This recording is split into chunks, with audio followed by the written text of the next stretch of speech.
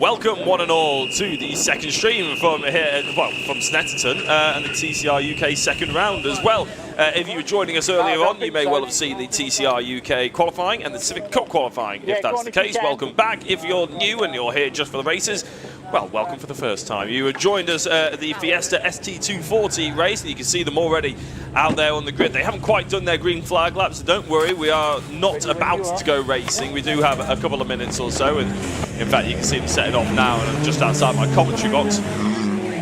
A little bit of perspective before we do the grid. Zachary Lucas, championship leader. Alistair Kellett, a driver who's very well known for Fiesta fans out there, is second place in the championship. Daniel Lewis in third, and Gary Miller in fourth. Lucas Hayden in fifth. So those are the sort of protagonists that you might want to look out for as we go down or up the order, depending on which way you want to call it, really. But the Fiesta ST240s very much blessed with big numbers here and good rate racing as well. It's one of the highlights of this package. And here is the starting grid for you now.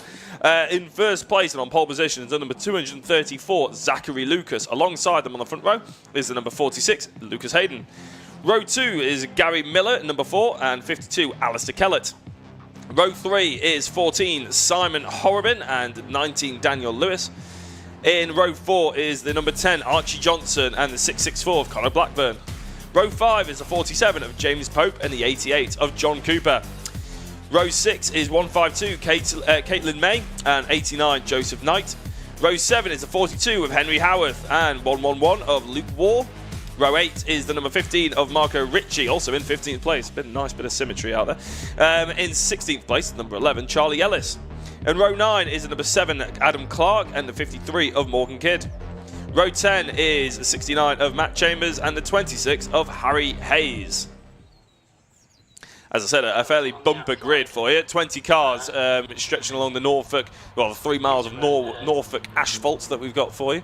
Here at Snetterton 300, and fingers crossed, if Brands has anything to go by, it will be an absolutely stunning race, hopefully.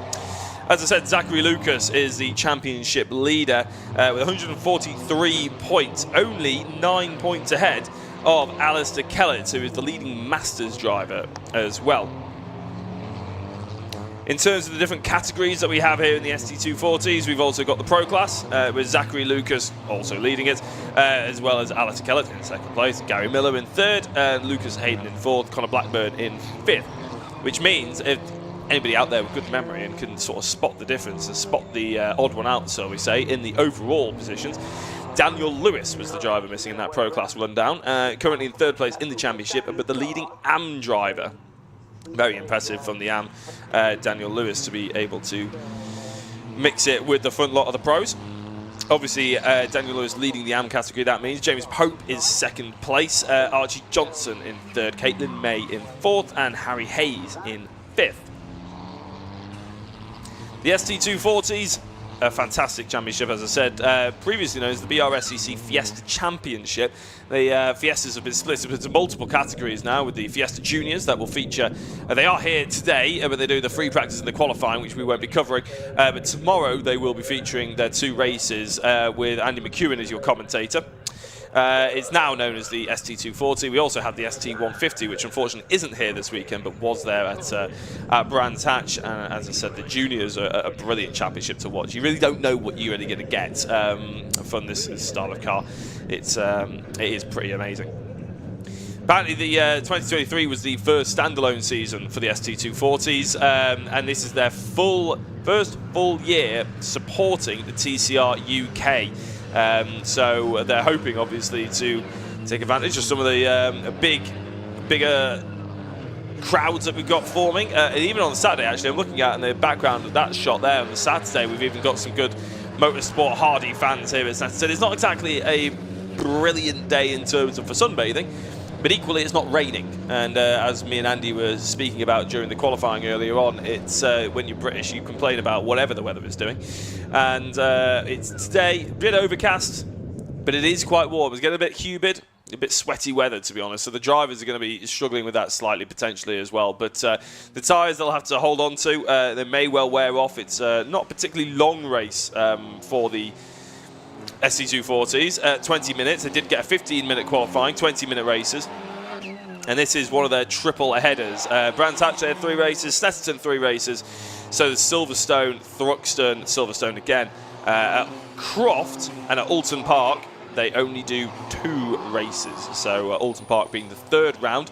They really need to try and take advantage of all the points going here. If they do have good pace and they do have a good setup and they're feeling confident, they like Snetterton, this is the opportunity to score the most amount of points, because it's a bit of a shame if you do go to Alton Park and it's the first time you feel at home in the car, first time you've got the great setup underneath it, and you feel the confidence coming with you. You've only got 2 races to try and take advantage of it. So it's Zachary Lucas in the 234 car on the left-hand side of your screen on the inside of the circuit. It's going to be them to lead us away with Lucas Hayden alongside Alistair Kellett and Gary Miller just behind to try and make sure that they don't have it all their own way. And Simon Horrobin in the sort of grey with the orange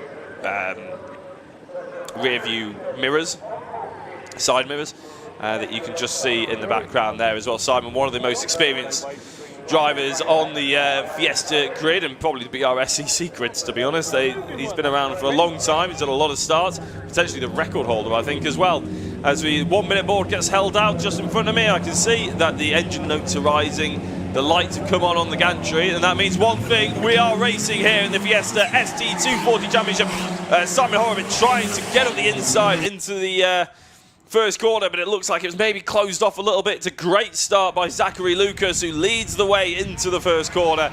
The rest of the field just making sure they don't fall over each other, no big contact. Wall getting held out, maybe not quite hung out to dry, but definitely not taking any kind of advantage. The number 19 of Daniel Lewis from quite far in the back of the grid, 6th place, trying to fight for up to 3rd. Not quite able to manage it. That's a very wide moment for the 46 of. Is that Lucas Hayden? He's fallen well down the order. Not ideal for them at all. Really nice and wide there. Not nice, but wide definitely by Zachary Lucas. Losing a lot of time going down towards Agostini. In fact, it doesn't actually. He manages to keep an enormous amount of momentum. That 52 of Alistair Kellett is just on his back bumper in that rear diffuser, trying to get that slipstream down towards Agostini, but it's not happening just yet. 664 of Conor Blackburn is getting a little bit held out. He's just about come in before they get into Hamilton's. It's a bit of a dodgy place to go side by side through Hamilton's. I have seen it happen. I've never done it myself, but I've seen it, and it doesn't. Well, it rarely works out well, to be honest. Let's put it that way. It's not something you really, as a driver coach or anything, you wouldn't encourage it. It does make quite for a spectacle when they fly off the circuit, but there's such a short amount of runoff space before they have to turn quickly right. It's not really worth it. You don't want to see anybody crashing out there. As they go onto the back, Bentley Straight, it looks like a decent run down, and I think Alistair Kellett's even lining up a little move on Zachary Lucas, who doesn't go that defensive, but he's definitely not on the racing line. Just about held on to it going down Brundle and Nelson. Good sort of clean start in the first lap here for the Fiesta ST240s. I was expecting a little bit more carnage. The Fiesta, as you can probably expect, would, I'd be very surprised if we don't get any carnage as we go through Bomball. I thought there may well have been a little bit of contact there between the 42, who is Henry Howarth, just almost getting tagged on the rear end there. They're going to have to be very, very respectful of each other. This is the top end of Fiesta racing. The 150 is obviously a slightly slower car, the Mark 6s, I believe, and the ST240 is the top end of the spectrum for the Fiesta Fiesta ladder, sorry, not calendar. ABS working overtime as they go into Ritchie's, and that's a strong bit of defence by May. We're going to have a long way around the outside by James Pope. Is Pope going to be able to stay on that? We'll find out in a second, because it looks like Gary Miller is having to fend off from Lewis, who is really, as I said, moving and shaking quite nicely from 6th on the grid. Trying to get onto that podium position is a really sort of good effort from them, but it's just allowing the front two to pull away slightly. It looks like Pope and May are still going at it in the background, trying to figure out who's going to actually get into Agostini first, because the last thing you want to do is, as I said, go into Hamilton side by side. Simon Horrobin's watching Lewis go at the inside of Miller, and there's a few people going a little bit wider on the outside as well Horriban's going to have to settle for it, but they are going to go too wide through Hamilton. It's going to be a bit of a dodgy one. Lewis is on the inside, Miller's on the outside. Miller gives it up.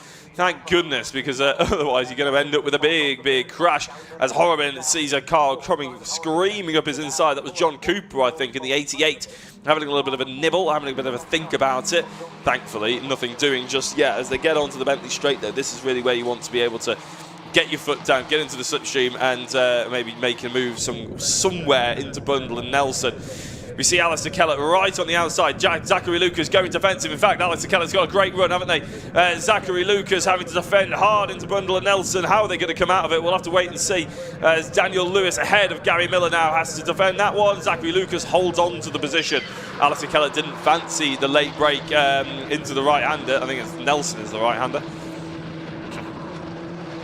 Little bit of a squirrel on the back end there from Lewis, whose now job is to really primarily catch up to the front two, because as they start to scrap, the last thing he wants to do is have to worry about the drivers behind them. They smell an opportunity to potentially get a race win, and I have to say the front order is all very close. Zachary Lucas definitely was the fastest. I mean, I know he got pole position, that's an obvious thing to say, but he got pole position by a substantial margin. It was half a second as well, looking across the start-finish line. I think that's that Pope, May and potentially Howarth all getting involved once more as they go into Ritchie's. How are they going to come out of it? I'm just hoping that they do all come out of it. Yes, they do. In the background, oh, there's a contact as Miller looks at the inside. Lewis isn't going to be very happy about that one. He's lost another place to Simon Horriban, potentially going down in towards the sort of 300 section, the infield now. Zachary Lucas still leading, but how is the fight for third going to end up? It's Miller ahead of Daniel Lewis and Simon Horriban still. I'm not entirely sure that Lewis is going to be particularly happy about that, and he's actually gone for the switchback. Is there going to be a lunge into Agostini? Kellett doesn't fancy it. The fight for the front two is just about sort of chest game at the moment. Miller does have a look. But Lewis actually gets the job done, actually, didn't it? We didn't see it, but as they get into Agostini, that's Lewis in the lead in this black and orange car ahead of Gary Miller and Simon Horriban, who's been there or thereabouts, but not been quite quick enough to really make the impact that he wanted to in this little fight. And the problem is, if you do make that impact and you're not necessarily the fastest driver out on the circuit, you could run the risk of potentially slowing. If you get yourself in the middle, you allow the driver ahead to pull away and you slow the rest of them down. As Zachary Lucas is very much worried about Alistair Kellett. He's starting to weave down the straights as it looks like that Miller is going to go around the outside of Daniel Lewis into Bundle and Nelson. Do what Alistair Kellett couldn't do? No. Tricking the camera a little bit there. That was going to say that would be very, very ambitious this early on in the race. Which to say that, it's about a third of the way through, actually. So you would expect to see the likes of Miller and Horriban, and especially that fight for 10th place between Pope and May and Howarth, all starting to ignite. In fact, actually, it's not Henry Howarth, is it? It's Lucas Hayden. It's the fight for 9th place. Looking at the times and the gaps on screen, as there's a big moment going through Coram and into Murray's. I think that was Miller versus Horriban. Horriban must have just got at the inside. Miller going a little bit squirrely on the sideways.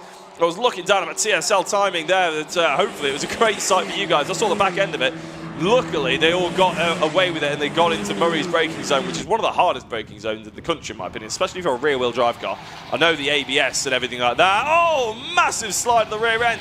I was about to say the ABS kicks in these Fiestas. Sometimes they do still get squirrely, and you definitely don't want to be going into any corners completely sideways. Nice move at the inside. Cooper overshoots it though, hops on the rear end, doesn't get the car stopped, and the ABS stopping the car from locking up, but potentially stopping the car from slowing down quite as efficiently as he would like. Cooper probably loses about 3 or 4 positions. I thought he was going for a really ambitious move. It definitely was ambitious. It was robust, and fortunately he picked a Fiesta-sized gap to aim at, because otherwise that could have been really nasty for the drivers ahead of them. So Daniel Lewis ahead of Simon Horriban and Gary Miller, and I think there's a little bit of a shake-up behind, potentially Connor Blackburn ahead of Cooper now and Joseph Knight.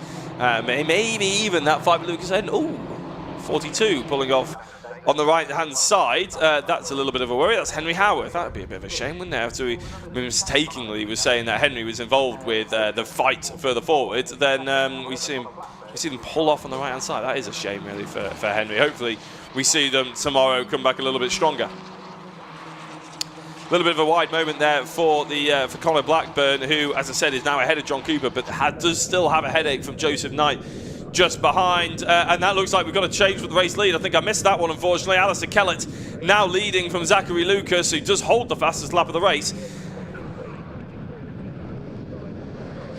Fastest lap is 2 points. So just having a quick look down at my notes, actually. So Zachary Lucas will be very pleased with the fact he's got that, but he won't be at all. There will be no consolation with the fact if he doesn't win this race. I know he's up against a great driver of Alistair Kellett, but Zachary now very, very keen. Kellett going a little bit wider to try and straight line that braking zone, get the nice run out of Murray's and get over the start-finish line. Looks like Kellett has absolutely mastered that one. Will probably save him a defensive move into Ritchie's. The rest of the cars avoiding that curve like the plague. And as they come across the start-finish line, it is Alistair Kellett now who takes the race lead by half a second ahead of Zachary Lucas. Don't trust me, that won't be how it finishes. But Zachary Lucas getting a little bit squirrely as it goes towards the first of the 2 apexes through Ritchie's. I was always taught the second apex was the more important one, but then everybody else in the world says it's the first one. So it's probably the reason why I didn't win many races around it. Simon Horrobin in 4th though, Gary Miller. And this is the fight really that we've got to be keeping an eye out on, because it's Connor Blackburn versus Joseph Knight. Knight looking to go around the outside of the hairpin, wasn't able to quite pull it off. The fight for 3rd place has somewhat calmed down, but Connor Blackburn's car and the attitude, the body language of it is definitely not calming down. And Miller, can he look for a little bit of a gap? No, it's far too far back, isn't it, for that one? But I tell you what, Joseph Knight fancies it into Agostini. The Delphi car goes up the inside. Can he force Blackburn out wide? He does just about. He gets the position, and that is 6th place for Joseph Knight. Great little move into Agostini. Right good lunge. Exactly what we come to expect from Tin Top Racing. This is race 1 of the weekend for these cars. Remember, they've already had qualifying. They will have 2 more races tomorrow, in amongst a whole host of other BRSCC support races, all supporting the TCR UK Championship and, of course, the Civic Miltech Sport Civic Cup. So if you do want to tune in and watch more, we've got more this afternoon. There will be the lunch break after this. We will be doing a pits walk, though, with Andy McEwen and potentially myself, I think, actually, if I can get myself over there, which I should be able to do. A pit lane walk down and chat to the TCR drivers, if you're wondering what we're going to do during that lunchtime break. That's a very wide moment from Joseph Knight. You've got the position. There's no need for that sort of shenanigans out that wide, but going into Coram now, it looks like the exit through Bommel is not going to work in Joseph Knight's favour. Connor Blackburn, they're in the background there, coming into shot, going into Coram, a little bit wide there by Knight. Is he going to be able to get the car straightened up and on the brakes? He does. Connor Blackburn doesn't quite get the cutback that they were hoping for.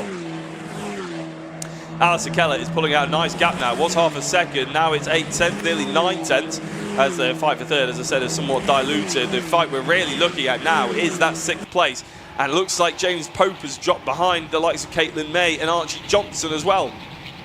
So that fight for 10th is sort of reigniting. It's quite nice as well. Actually, I can't see James Pope. He's falling well. They're falling well off the order. That's a shame for Joseph. Oh, move there though into the first hairpin, and I think that's the 47 ahead of 40. Yeah, that's James Pope getting ahead of Lucas Hayden. A little bit of a cutback, trying to find the moves at the inside. Not going to happen just yet, allowing a few other drivers to get back involved though as well. Track limits warning for the 152 and the 47. The 47 is James Pope, 152 Caitlin May. So yeah, getting a little bit dicey, get the elbows out, but something we love to see. Maybe the marshals and the stewards don't love it quite so much. James Pope again going quite wide through Agostini on the exit. Doesn't hurt the run into Hamilton too much for the time being. The rest of it is somewhat calmed down, just a touch. 7.5 minutes to go. As I mentioned, a pretty tight championship with Zachary Lucas currently leading it, Alistair Kellett in 2nd. Well, the roles reversed here in this first race. What's the points looking like? As I said, 9 points actually the difference, and Alistair Kellett only seems to be pulling away here. It's slightly surprising given the fact that Zachary Lucas was half a second clear in qualifying, going into Rundle Nelson. It looks like Connor Blackburn is just holding off John Cooper, who made an absolute bomb dive into the first hairpin, but going into bomb hole, it's Cooper who's going to take Connor Blackburn's position. So after losing it to Joseph Knight, threatening to take 6th place back, Connor Blackburn's actually going to fall down to 8th place in the end. Although I say that, going into Murray's, there's a massive move on. As I looked up, Conor Blackburn went for it. This is going to really open the door for the likes of Lucas Hayden and everybody who ninth place backwards effectively. Drivers coming across the line. How are they going to go with it? The black and white warning flag is being waved. Caitlin May, Archie Johnson, James Pope all come across the line. But it's going to be a side-by-side battle into Richie's. No, it's not. The trick of the camera there almost. Conor Blackburn just ahead of Lucas Hayden. And I think James Pope is up in this battle, but he keeps dropping back on the timing, and that's why he's got the black and white warning flag, actually. That's what's confusing me slightly. So the 47 is there on merit, but the transponder has means that on the left-hand side of your screen, on the timing tower, it's struggling to pick up, and there's a massive amount of contact. Well, Conor Blackburn, he was going back, now he's going sideways, he's going grass-cutting. He's been forced off. I think there was a little bit of contact there. I don't really know who with. I hate to say Lucas Hayden, but it's just because it was the immediate driver behind Conor Blackburn at the time, but it may well have been James Pope, because the 46-47 battle, they both look very similar cars, and James Pope's transponder's obviously struggling, and has just got, sorry, that's Gary Miller with the track limits, actually. It's all a little bit confusing, but what is a big shame is the fact that Conor Blackburn has, unfortunately, stage exit right, whether he was forced onto the grass or not. It has stopped this great battle that was sort of getting underway and was probably going to ignite at some point in the last 5 minutes, to be fair. An intermittent transponder, there we go, from race control for car 47. So the car 47, James Pope, is likely to be in 8th position with Conor Blackburn falling down. It'd be interesting to know where Conor rejoined, actually, as there's a little move on here. I say a little move. I think that's Caitlin May looking up the inside through Brundle and Nelson on Lucas Hayden. No, it was Archie Johnson. So these two have actually swapped at some point during this lap. And Caitlin May looking to retake the position away from them. I think this is 11th place. You can see a little bit of scuffs on the front of that car. Caitlin wasn't able to do it just then as they go in towards Murray's. Is there going to be an opportunity for a mistake potentially from the likes of Archie Johnson, or with a 5-second penalty being... No, that's the other side of the board. Sorry, I got very, very carried away there. There's no 5-second penalty being held out just yet. That is the other side of the board. It'll probably just be a warning. Potential track limit warning. Actually, look at that. Gary Miller's front end, the underside of that car, is flapping about all over the place. That won't be helping him at all going in a straight line. It doesn't seem to be hurting him in terms of overall pace, but it will be feeling a little bit odd, and potentially will be feeling like he's just being dragged back a little bit, like there's a rope, or he's pulling something quite heavy or something like that. Archie Johnson then, the number 10, have they been overtaken by... I can't see where Caitlin May's gone, actually. Where is Caitlin May all of a sudden gone? Caitlin May down 6 positions into 17th. Did we see a problem for them coming out of Murray's? Have they come into the pits? Not 100% sure. See if the cameras can pick that back up. But the fastest lap of the race has been turned over from Zachary Lucas. And just like the race lead has been turned over to Alistair Kellett. So Alistair Kellett currently taking home all the points for this one, for the first race here at Snetterton. And with 3 minutes and 20 seconds to go, we know how consistent he can be. We know how safe hands he can be, shall we say, which is one of the biggest compliments you can say to a racing driver, actually. When they're in the race lead, you don't really expect them to lose it. And Zachary Lucas is now 1.8 seconds away from Kellett's Fiesta ST240, which means realistically, even if you start putting in his qualifying times and started beating him by half a second, it's unlikely that we're going to see a change for the race lead here, because they've probably only got 2 laps left. This will be the penultimate lap that they're going to finish off, actually. A little bit of squealing from the tyres going through bomb hole. I don't think any dramatic incidents have happened. Just saying that, they have seemed to have gapped each other quite significantly all of a sudden. I feel like those gaps between the top 6 or 7 actually are a lot bigger than they used to be. I know we had the fights between the likes of Joseph Knight and John Cooper, and we do have a car on the left-hand side. Is that Caitlin May? I'll see if I can see a better view out of my commentary box. There is yellow flags along the start-finish line. I think that might be Caitlin May, although is Caitlin still going? No, 2 laps down in 19th position. It's a real shame. Pope's been given a potentially... Just before I say it, Pope has come up as a red dot on my TSL timing, and quite often Yeah, he's been given a time penalty, 5-second time penalty pending for James Pope, and I'm not entirely sure what that's for, whether it's his leaky transponder or whether it's for track limits. It doesn't say. If I get more information, I will try. In fact, it might be a 15-second penalty, which would be absolutely massive. I'm not entirely sure what for. If I get more information, I will try and let you know. James Pope, though, in 8th place with a potential 15-second penalty pending. I'm only reading out what's on the timing screen. That's number 47, plus 10 seconds for track limits, and I think they already had a 5-second penalty. So it haven't stopped. Around at MSV circuits, for those of you who don't know out there, they do have triggers. They have sensors that go out, and they're effectively on certain parts of the circuit. I'll get back to it in a second, because it looks like we've got a nice little battle here with Charlie Ellis, and is that Luke Ward? No, it's Harry Hayes, sorry, isn't it? So Charlie Ellis and Harry Hayes, the fight for 13th position. Give them some love in the chat as well, because we quite often follow the likes of Alistair Kellett and Simon Horrobin and the drivers right at the front end of the order. But the drivers cutting their teeth in the ST240s need some love as well. I'm sure there'll be some fans who of drivers are potentially a little bit further back, just outside the top 10 battles. And these are the drivers that you really want to be keeping an eye out on, because over the years they'll potentially be the front runners in a year or two time. With 20 seconds left to go, just to finish my point, on MSV circuits, there will be certain places where the track limits will have actual sensors, so it's cutthroat. If you activate the sensor, they have photographic evidence, so a photo takes it of your car, and it will be given as track limits. So there's no escaping it. It's futile to try and argue. The technology says you're doing track limits, you are doing track limits. I don't know if it's on the outside of Bommel. Rich used to be a brave place. Maybe on the outside of Agostini and Hamilton. Definitely coming out of Murray's, which is the final corner. Definitely will be track limits warning there, because you can get such an advantage if you run a little bit wider. They do leave the ground quite bumpy there, so if you do go too wide, it ends up hurting quite a lot, because you end up the suspension working quite hard.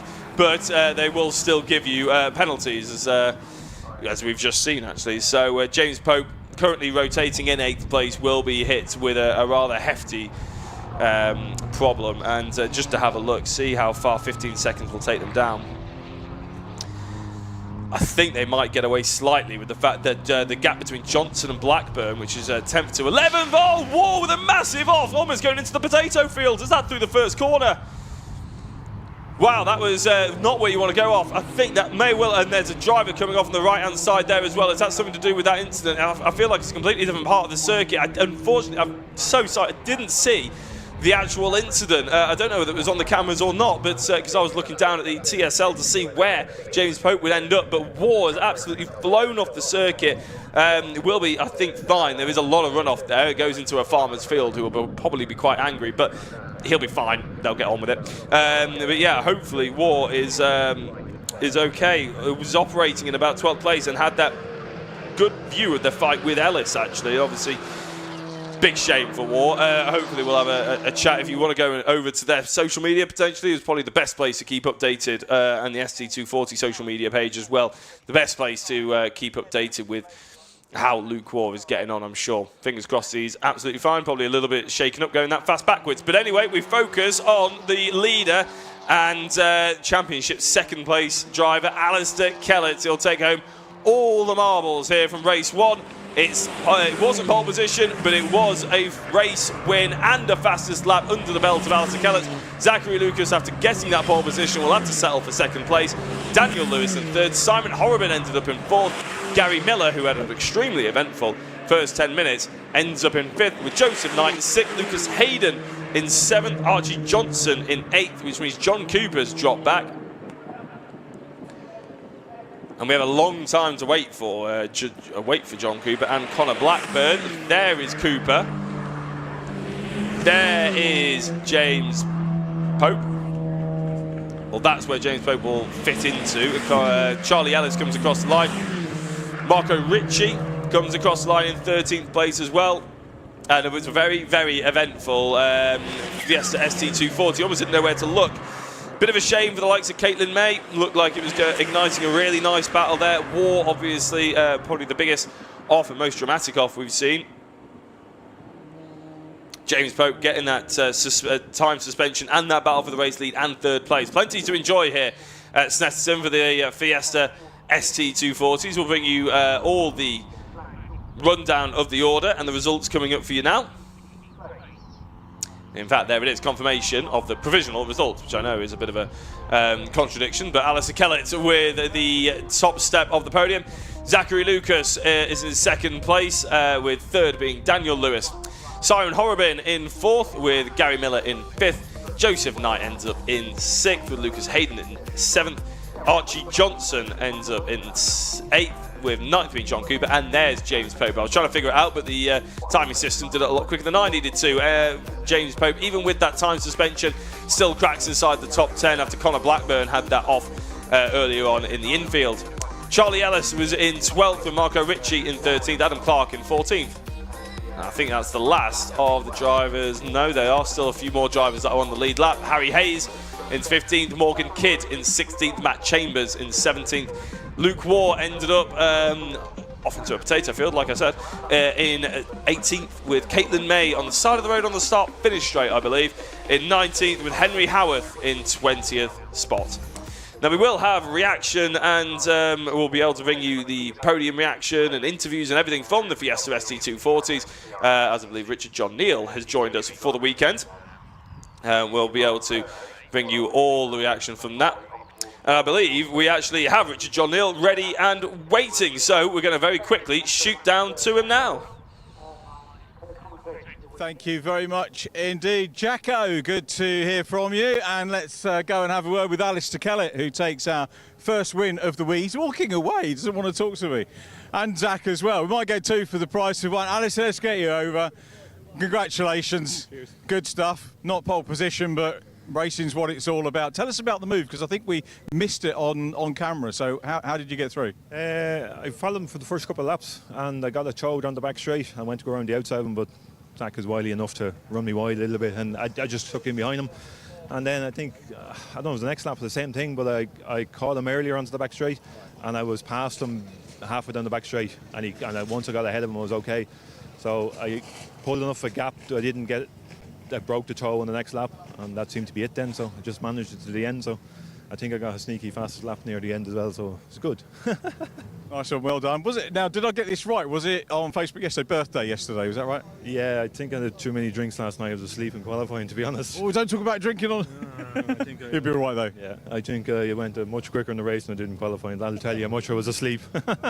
Good birthday present, or belated birthday present. And were you testing yesterday? I mean, I didn't test it all, no. It was here last year. Look, I know the car, I know what it should do. It was the driver error this morning, so can't blame the car for that one. And it was lovely seeing the reaction of Zach and yourself getting out of the car. You know, good, genuine handshake. Seems to be a good camaraderie between you two. Yeah, it's great. And like that, when I went round the outside of Zach at the end of the straight, I knew he was going to give me enough room, but he wasn't going to let me through. Yeah. And that's the way it is. And didn't touch, didn't hang. And if it was the other way around, give a car width, that's all you need. It's good stuff, isn't it? Brands was a great opener. Snetterton, again, one of my favourite tracks. Are you looking forward to the other two races? Yeah, so starting pole, so hopefully get a good start again. If we get a good start in ahead of Zach, we'll see what happens. Nice one, Alistair, many congratulations. Lovely to see you, well done. So Alistair Kellett, our first winner, former champion of course, looking to try and get back onto the top step of the podium. This is the car that was in second place. We'll get to Daniel Lewis in a minute, who's over there. Zach, come on, let's have a quick word. Zach's just chatting to his dad and said to give you a pat on the back. I think he's probably already done that. He has, yeah. Yeah, great start to the weekend, just what we wanted. But yeah, Dad's given me a good pat on the back because tried holding Alistair off for a little while, but made a little mistake. He got past me up the straight and then let him have a couple of car lengths between us, and I just couldn't gain it back after that, unfortunately. Alistair was saying he made the error in qualifying, so I guess, you know, race-wise, what was your error specifically in the race? I had quite a few actually, the first few laps. First corner I had a big moment, back end, but nothing lost, didn't lose any positions from it luckily, but coming out into the back straight, I just lost the power a little bit as I was running wide. I come off the power and then he just shot straight up the inside of me, unfortunately. So. But it's a fourth podium out of 4 starts, isn't it, for this year, which is a great start. You don't want a bad race. You don't want to have one where you think, yeah, that's the drop. You want that luxury much later in the season. Definitely, yeah. I mean, it's been proven to win championships just from coming second and thirds without even getting first. So as long as I'm consistent all year, that's my game. So that's my end goal. So hopefully I can do that.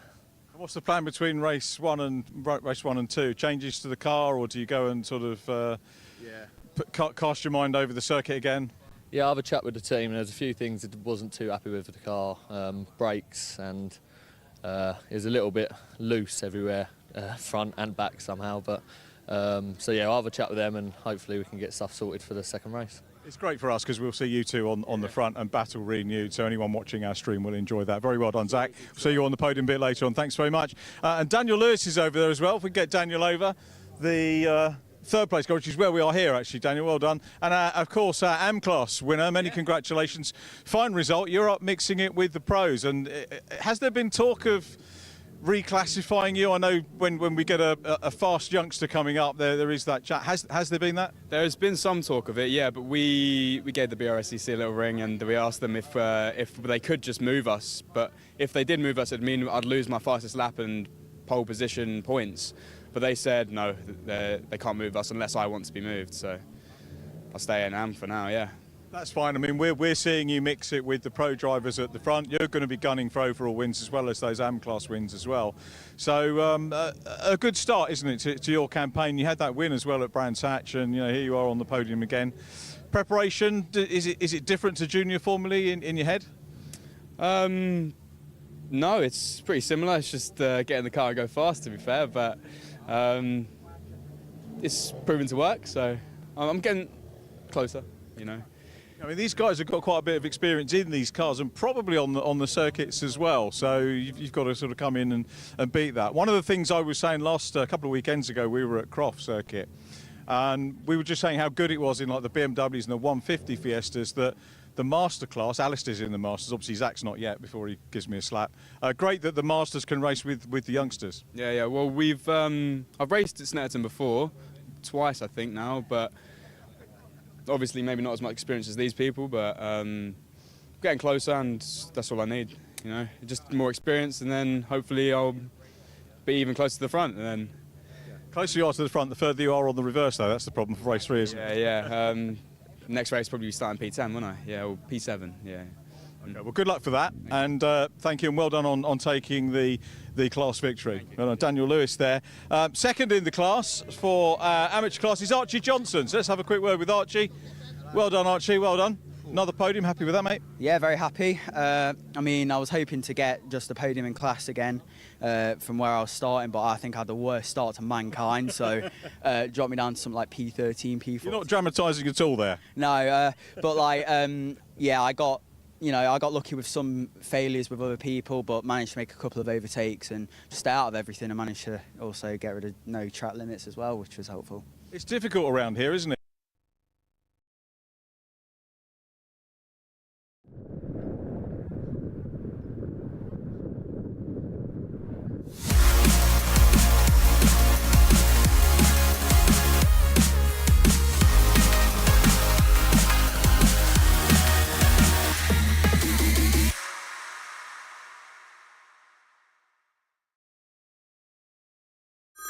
Next year, BT switch off their old analogue network for good.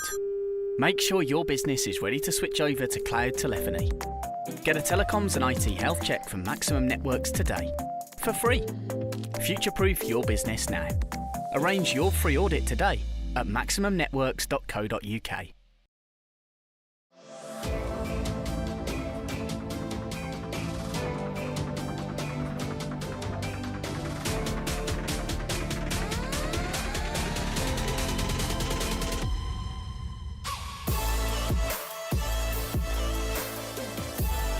He's all the way around the outside, miles for the lead. Side by side, who's going to be the bigger man?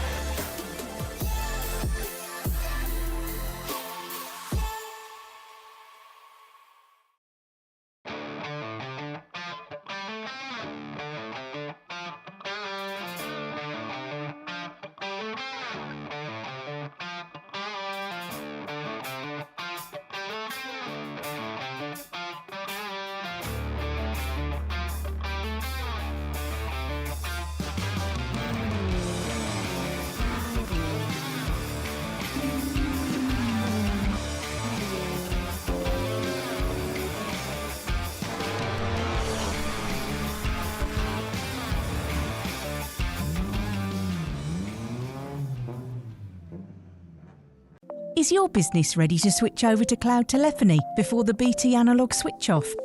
If you're not sure, you can get a telecoms and IT health check from Maximum Networks for free, covering broadband, phone systems, IT support and more. Arrange your free audit today at maximumnetworks.co.uk.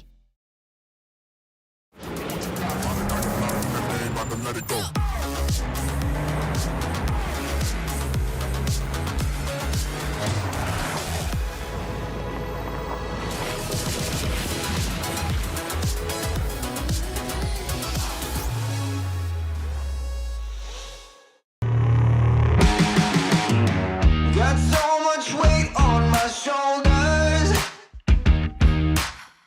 enough to knock me out, but I'm still holding the throne. You'll never know till it's over. You want an honest man, but you don't understand. I won't be here when you wake up again. You want an honest man, but you don't understand. I won't be here when you wake up again. You want an honest man. Next year, BT switch off their old analogue network for good. Make sure your business is ready to switch over to cloud telephony. Get a telecoms and IT health check from Maximum Networks today, for free. Future-proof your business now. Arrange your free audit today at maximumnetworks.co.uk.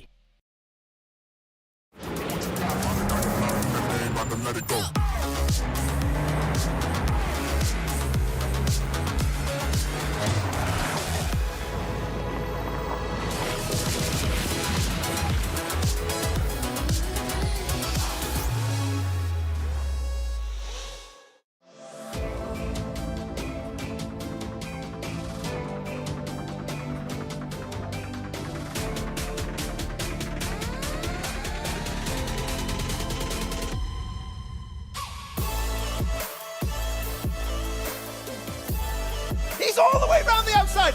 Miles for the lead. Side by side, who's going to be the bigger man?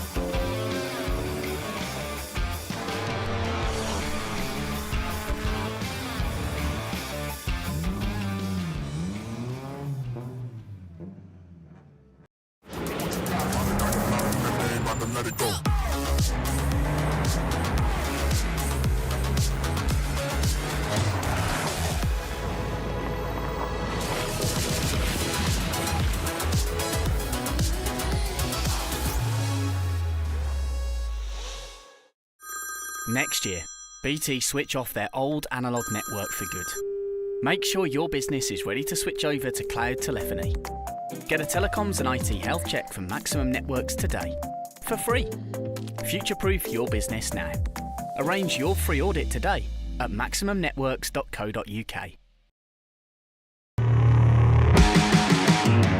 Got so much weight on my shoulders, enough to knock me out, but I'm still holding the throne. You'll never know till it's over. You want an honest man, but you don't understand. I won't be here when you wake up again. You want an honest man, but you don't understand. I won't be here when you wake up again. You want an honest man.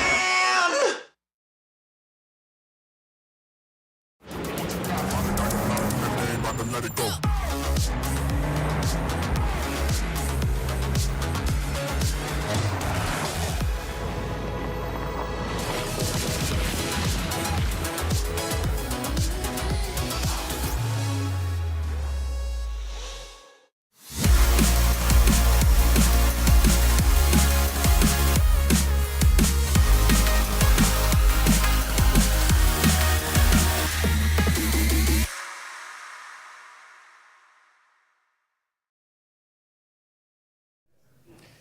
Welcome back to Snetterton, everybody. We're down here in the pit lane. It's all gone quiet out on track because it is now the lunch break, after which we'll have a full afternoon of racing with TCR UK's opening race of the weekend, the Civic Cup, and a whole host of BRSCC support race action as well. Andy McEwen, Jack Oliphant down in the pit lane. And Jack, an interesting morning we've had here at Snet so far. Qualifying for TCR UK earlier on provided a new qualifying lap record, a very evenly matched top two, and an interesting looking grid on the whole, I thought. Yeah, I think it's going to be exciting. Obviously, Adam Shepherd's the headline act in pole position and gets all the points as a consequence. But there is a whole host of drivers. I think we're getting slightly quicker and quicker and quicker.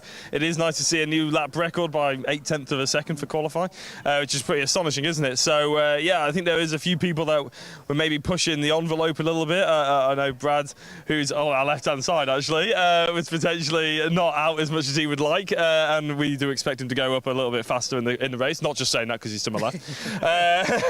But it's, yeah, I'm excited to see what the drivers can pull out. We just saw in the Fiestas, actually, that qualifying doesn't mean everything. The race, you know, is its own entity, and that's where the points are really scored. Absolutely so, and you know, we saw that actually here last year. Josh Farles qualified on pole position but didn't lead into the first corner, and although there are places that you can overtake here at Snetterton, if the driver in front decides to get a bit defensive, then it can be a tricky place to overtake, especially in cars that are very evenly matched. We have got an interesting front row, though, haven't we, with a Cupra and an Audi together, so they might generate their lap times a bit differently. Do you think that's going to come into play during the race? As I said, I've heard that the Audi is an extremely well-rounded car, so I don't think it's going to be stronger potentially at the end compared to the start. I suppose it depends how they set it up.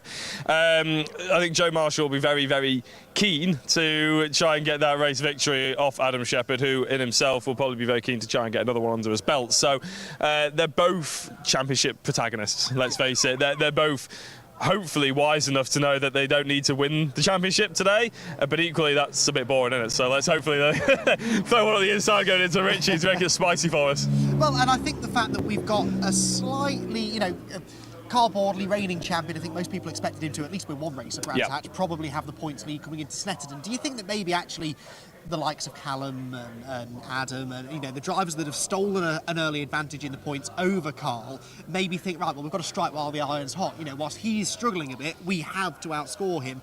And might that drive them to take a few more risks early doors? I think so, yeah. I was putting it down to almost, no offence to Carl, youthful exuberance on the other drivers' parts. But, yeah, I do think that Carl will get it hooked up together at some point. Maybe he's just, I don't know why, maybe they haven't been able to get out and test it, try it as much. But at some point you can expect him to follow on and come on strong. And that's when the other drivers are going to have to start sweating it a little bit. So an early advantage, or whatever advantage you can get, you have to run with in motorsport, because you don't know when your luck's going to come up. You don't know when the bad luck's going to start happening. And they're quick. It's not like they've just got there without merit. I mean, if Carl Bordley tried to beat that time, it's an astonishing time that Adam Shepherd put on. He deserves pole position. He absolutely does. So Cupra on pole position then. One of the other Cupra drivers inside the top five has been waiting in the wings patiently. Jack, I'm going to let you do the honours, partly because I always talk to Brad and I feel like you don't get the chance. Also, there are about 3 feet height difference between me and Brad. I feel like you're better suited for this. Yeah, do you want to go and have a sit down for once? Thank you. Yeah, Brad, I mean, I was going to say big congratulations, but I'm guessing actually qualifying is probably not really what you wanted. Yeah, no, not really. Obviously, you always want pole, but I'm happy enough. I think it's fairly close. So it's a long track, so obviously the time difference is exaggerated slightly. So I don't think it's the end of the world really, and it's I think we've got a good race car underneath us as well. So yeah, it should be good. Well, you were in the pits at quite a sort of lengthy amount of time. Was that something to do with a setter? Was there a problem out there on circuit? Did you just think that the car needed a little bit of work? Yeah, we had a bit of a damper issue. So the dampers were sent off after last round for a bit of a service, and unfortunately not put together quite right. So we had a bit of a damper issue, but that is the guys from Uhlins are here today anyway, so they've rectified that hopefully now. So we should be good to go. Yeah, it does put a bit of a dampener on things. Right, race one. You're starting from a little bit further back than you would hope. Obviously, we mentioned that already. But we know that you like a race move. We know you like a lunge.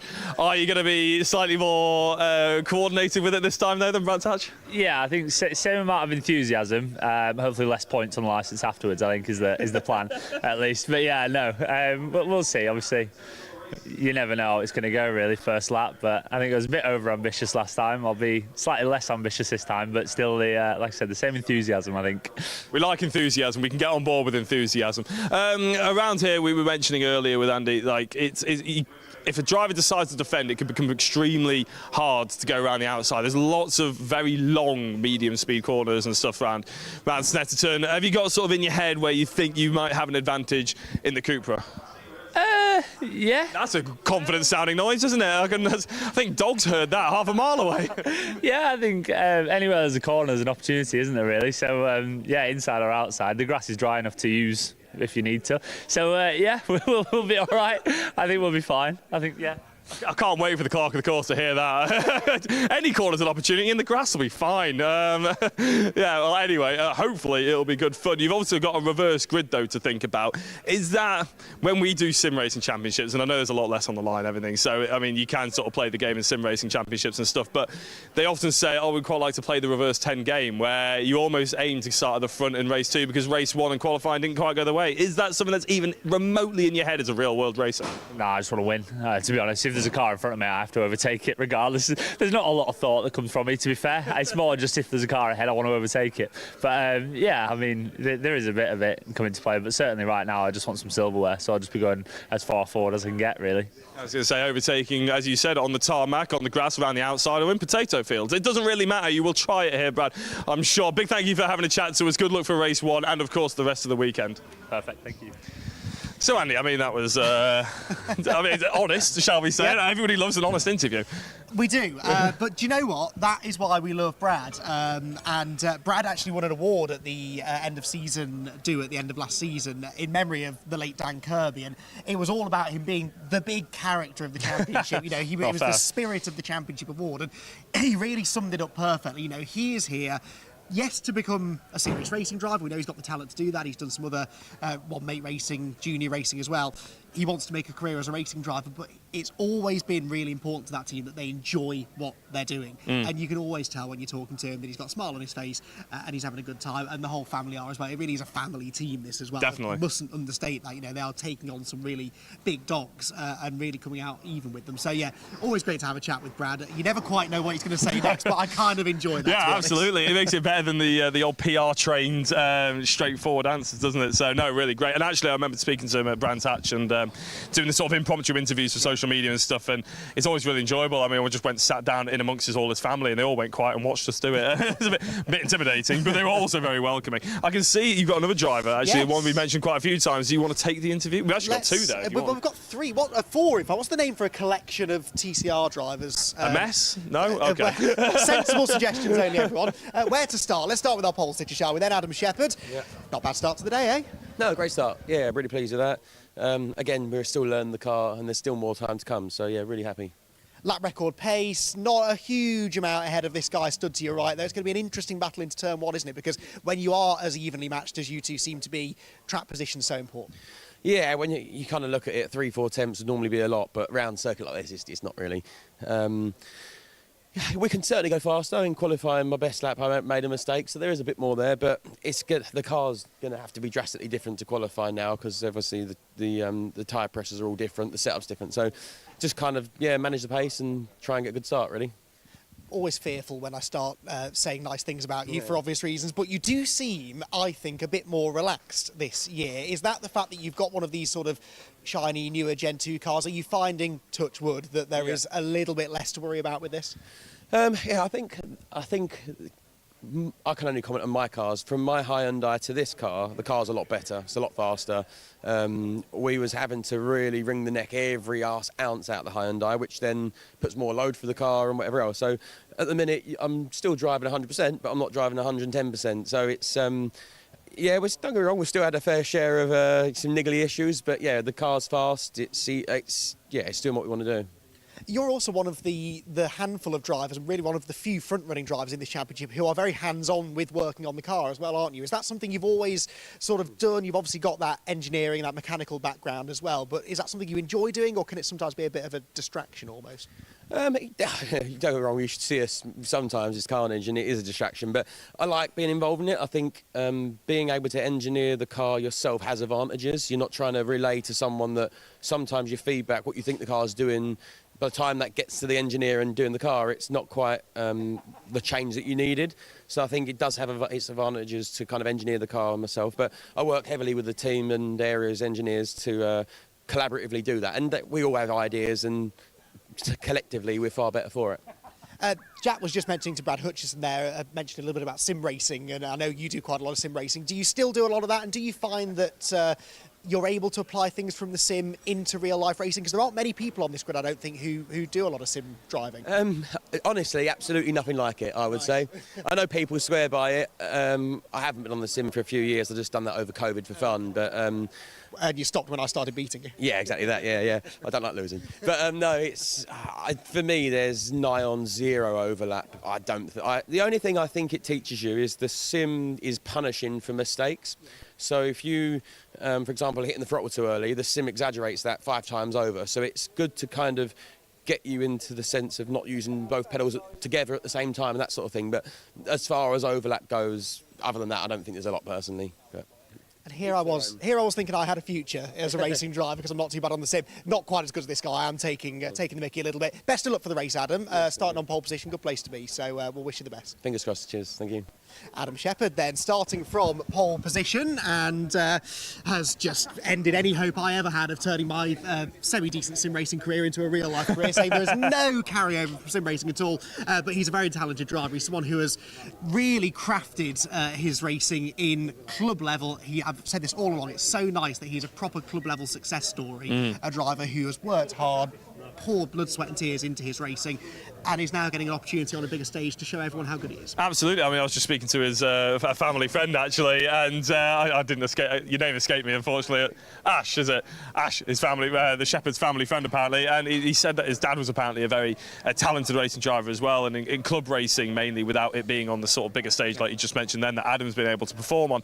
But every time they go and build the car themselves, and pretty much every time they build the car, they win. So it's a case of maybe that's why he likes to have that hands-on sort of mentality. He trusts that the fact that it's worked in the past, why wouldn't it work now, sort of thing. So yeah, I really, really respect the effort that they've gone and put in, and it's almost the closest thing to the grassroots motorsport that we have in the top level of motorsport, which is lovely to see. Absolutely, it's dying out in general. I think I actually made the point during the Civic Cup qualifying session earlier on that is a championship that really is still technically a club racing championship, but with these huge teams now running nearly a dozen cars for teams like Pro Alloys, for example, Area Motorsport. Even at club level now, it's being taken a lot more seriously. It's kind of nice actually to see that you don't have to have that massive operation to have success, really. So interesting to see how he gets on. He's feeling quite confident about the start of the race and the run into turn 1.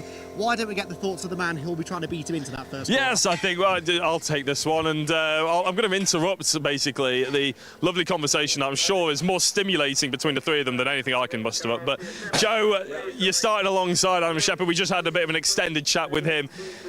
What's the thought process for you? Have you sort of got it pictured in your mind? Are you one of those drivers that sort of likes to think about exactly what's going to happen so you can carry it out, or are you sort of just going to wing it on the day? Just sort of wing it, to be honest. I don't really try and think about it. Just try and, just let the race unfold itself. Because you can't really plan these things out. So, yeah, just aim is to get a good start and then try and take lead into turn 1 and then control the race from there, really. What's the Audi like from your perspective then? Because I've heard from down in Australia, it's a very desirable car. It's a very well all-round Gen 2 car. It's quite a lot of drivers are actually quite jealous of it, even though they wouldn't publicly say it. Do you find that it's actually one of the most well-built and well-rounded cars that you've been driving? I think it's a hard car to get right. I mean, all year we struggled with it, and then I think at Brands it sort of just clicked with Rob and myself. So I think the strengths are this track, long straights, long turn 1, long sweeping corners, more like European style. Brands actually, it wasn't really, we did all right there, to be fair. I didn't think we would do well at all. So yeah, I think we're just getting our heads around it now. But it's just, I mean, they're all similar in sort of ways. Like the Cooper is like an Audi and a Hyundai into one. Yeah. So it's like, I would say that's the more rounded car. But no, the Audi is good. I think the strengths are the straights. So as long as we get into the lead, we should be able to defend on the straights quite easily. You must be quite pleased that we're going to Silverstone twice this year then, and of course Snetterton and everything, where you maybe think it's a bit more an advantage. Now, going into the race obviously is one thing, but the most important thing there, if you don't know, ladies and gentlemen, there's a social media sort of gambit that we're going to be doing about playing darts. I don't know if you've been briefed about this weekend.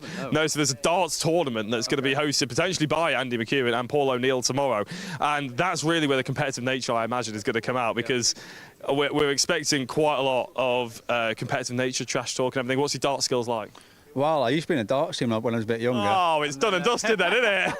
But I haven't played in about 4 years, so we'll see how we get on. But I don't think I'll be very good anymore, to be honest. 4 years, I think that's fair enough. You might have probably lost it by then, I suppose, haven't you? Nah, it's like riding a bike. It's just throwing a dart. Yeah, all right, yeah. We'll see. There we go, Joe Marshall favourite. There you go, Andy. You can expect that when he comes down to you this afternoon. Back to the racing very, very quickly, though. Obviously, you got the reverse grid as well. Has that even crossed your mind? Do you even think about Sundays, I suppose, the question? No, I just sort of take each race like as it comes. So obviously we've got the race later on about half past 2. So all I'm doing is thinking about that now. Not trying to plan anything, just try and do my own thing. I can't control what everyone else does. So we're working over the team on setup wise, stuff like that, and then just go with the flow. Really, nothing to really stress about.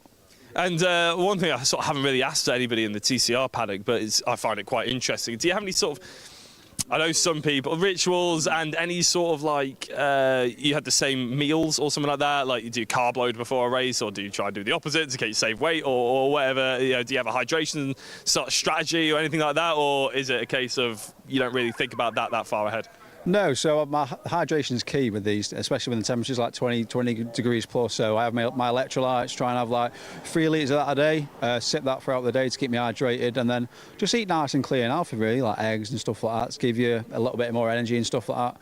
And then that's about it, really, yeah, nothing too much, nothing too special.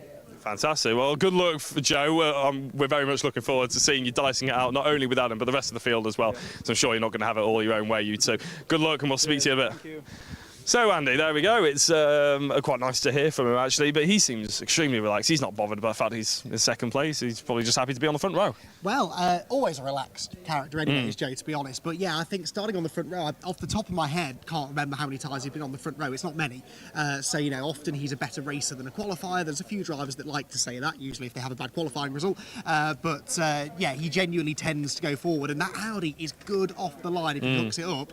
Whether he can beat Adam Shepherd off the line, I'm not sure anyone can based on what we saw at Brands Hatch, but yeah, he's going to be up for it. Never won a race in this championship before. He's knocked on the door a couple of times, including here at the start of last year, like I mentioned earlier on, and he's going to be definitely looking to try and get into that first corner first. Nah, we're looking forward to it, to be honest, but as I just mentioned to him right at the end there, it's not just him and Adam Shepherd, is it? It's not like we're expecting them to disappear off in the distance. We could easily see an Adam Shepherd start from a Callum Newsham or a Carl Bordley or someone who just hooks it up out of nowhere. And I know there's a whole host of drivers to your left-hand side and behind us that I'm sure... It's quite ominous, actually. I know it is a little bit. They're sort of waiting for us to talk to them, so I suppose we should probably actually going to do that. I think Luke Sargent's about to walk away from you, but you have already spoken to him. Yeah, I'm going to let you try and go. Is Callum Newsham there? Well, yes, you he just is. mentioned Callum Newsham. Yeah, let's go why for don't it. Why don't we have a little chat with our championship lead? We'll get to you in a second. Don't worry, Luke. Don't you worry. It's all right, mate. It's all right, Luke. I'll talk to you in a minute. Callum, championship leader. We had a little chat earlier on about this. You're not feeling the pressure, are you? Is that still the case after quali? Yeah, no, it is what it is. You know, I think we're quite a bit off in qualifying. 1.3 off, which isn't great, but I think quite slow down straights, like I said before. Oh yeah, thanks for that. Now, what's that he's been handed? Well, to be fair, not the liveliest person in the paddock, so maybe a little bit of caffeine boost might... That might help, you know? Oh, bad idea. So down on power then, can you feel that in the car, or does that show up more when you're sort of around other cars? In qualifying, are you feeling like it's a bit lethargic? Yeah, I was saying out of the corner, out of the fast corners, onto the back straight, it just feels a bit dead. Right. But yeah, it is what it is. It's the bop, isn't it? But yeah, apparently we're 10 mile an hour down, but I don't know. Well, it's all right, because if you're going slower down the straight, you can brake later when you get to the corners. So there should still be some opportunity. I mean, look, you're a good racer, aren't you? And you know the championship could be on this year. You've got to bank points. We always say, me and Jack, that it's not about how well you perform on your good days, it's how well you perform when the ultimate pace isn't there. So looking at the 3 races, what sort of, do you set yourself a target? Is it a points target over the weekend, or is it just I'll be happy with 3 top 5s? Yeah, well, stay in the top 5. I want to get on the podium in this race, starting P3. Hopefully we can finish there, or go forward. So we don't know what the race pace is like on these boys. So hopefully it's not as fast as they are in quali. But yeah, no, I'll give it my best, and try and score as many points. Sounds like a plan. Thank you, Callum. We'll have another chat with him later on, I'm sure. Right then, Luke, go on, it's your moment to shine. Only if you've got time for us, obviously. We'd love to chat to you, Luke. We always do. There we go, you can have your drink back. I presume this is... there we go. We'll get it front and centre. I must give one of those a go. Right then, let's talk about your day, shall we? Qualifying. You told me that's exactly where you expected to end up after qualifying. Where are you expecting to be at the end of the race? Where I start. Exactly where I start. I think the top 4, maybe 5 will be up the road. I think me and Darren will have a bit of a battle, and then the Gen 1's behind. So for me, this weekend is just get some points. I think Alton Park will be up there. I think this weekend for me and Darren especially, it's just go round, hope guys in front have problems or go off on their own, and then just see how we get on. It looks like it might rain as well. I was saying that to Jack early on. It feels a bit humid, doesn't it? And that sun keeps poking through, but not through the clouds. Would you relish a little bit of a wet track? No? OK. I've been here in the wet. It's not nice. Through the bomb hole in the wet is not ideal. I was off a few weeks ago through there, so yeah, no. Dry is fine. Dry is fine. OK, right. Well, we'll not be doing a rain dance down in the pit lane then. Looking ahead at the rest of the season, obviously saying bank points, you know, that's important. So you are thinking about the points. Perhaps, maybe it's wrong of me to say this, perhaps not thinking of a championship challenge just yet, but, well, not saying that, but what would you sort of, at the end of the season, look back on and be happy with? Fair. I'm doing just for the rankings, really. Just right, okay. That was, obviously, championship-wise, we know this is going to be a 4-horse race. That's not really a secret, is it? So, me, just get points and get my rankings up. I think we're 200 and something now. From 500 and whatever. I've done, 5 rounds? So we're getting there. You know, this season our results are better. I think, you know, this year, I know there's a lot less cars, but top 4 or 5 isn't unachievable. So, yeah, it's just come have some fun and go again. I've said before, you're far too hard on yourself, but do you feel, honestly, like you're noticing an improvement in your driving based on where you were a year ago when you first came in? Yeah, the second race at Brands, actually, I was in the car driving around and I had Boardley behind me and I actually felt, I was like, you know, I actually deserve to be here now. And I'm up there. Whereas last year, the car was just so slow. And obviously with Josh ruined it for me. Well, obviously coming second and would have won the race with a minute left to go. So everyone's like, oh, he'll come top 3, top 4, top 5. And the car, this was the circuit for that car in the UK. You know, it was fast, it was flowing, and that was the circuit for this car. And then going forwards, apart from Silverstone, where it was a drift machine, it was horrendous. It just had no power. Up the hills at Alton Park, it had no power. Brands Hatch, it was awful. I had Rick Kerry catching me on the straights at Alton Park. It was. Then then obviously I got the Cupra now, and the Elantra's got the power back. Yeah. So as soon as I go right and buy a Cupra, that car, it's all the power back, and now it's running in China and Italy, everywhere. It's just like, okay. But it is what it is. The Cupra's good. Obviously now the VZs, our cars probably aren't going to be developed anymore. I think the BOP will stay where they are. They might improve the VZs. So with us, it's just trying to stay where we are and trying to go forward. But I think with that car now, it's going to be difficult because the BOP will stay where it is. They're not going to have that more power and then beat the newer one. So, yeah, I think I bought it probably at the latter part of its competitiveness. But it's a great car, you know, you get in it and it's just so confidence inspiring. Yeah. Where, you know, you get in it and you're quick off the bat, where the Elantra, because of how wide it was so difficult. But yeah, you know, I'm enjoying it this year. It's getting warm again, which is nice. But yeah, just go around, have some fun today, have some fun tomorrow. Try and do Alton, then we'll review it from there. You know, I was going to do 4 rounds, then it was 3. Obviously had an off at Donington, so it just, see how we go on. Well, we don't want to lose you off the grid. We do genuinely love having you here. So, you know, long may you continue to race with us. You never know, a couple of good results this weekend might change your mind. Yeah, with my new dream car, we're having some great results. There we go. If we promise to keep giving you plenty of advertising. No money for me, it's his. It's Callum's just been nice, so any free drinks come my way, I don't mind. There we go. Right then, thank you, Luke Sargent, everybody. Right, Jack, who have you found? I found Aaron Lewis, and he was just chatting to me a little bit about how he's not quite found the ultimate golden spot yet, have you, with the Hyundai? Yeah, no, we're just struggling a little bit with rotation in the slow stuff. Whether that's me driving or what, we're not sure yet. But we tried something for qualifying, but I don't think it really worked. So we've just tried something else now. It's more like a test session, to be honest with you. So just got to see what we can find, and hopefully we get a bit more pace. But we're 7th. I think the problem is it's going to be quite spread out. It's going to be, so I think I'm going to be racing around on my own, to be honest. But it's what it is, 7th. Well, I suppose if you're treating it like a test session, that's pretty much what you want, actually. There's an argument to say that, isn't it? But is it just a case of, was it like that at Brands Hatch as well, where it was just constant experimentation? No, so Brands, we had a really good setup with the car, and the car rotated really well. I come away from Brands really happy because we'd got really good pace in it. Compared to, you know, the top boys, we was not far off the top boys on pace and stuff. We've come here hoping for a really good weekend, but we knew, you know, James, the team owner, said that we're going to probably struggle a little bit here. It's probably not one of our better circuits, but as a racing driver, you always want more, don't you?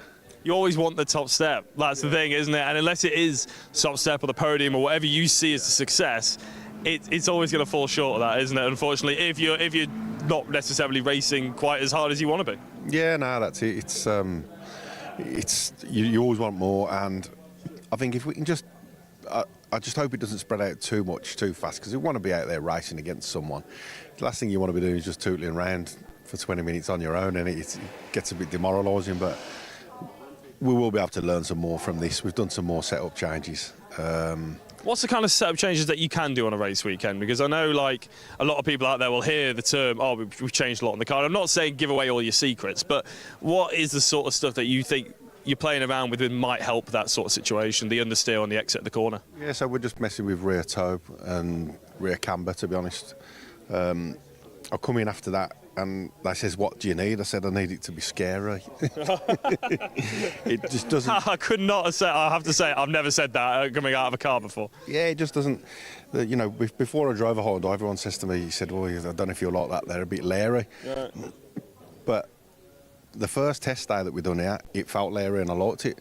And then Brands, it felt leery and I liked it. But we've come here and it just feels like we've got so much rear grip. It's like in the slow stuff. The fast stuff's all right. It's just the slow stuff. We're just struggling to get off the hairpin because you're kind of waiting. You know, we've got no rotation in the middle of the corner, so we're just going to tow it out and put a bit more camber on and see what happens. Well, we were here. You just mentioned in the sort of season launch, we were here at Snetterton. I know the conditions were completely different, weren't they? Is that, do you think, the main reason? Did you come here today with that same setup on, or were you literally just starting again because it was so wet back then? Yeah, no, so when we got the car, it come straight from Hyundai, and I don't think we really done anything with it, because I'd never drove it. I think the team just said, just go out and have a drive round and see what you think of it.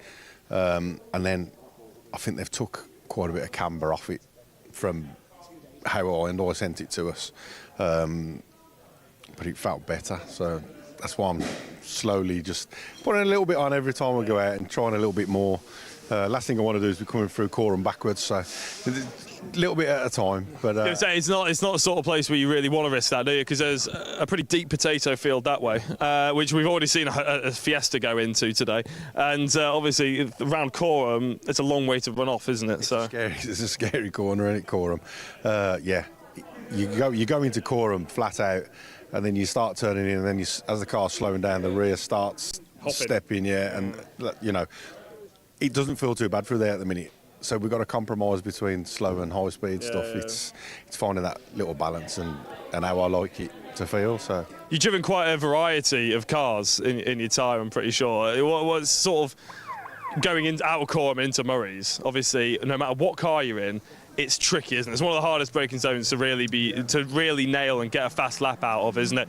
What do you find you quite like? Is it rear-wheel drive, front-wheel drive, or do you like how the Hyundai feels, or other cars you've mentioned before?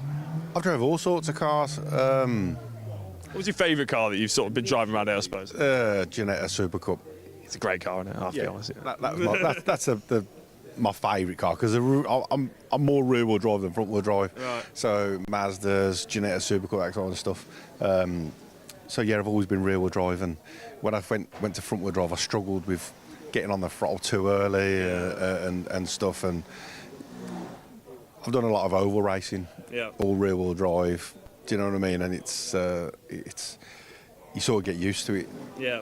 You know. I was going to say I've heard people who have come out of front-wheel drive test days and stuff like that and say, oh, you know, it's understeering on exit, it's understeering on exit. A lot of what you've just been saying. I'm not saying this is the reason for you, but they all, and then the team just goes, well, yeah, because you're driving it like a rear-wheel drive. So you're coming out the corner, you're trying to rotate the rear with the throttle, but actually all that does is wash the front away now.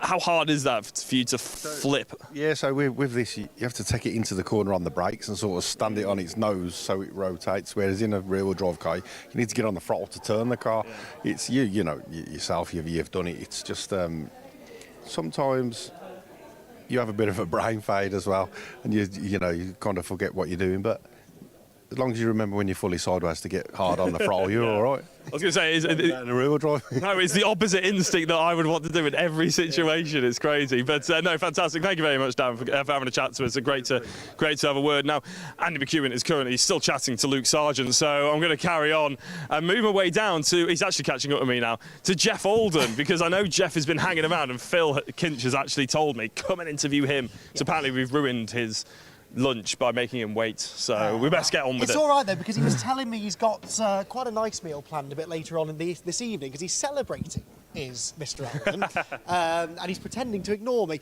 Wander over here, Jeff, so we can have a little chat. Are you now? Are you now? You've always got time for us, Jeff. Happy birthday, Jeff. Where else would you rather be? Maybe don't answer this honestly. Where else would you rather be to celebrate your birthday? I would not want to be anywhere else other than at Snetterton, obviously. Is the right answer. Yes. It's a beautiful day. The sun's out. I could be sat on a beach somewhere with, you know, a cocktail or whatever. But no, I'm here having fun. That sounds like quite a good idea, actually. Maybe have a word with Lions. Let's have an international round next year, maybe.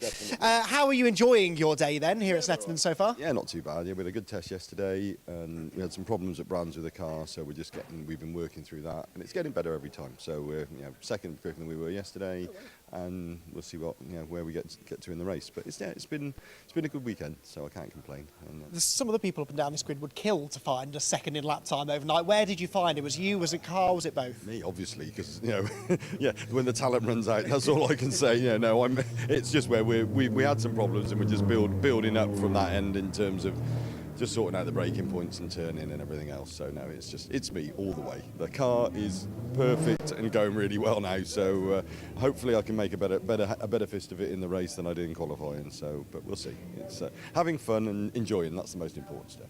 And our invites to your birthday party, they're on the way, yes? Your invite is already in the post. Pro Alloys from about 6 o'clock. So yeah, cake, champagne, and singing, I believe. Not from me, I hope. Oh, I know. From you. From us.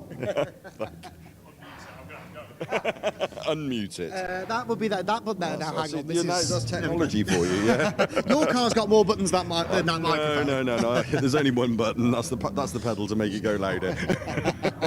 But I'd love to keep chatting to you, Jeff. No. We have cars on the grid for the next race, Definitely. but I'm really happy we got a chance to come and talk to you. Go and get some lunch if you've got time, and we'll you. catch you later. Lovely. Thanks very much, Andy. Right then, time to go racing again here at Snetterton. The TCR cars will be out a little bit later on this afternoon for their first of 3 races here this weekend. The sun is definitely shining now. It's getting very, very warm here at Snetterton, just in time for our afternoon's racing.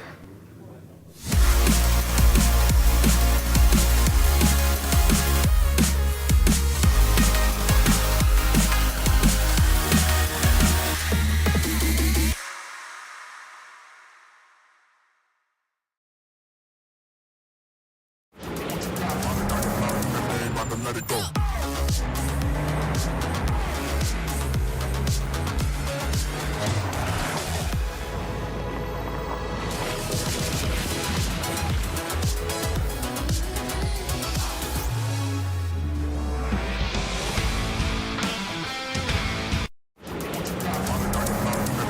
Let it go.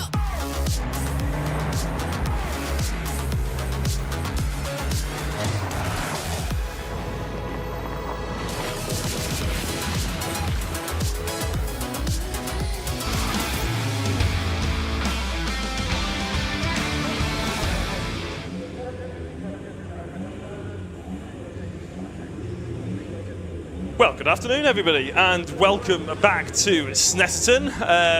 Big thank you if you joined us for the pit walk. If you think I'm slightly out of breath, it's because we only just realised the TDs have been sent out, and I absolutely sprinted across the track to get here. So Yes, it is the Audi TTs. It's the first time that we've seen these guys on stream for this weekend. Anyway, they had the qualifying earlier on. That was that was a scrutineering. It was about 10 o'clock. And then we'll be able to bring you the full rundown of the grid in a couple of minutes' time. Back launched in 2022, the Audi TT Cup was basically an amalgamation of every BRSCC driver that's ever driven in the BRSCC. It's a great championship. It's absolutely massive in terms of the amount of drivers, the amount of cars that are with us this weekend. In fact, you can actually see it there on the screen. This is the first season as a support series to the TCR UK, and it's only done wonders for the amount of drivers that have been signed up for it. In fact, in Brands Hatch, actually, they were threatening to have split grids. The only reason why they didn't in the end is because I think they had 2 drivers who decided to back out of it. But as the cars get underway for their green flag lap, we'll be able to bring you all of the rundown of the order, and I can tell you that it's a very, very close time-wise to the top couple of drivers, really the top 4 separated by less than 0.2 of a second. We'll be able to bring you the grid in a couple of minutes' time. There are drivers who you may well have heard of down the order. Carl Swift, TCR UK driver. So if anybody who's been following the TCR for a while will have heard of him. There's also Steve Foden, a 2023 Mazda MX-5 Championship, another BRSCC.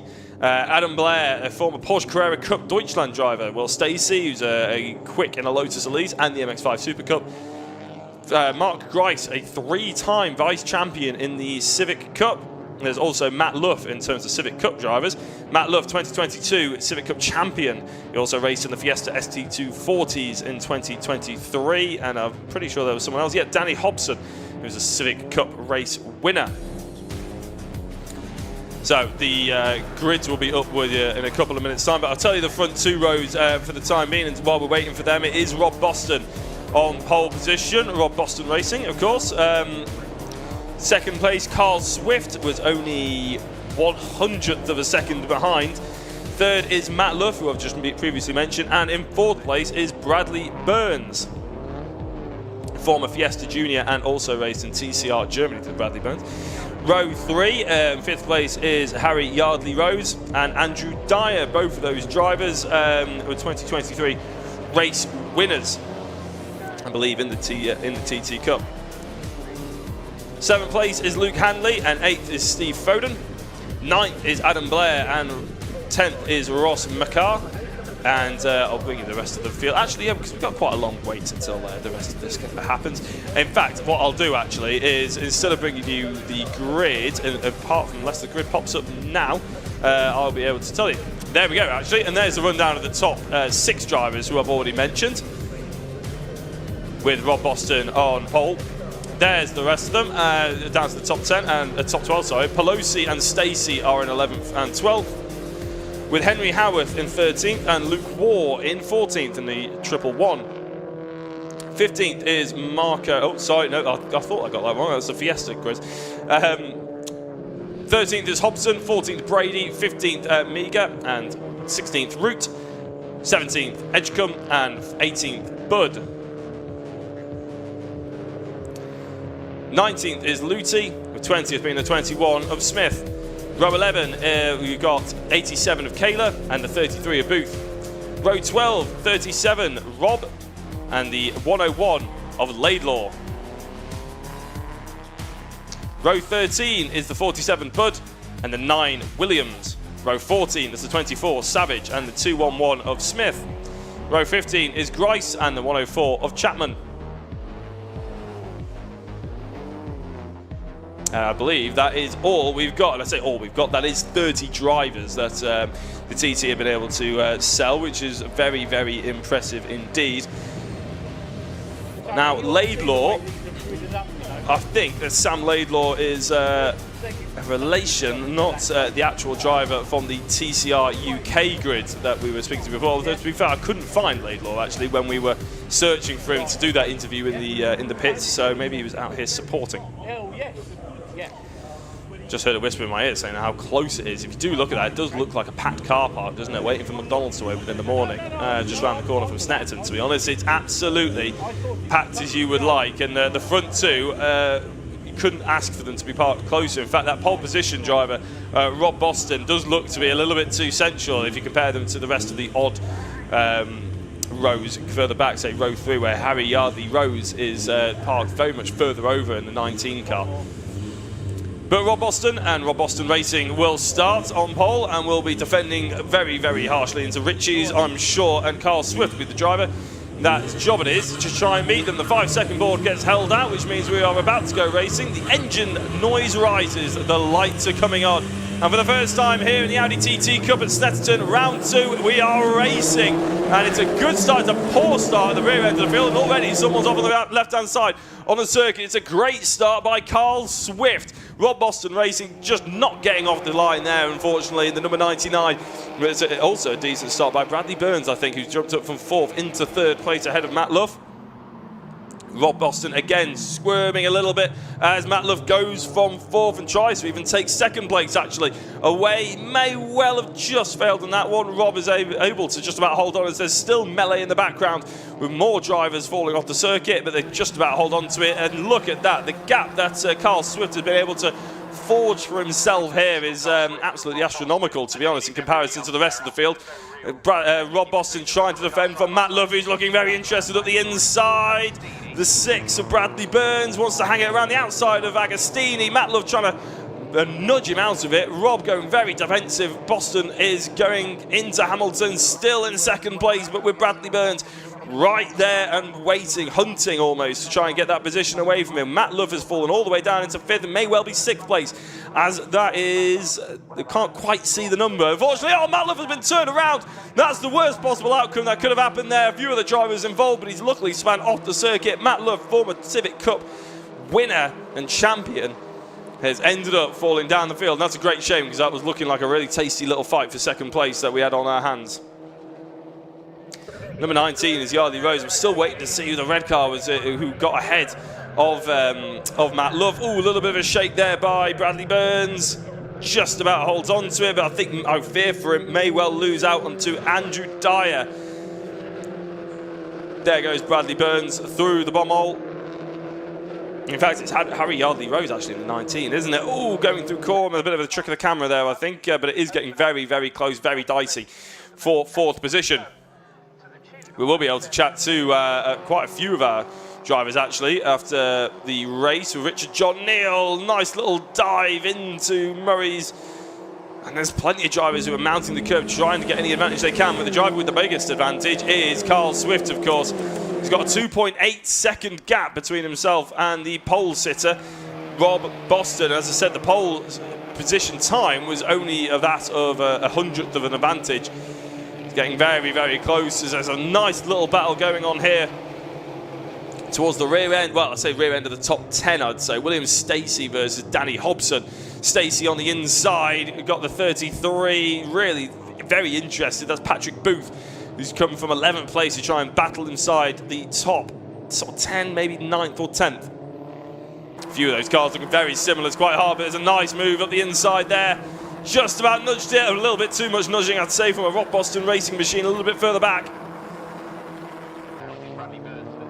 As they go down towards Agostini then, there's 73 of Ross McCaw, looking up the inside of the 22. Not actually sure who the 22 actually is. Seems to have maybe not working on the timing tower. I'm not entirely sure. We'll try and get him. In fact, it's Pelosi actually. Pelosi, who's in 14th place. So this sort of battle for the top 10 keeps rocking and changing as Matt Luff tries to find a way back through. It's very recognisable to find his car. I don't think there was much of an argument there to try and get past. Actually, no, it's a good drive, a good exit, to be fair, from the David Robb car. But he did end up having to duck out of it. In the end, here's Rob Boston versus Bradley Burns yet again through Brundle and Nelson. I think Bradley Burns is going for it. And it's a good move, but it's a massive hit up the backside. Rob Boston gets almost turned around. He manages to keep it going in a straight line. That was a huge hit that he received. I think it was from Yardley Rose just behind the battle, but that really hurt Rob Boston. Wouldn't be surprised if he ends up crabbing his way back. Not ideal at all. It was huge hits going into Nelson, and that is a big shame as well, because not only have we missed Matt Luff, we are now missing Rob Boston from that fight for the top 3. Cars 66, 22, 47 and 99 all have struggling transponders, so which is always fun because that's how we basically keep track of where everybody is on the circuit. So if random cars pop up and they don't look like they should be here, that's probably because they got a problem with their transponder. And just as I say that, on the left-hand side, the timing tower starts going haywire. There is Yardley Rose with that very damaged front left and smoking of the tyre as well. I don't think that car is going to last the entire race. It's just a bit of a hunch, to be honest, more than anything. There's Andrew Dyer fighting the 51 of Luke Hanley. It says they're winning this race. They are not winning this race. I can tell you on the left-hand side that that is incorrect. There seems to be a bit of a mess up with the timing tower, and that's TSL. I'm sure we'll get to the bottom of it. They're very quick, they're very efficient with it all, but the fight for, I think, further down in the top 10, and there we go. Bradley Burns now receives the top honours. It's Carl Swift who is currently leading this race, though, is again Yardley Rose just drops behind the 25 of Danny Hobson, and I think Yardley Rose is going to be bleeding positions now, given the fact that there's so much damage on that car. I wouldn't be surprised if he gets a black and orange flag if it does start to smoke, or create a bit more of a problem for him later down the line. Little lunge there into the infield. Who is that? He can't quite see from those angles. It's the 33. It's the 48, sorry, going through on 33. That's Stacey on Booth. Stacey in the 48 going through on Booth in the 33. So they've clearly changed a few times over the course of this lap because they keep changing on the timing tower as well. The fight for second place is still Bradley Burns. I can tell you that for sure the race leader is Carl Swift. Luke Hanley versus Adam Blair is the fight for third. And Rob Boston, after having that incident and having that massive amount of contact, is still being registered as 5th place. I'm not entirely sure if that's true. Oh, nice and wide there. Go grass cutting a little bit is Daniel Budd. Lovely looking car. Not 100%. It's called a Real Mini on the side of that car. I'm pretty sure that's an Audi TT, but you know what? It could be faking us. Acting more like a lawnmower, to be honest, on the outside there through Bummel. Right, I'm hoping that the timing tower has managed to sort itself out somewhat. It hasn't, but we'll be able to keep you up to date with what's going on in front of your screen, because there is Rob Boston. Now, I suspected that was going to have a lot more damage on the car than maybe it does, but we haven't quite seen the rear right of that just yet, although we have seen the car that's stricken it quite badly. That's Yardley Rose. And again, losing one more position as a car into the side is another Rob Boston machine, but I can't see the number and I can't see the name. It's the 38 of Root. That's a bit of a shame, isn't it? It's He's gone straight on into the barrier. He manages to find reverse gear against the car. yeah, no, he's managed to get back going. Hopefully, he'll keep going. There is Rob Boston. He's getting overtaken by Hobson here. No, not quite just yet. Anyway, going through Agassini, but he does run a little bit wide. I think that right rear, it doesn't look as bad, but it's definitely hampering him, isn't it? Because he's not going forward anywhere near as much as he'd like. He's in 7th place. He is ahead of Danny Hobson. I'm not sure if that's happened on this lap. But Steve Foden is the next driver ahead, which is about 1.5 seconds.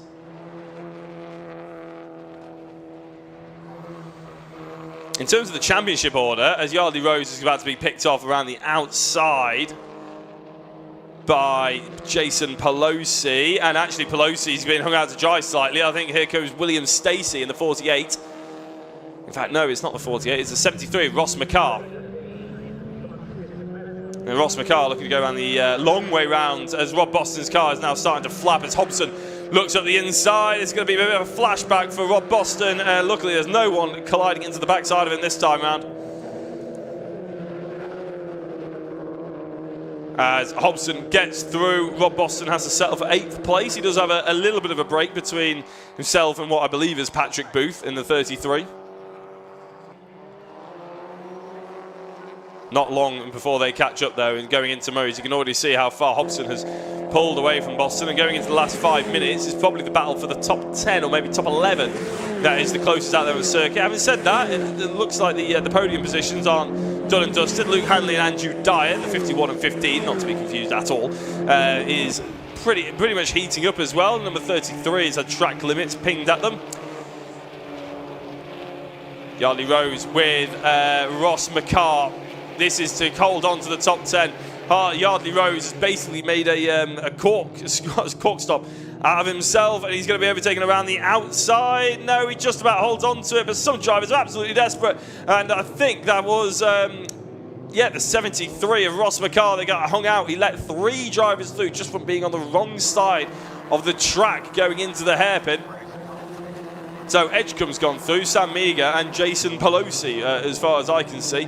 Yardley Rose, to be fair, I was expecting him to go a lot further back. That's Matt Luff in the background, looking left, looking right, trying to take advantage. It's a big dive to overtake the number 5 of Meager. And it was a bit of a meagre defence as well, to be fair, in the end. And Matt Luff goes through on quite an incredible recovery drive. He's only got 5 minutes left, but he's doing a pretty good job to try and get inside the top 5. He seems to be the driver with the most amount of impetus to move forward. As Ryan Edgecombe goes around the outside of Yardley Rose, that's going to be a long old route, because there's not only a right-hander there, they go onto the back straight through the right-hander. Can he get the cut back and try and get his nose at the inside? He's done a pretty decent job of suggesting he wants to go, but then obviously if he stays on the right-hand side of the circuit there, he will be on the outside going into Brundle and Nelson. So Carl Swift, with the fastest lap of the race, still leads the way, but this is the fight that Yardley Rose has really encouraged, shall we say. There goes Edgecombe through, so does Ross McCarr. Edgecombe's overcooked it though, and absolutely messed it up, unfortunately. Gone over Brundle and Nelson, and has gone straight over, and gifted everybody else behind him a position to go forward. So a bit of an outbraking manoeuvre going in around the outside. It's very difficult there, to be fair. It is a pretty special move, even if you are trying to overtake someone who's got that damage under the car. Going into Murray's then with 4 minutes to go. This could potentially be going on to their penultimate lap, given the fact that they are 2 minute 10 laps. So this will be going on to the penultimate lap. Carl Swift has already started it. 3.3 seconds the gap. Could have been a lot closer once upon a time if a few of the drivers had not had such bad luck. Here goes Matt Love, one of those drivers with the bad luck, overtaking someone who maybe produced the bad luck with someone else. Yardley Rose has to sort of give away that place. I know he's trying really hard to defend, and to be fair, he's doing a great job at trying to restrict the amount of damage that we would have in terms of points for this race. But it is look like his car has seen better days, that's for sure. The fight for third, though, Luke Hanley, Andrew Dyer, Adam Blair, is something that we haven't actually spotted that much of. Is almost becoming a 4-way battle with Steve Foden, the number 77 involved as well, I think, is that car. Again, something that we haven't really seen that much of. Steve Foden, I'm pretty sure he was an MX-5 driver. As I said, this grid is very much a hodgepodge of BRSCC drivers from all over the place in different categories that have decided to all jump on this fantastic package. And the Audi TT is the car that they want to jump on with. The Demon Tweaked Audi TT Cup Championship is looking to go from strength to strength. There is Carl Swift, and the noticeable gap that he's got to Bradley Burns. 15 minutes of qualifying, 15 minutes of races, of course, and I believe they get 3 races in a weekend. They're not going for the split grids just yet, but they're on the edge of it. If they even have 1 or 2 more entries, they will have to go to split grids, because 30 is the maximum, I believe, that they can go to on most British circuits.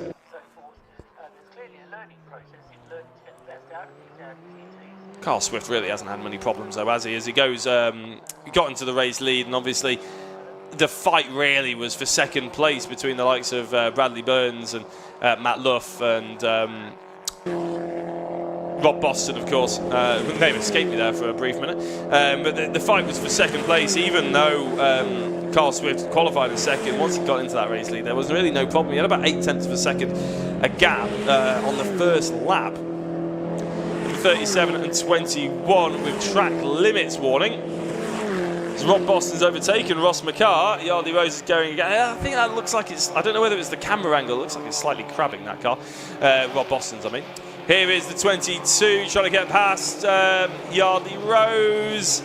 It's going harder and harder to try and hold on to those positions. And I think the 22 is one of the drivers that's having, it's Pelosi. It is Pelosi. I think they're having transponder issues. That's why they keep jumping up and down the order. Struggle to identify them quite as quickly as we would like. Sam Meager is there as well with Pelosi.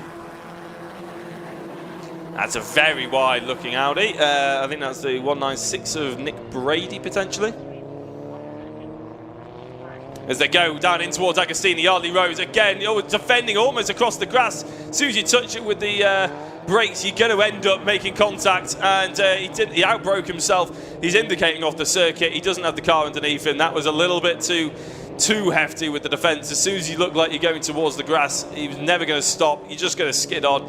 Made contact, and yeah, that was a bit of a shame. Yardley Rose ends up retiring from this race on the side with only a lap to go as well. Could have conceded that one place and still picked up some decent points. Overtake going on to the Bentley straight here, which is a lovely little move up the inside. That's from Laidlaw on Luty, I believe. Going down into, oh, look at that, there's Rob Boston's car basically hanging off. Oh, into Brundle and Nelson, very close to be going on the exit. I think that was McCarr versus, it wasn't Luff, was it? They seem to have gotten out of it all nice and clean and just about okay for the time being. The timer has ticked down to 0, which means we will have a checkered flag waved for Carl Swift. There he is. And it's a bit of a charging victory for Carl Swift. Second place for Bradley Burns. Luke Hanley, Andrew Dyer and Adam Blair round out the top 5 with Steve Foden in 7th. And Danny Hobson will likely round out the top 7 positions.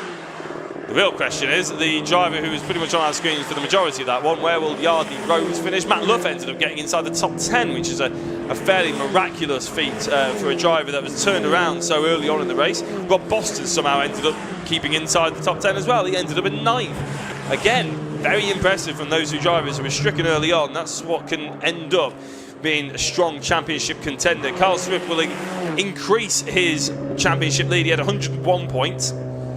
He will receive another 50 for that race win, and I believe he got the fastest lap, so he will receive another 51. So he's on course to repeat his Brands Hatch escapades, which he did win and get the fastest lap for the first race, and then he won the second race without the fastest lap, though, it's worth noting. I think Bradley Burns got the fastest lap in that one. Sorry, no, it was Matt Luff actually got the fastest lap in race number 2 at Brands Hatch Indy. Snetterton is a 3-race event for these drivers. Croft will be a 3-race event, so will Thuxton and Silverstone International, which means Alton Park, as is for most drivers and most race meetings, it will only have 2 races, and Silverstone National, they'll only have 2 races as well. The results can be brought up on the screen now, and the provisional confirmed result, or confirmed provisional results I should say actually, as Carl Swift takes home the race win, and as I said, extends that championship lead. Bradley Burns is in 2nd place with Luke Hanley in 3rd. Andrew Dyer and Adam Blair looked like they would have a pretty good battle, but actually I don't think they really threw that many threw the gloves off really. They were quite happy in the positions they were, probably. Steve Foden in 6th place with Danny Hobson in 7th. Patrick Booth in 8th, and then there's the drivers who had the storylines really. Rob Boston, who started on pole position, got turned round rather awkwardly, shall we say.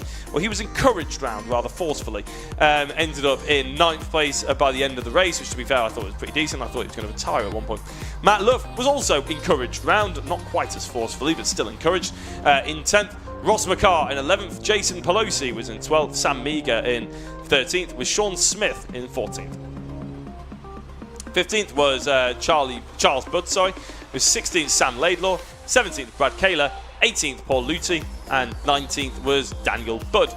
20th was David Robb, with 21st being William Stacey, 22nd Paul Savage, 23rd was Harry Yardley Rose. I'm not sure if he actually finished the race in the end. It didn't say a lap down, so potentially. 24th Ryan Edgecombe, and 25th Ruby Smith, 26th Mark Grice, and 27th is Nick Brady.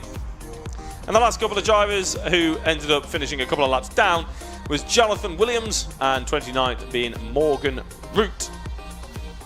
We did have 30 drivers. I didn't see Daniel Chapman finishing there, unfortunately. May not have taken to the start line, to be fair, Daniel Chapman, if it's not on the end results there, unfortunately. So we tried to start with 30, but we ended up starting with 29. We finished with 29. Not all on the lead lap, though, unfortunately. So I do believe that Richard John Neal will be available to have a chat and get all the post-race reaction from that very dramatic Audi TT Cup. And I'll just wait to see and hear when he is ready, and we'll be able to shoot you down there. In fact, I've just been told that the lovely Richard John Neal is ready and raring to go to have a chat to some Audi TT drivers. Richard, over to you. This is the close-up of Carl Swift's car. Thanks very much, Jack, by the way. And Victory Lane. He was here a minute ago. I've lost him. Carl, let's get you over. Well done. Congratulations. Thank you. Bit of deja vu, isn't it? We had a double interview at Brands Hatch and another one here, so 3 out of 3, a perfect start. Congratulations for the start you've had to the season. Yeah, I wasn't expecting that one really, with Boston the time he did in qualifying, and then Brad behind on the second row. We looked at his data, Brad, when he got back, and he'd done a lap that was like half a second up on everyone to core him, and then got messed up by a back marker, a slow back marker. So as soon as I saw Bradley get behind, I started panicking a little bit, even though it was a decent gap, and making mistakes, and then managed to cool myself down and keep the gap then. But yeah, I wasn't expecting that. Going back to the start of that race, yourself and Rob were very, very close. Rob was right on you, wasn't he, at the start? Was that to try and get a run down to turn 1, do you think? Yeah, I think Rob was trying to play mind games. He came out of his box and right next to mine, and then started revving his engine for 20 seconds, in, just trying to get him ahead. But I just got a good second phase of the launch. It looked like he'd got it at first, but my mind hooked up and came good. So just managed to get in front of him and close it off before turn 1, and that was what I needed.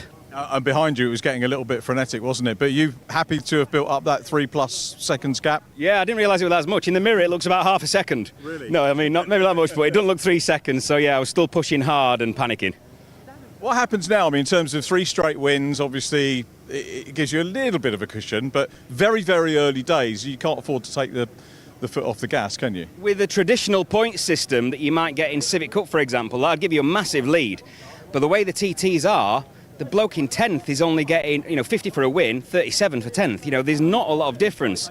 So 4th place on the grid has lost a few points to me. It's not a lot, so you've got to keep punching it in, and finishing is going to be crucial. Yeah, I was going to say a DNF would hit things, but I don't want to start talking about those because you don't want them either. More crucially, an accidental DQ for maybe being slightly underweight or slightly under ride high, that just completely wrecks the season. So you just better be safe, high, heavy, get the finishers. Rest of the racing weekend, how does it sort of pan out for you? Yeah, looking good so far. So I'll start pole on that next one, which I think is a bit cleaner side of the track, so hopefully can make use of that. But then we're going to reverse grid for race 3, which is, I've not got my head around it yet. It's like top 3, get reversed to the back, and then someone from last comes to the front. I don't really know, but we'll see where we get there. Okay, that's good. Not much to change on the car. I must be relatively happy. Feels good. I've not changed a single setting since we arrived Friday morning in all the sessions. It's been, the balance, like the first time ever, the balance has felt great. No matter what tyre's been on it, it's just felt good, so I've left it. A driver who doesn't tinker if it's right. Yeah, exactly. Fantastic. Carl, well done. Many congratulations. A fine win, 3 out of 3. Bradley Burns takes 2nd position. Bradley, let's go and grab a word. It's been a few weeks since we spoke at Brands Hatch, but good to get you back on the podium again. Yeah. And was there a bit of contact with Rob Boston? I think you were in the mix amongst several other drivers, but very frenetic, wasn't it, the early stages? Yeah, it was close race at the beginning, a few door bashing, getting squeezed a bit. So, Nose went behind outside, down under a bridge, and then I looked at my mirrors and I think someone hit the back of him. So there's nothing I could have done. I think Yardley hit the back of him, I believe. But yeah, that was that really. But yeah, apart from that, it was all good really. Amongst other things, our history goes back to Clio's, which of course that's part and parcel of it, isn't it? Yeah. It's Clio racing. It's close racing. It's good. Yeah. So hopefully we've got a race left today. Hopefully we can do the same again, if not a bit better. What can you do about Carl though? He's got 3 out of 3. It's a pretty impressive start to the year, isn't it? Yeah, he's doing well. He's quick. We'll look at the data and then we'll go from there and see what happens in the race. Really. Much to change on yours? Have you got sort of ideas of what you might want to alter? No, I'll probably just leave it as it is and just have another go. Fair enough, Bradley. Well done. Good to see you on P2. Many congratulations. And 3rd position goes to Luke Handley. We've got Luke over. Well done, Luke. Good to see you. First time I've interviewed you on the podium, but no stranger to the TT podium. Not last year, no, the first one this year though, better than the first round at Brands, to be honest, which was terrible. Second race got obviously some contact and turned around a big accident, so qualified 7th, never thought ever for a million years I'd be 3rd, so I'm really pleased with that. It's like a win, to be honest. What was it that opened up for you there? To be fair, there's a few incidences on track, and then managed to just get past Andy and Adam and hold them off basically, and that was it. I was never catching Bradley or Carl, to be honest, but yeah, it's always amazing, isn't it? That's next up in the project plan, presumably. I don't know about that. It's hard work, I think. Them two are slightly further ahead than me, but I'm pleased I'm over the moon. It's like a win, honestly. This is a huge grid. I mean, they sound fantastic. They look great going off the grid. So to carry that podium form forward from last year is a bit of a result, isn't it? Yeah, to be honest, I said to my wife when I said this year, I said, like we got some podiums last year. Don't expect that this year. If we're top 10, we'll be pleased with that. But yeah, the first round we qualified 5th, finished 5th in the first race, and then obviously a DNF in the second, and now we've got a 3rd in the 3rd race. I mean, I'm over the moon. It's absolutely brilliant. Yeah, I thought I wouldn't be anywhere near that. So yeah. Well, keep at it, Luke. We know we got it in you from last year. Many congratulations and good luck for the remaining 2 races. And finally, we get a chance to talk to Patrick Booth. Patrick, great to see you. Well done. And our first Masters win of the year. Sean had a double at Brands. Let's switch the clock back for you. 2nd season of Audi TTs. How was Brands for you? Brands was pretty awful, to be honest. So I did quite well in the Masters last year, to be fair. And then Brands, we had all sorts of issues. We switched my car from a sequential gearbox to manual, and then we just had a little niggle after niggle. So I was really pleased with today because this is the first session this year where my car's actually just run fine. Last night we had Ali in the 4G team, we had Adam from TT Spares under the car at 10:30 at night, putting a new clutch in after it exploded yesterday. So this morning it was suck it and see. It survived in qualifying 22nd and apparently I'm 8th. Fantastic stuff, isn't it? Great race. And it gives us a competition in the Masters as well, doesn't it? Yeah, I hope so. I hope we get a few more. There's quite a lot of Masters out there. And, I'd love to be racing a bit more with these guys as well. And now we've sorted the car out, I think we want to see all of the 4G cars up the front. That would be good. And more drivers welcome to this championship because they can split the grids as well, can't they? Yeah, absolutely. It's really good racing. The cars are very standardised. It's incredibly fair. And when you look at the time differences between the top drivers and the drivers halfway down the grid, it's really not very much. So anyone can do well. Fantastic. Patrick, lovely to interview you. Congratulations on winning the Masters class. Good to see you too. Good luck for races 2 and 3. Hopefully we'll see Patrick. I'm going to whiz over here because we're into qualifying for juniors. So by all means shout at me if you want me to get off camera. But I'm going to have a word with Rob Boston, who started on pole. And Rob, go on, mate. Hello, mate. I thought it was going to be... This is a commiserations interview. Yeah, I thought we were going to get the winners interview or podium interview, but it was a little bit of paint trading and whatever. Talk us through what happened from your perspective. I got some contact in the opening couple of corners, which instantly knocked the tracking out. So it was very difficult just to sort of judge exactly where it was going to point in the first few corners. Anyway, I was just about hanging on. Bradley Burns went round the outside of me under the bridge there. And then I don't know which car it is at the moment, I think Yardley Rose tried to follow through where there was absolutely no opportunity, I'm afraid, and just torpedoed me and done quite a lot of damage. So just a bit punched up, they didn't want me to have it my way, just drop in and win, did they? So, yeah. In some, I'm not saying you're a target, but people go, wow, this guy's come in and we've got to try I jest, of course. It was just just unlucky, wasn't it? Really, I think had I not had the initial contact in the first few corners, it'd have probably been a bit easier to deal with. But regardless, still, it wasn't anything that was going to stop me battling with the top 3 for a win. But like I say, obviously, that second contact was definitely well. Luckily, it didn't DNF. I managed to drag it round. It wouldn't go down the straights. The straights were a problem, but we dragged it around, got a ninth place. So if the lads can straighten it, we'll have another go, eh? More importantly, what do you reckon to these Audi TTs? Oh, they're superb. We looked at it last year with keen eyes and sort of thought, oh, this is something we can get involved in. And Sean Woods and BRICC and all the guys behind it have done a great job of putting a great package together. And the racing's proven to be tough. So yeah, and that's what we all want. Want good affordable racing, and that's what it's providing. So in teams like ourselves, I know we're not snobs. We race at all levels. Right from the top level to very grassroots entry level, and this ticks a lot of the boxes for all of it. So yeah, it's really good. So go back to today. Are you a guest driver, or are you in championship points? What's the score? No, it just a guest round. There's a few different. There's 2 options on car actually. The cars are all identical, barring one factor. You can run a DSG. Paddle gearbox or a manual gearbox, and obviously we're very new into the championship, so we're just trying to figure out which is to our advantage, frankly. So that was the idea really. So we're running a brace of DSG cars and one manual car, and it appears they're very equal. So yeah, it's good. Yeah. Nice for anyone who's thinking of coming in. Rob, I'll let you go back to sort the car out. Thank you very much, and sorry that we didn't see you on the podium, but we had the interview anyway with Rob Boston. Absolute star. Love having Rob here. Always great for a camera interview. Plenty more coverage coming up for you here on the stream over the next 2 days. Of course, headlined by the TCR Championship. We've also got the Miltech Civic Cup, plus a plethora of supports from the British Racing and Sports Car Club. So please stay with us over the course of the weekend. In the meantime, we're going to take a quick ad break. Stay with us, and thanks for joining us. We'll see you shortly.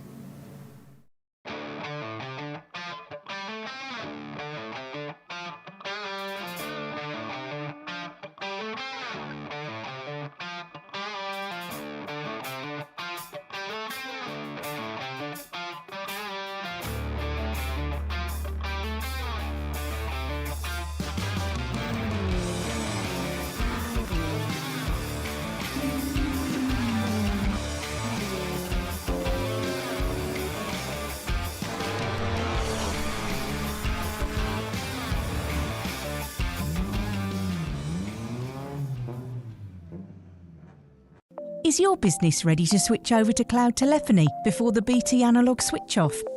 If you're not sure, you can get a telecoms and IT health check from Maximum Networks for free, covering broadband, phone systems, IT support and more. Arrange your free audit today at maximumnetworks.co.uk. Got so much weight on my shoulders, and have to knock me out, but I'm still holding the throne. You'll never know till it's over. You want an honest man, but you don't understand. I won't be here when you wake up again. You want an honest man, but you don't understand. I won't be here when you wake up again. You want an honest man.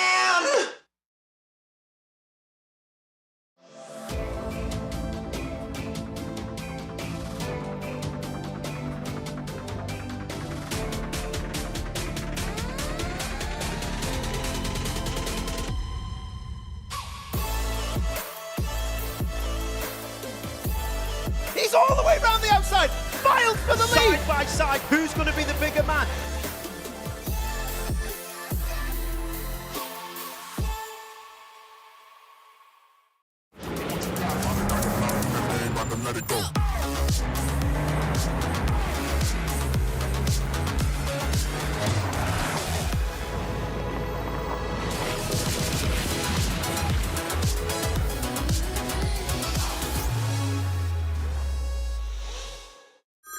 Next year, BT switch off their old analogue network for good. Make sure your business is ready to switch over to cloud telephony. Get a telecoms and IT health check from Maximum Networks today, for free. Future-proof your business now. Arrange your free audit today at maximumnetworks.co.uk.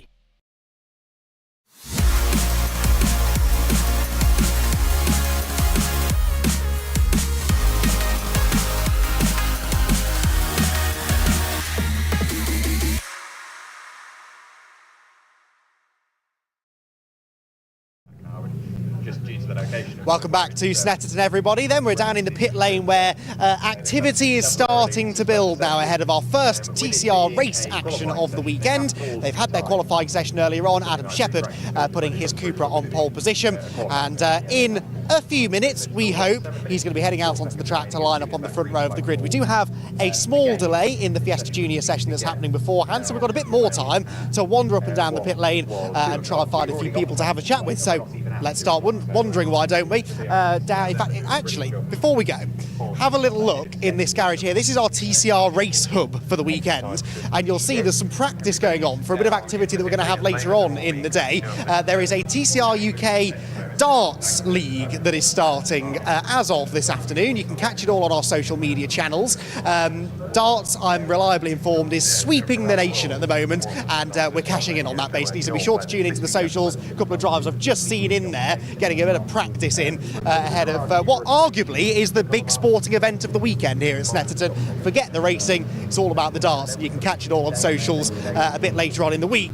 Right, far more interestingly, let's start talking to some drivers, shall we? Is Mr. Boardley around? He's down the back of the garage, and he's going to keep ignoring me, I suspect, but this is Carl Boardley, reigning champion, but struggling a little bit for pace this weekend. He's going to be starting, I seem to recall, on the second row of the grid, and I think he is going to come and have a little chat with us now, which would be good, to get his thoughts ahead of what is going to be An interesting race, I think, because the track temperature is definitely starting to climb now. This morning it was quite overcast, quite chilly. The sun is definitely breaking through that cloud cover now. The track temperature is getting warmer, and that's going to make tyre management key. The races are 5 minutes shorter this year than they were last year, only 20 minutes.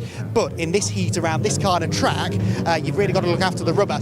Let's have the thoughts then of our reigning champ. Your thoughts on the day so far, Carl? I mean, a little bit frustrated, I think, weren't you, after qualifying? Do you think you can move forward in the race? Yeah, quali was just one of those, really. Struggling to get a balance with these new tyres we're on this year at the minute, so we're just trying lots of different things, and we just went a bit too far, so the car was just a bit too leery in qualifying. So just a case of trying to put together a couple of semi-tidy laps, not do anything silly and not throw it off, which we managed to do. So yeah, we're 4th, I think, for the first one, so we'll see what happens. But trouble is, there's not many cars, is there? So it's one of those, it might just sort of plateau after a lap or two, and then we're all just going round. But hopefully that won't happen, and we've made some fairly drastic changes again now, so just going to keep going until we get the balance and get it back to where we need to be. Talk to us about the tyres then, because the viewers at home have probably heard us mention these new tyres this year a few times, but what is so different about them? Because, to the uneducated, like me, you look at them, they're black, they're round, they look about the same as they did last year. What is it that's made them such a handful?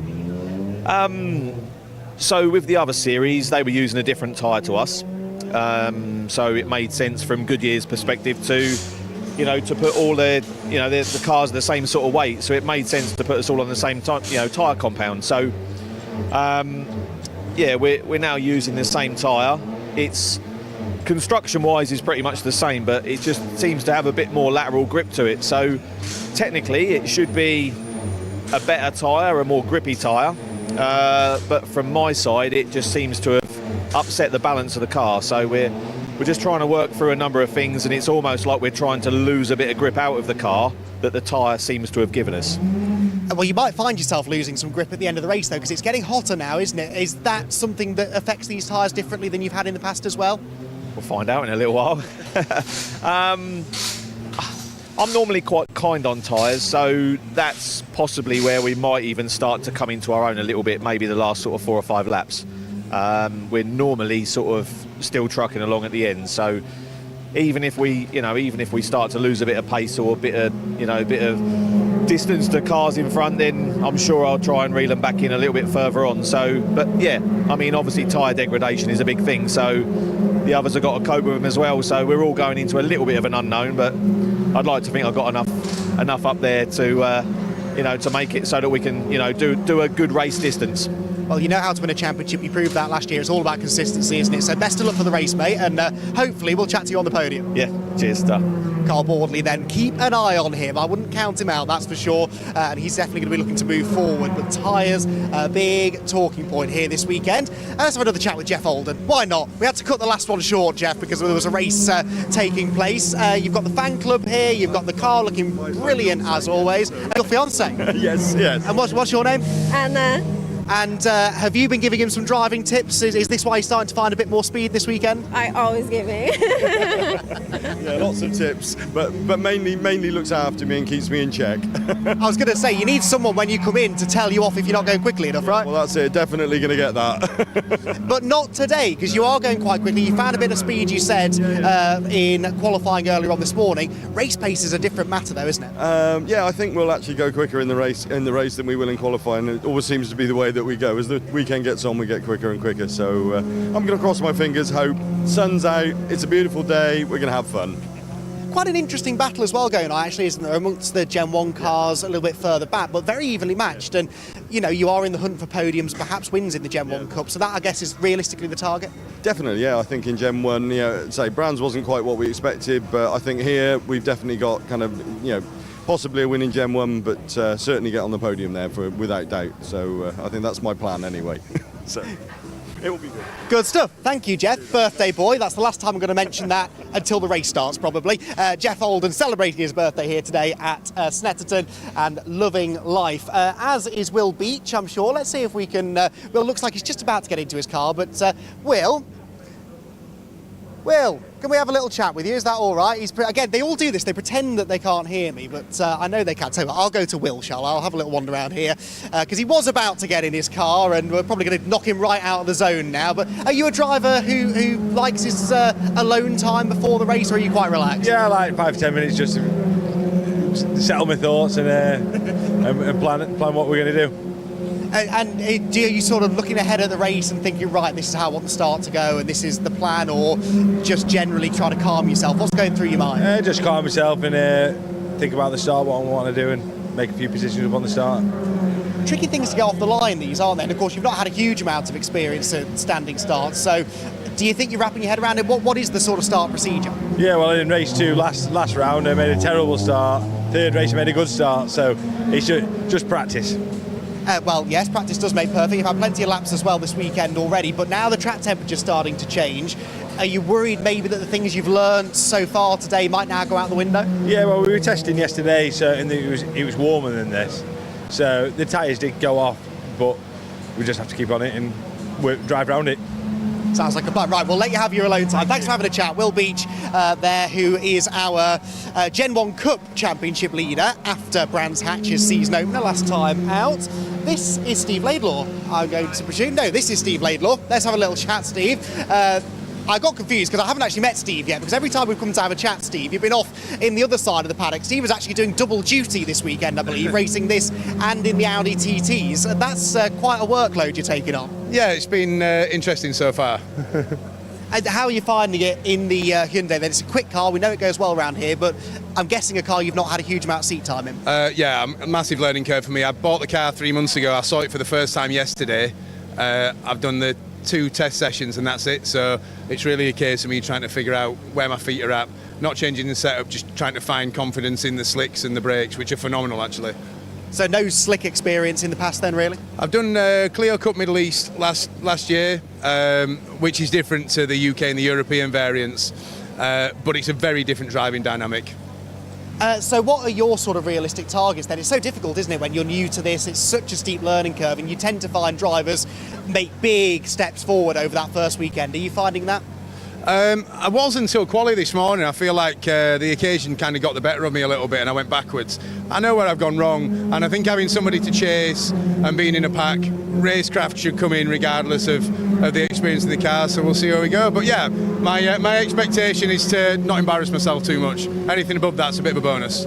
We'll keep an eye on you. Well done. Thank you for having a chat. Steve Laidlaw then, brand new to the championship. Always lovely to get some new names involved in TCR UK. Not long left now before the cars will start to be waved out of the garages, so we might struggle to get too many drivers, but I'm going to try and have a little hunt around. Of course, they won't be that keen actually to be getting in the cars just yet, because it's going to be very warm in there. They're going to really start struggling, I think, with heat inside the cars, and they won't want to spend any longer in that cockpit than they really absolutely have to.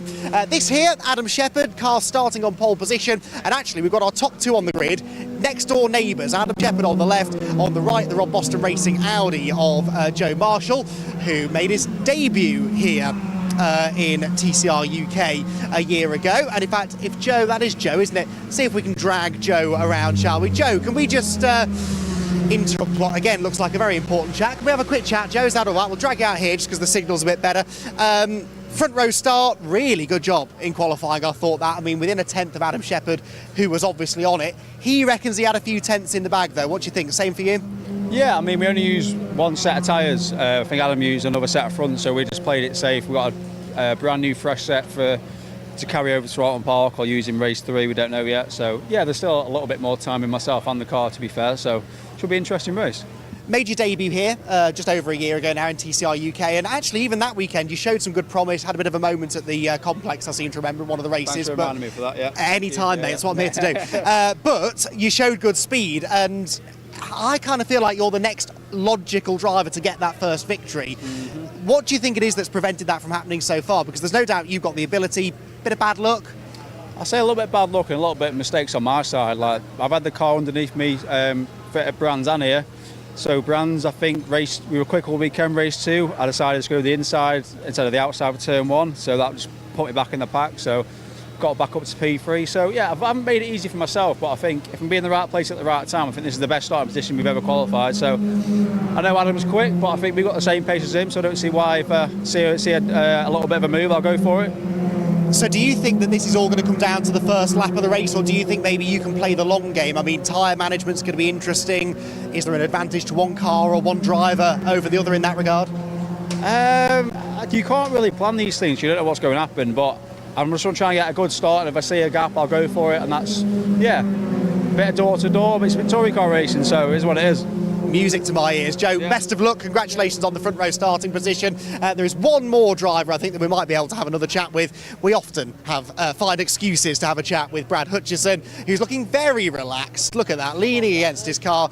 The most chilled man in the TCR UK paddock, but you should be getting yourself a bit more hyped up than this. The race is only 5 minutes away. Yeah, well, I think I am ready, to be honest. I mean, I'm really, really excited, but, you know, I'm still pretty chilled. I don't know why, I don't know what's going on. But yeah, looking forward to it. Maybe that's a good thing, though. I mean, I've just had a chat with Will Beach and a few other drivers about their pre-race prep, and I think sometimes you can overthink it, right? You can get yourself a bit too in the zone, you can overthink it, and then in the heat of the moment, it all goes out the window anyway, doesn't it? Yeah, I don't do a lot of thinking at all, so there's no danger of an overthink happening, really. Yeah, I mean, you can have all the plans you want, but by the time you get to turn one, you never really know what's going to happen, so you just sort of aim for a gap and go for it, really. That's the plan. As long as you've got that in your brain, you're all right. So we're going to get a feisty Brad Hutchison today, are we? I'm looking forward to that. Yeah. Fired up, ready to go. I'm looking forward to it. Good stuff. Well, I think you are ready to go now, so we'll let you go and get in the car, because round number 4 of the TCR UK Championship for 2024 is coming up any moment now. The cars will be heading out of the pit lane in a few minutes' time. Race 1 of the weekend coming up next. Is your business ready to switch over to cloud telephony before the BT analogue switch off?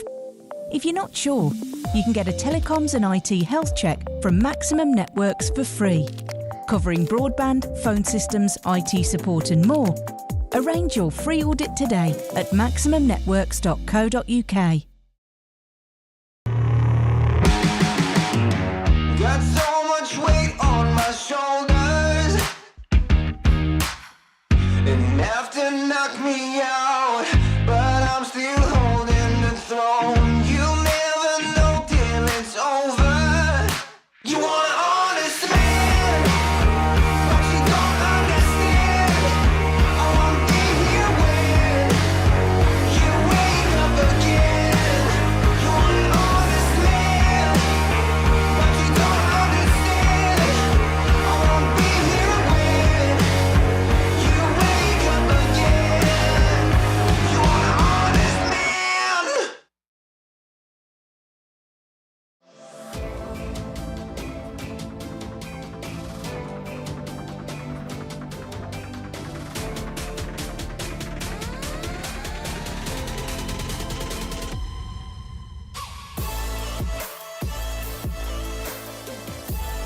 He's all the way round the outside.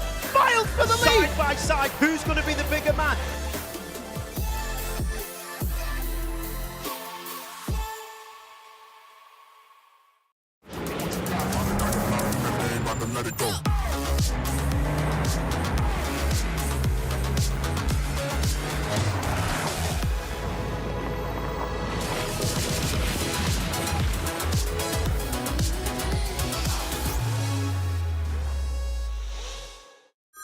Next year, BT switch off their old analogue network for good. Make sure your business is ready to switch over to cloud telephony. Get a telecoms and IT health check from Maximum Networks today, for free. Future-proof your business now. Arrange your free audit today at maximumnetworks.co.uk.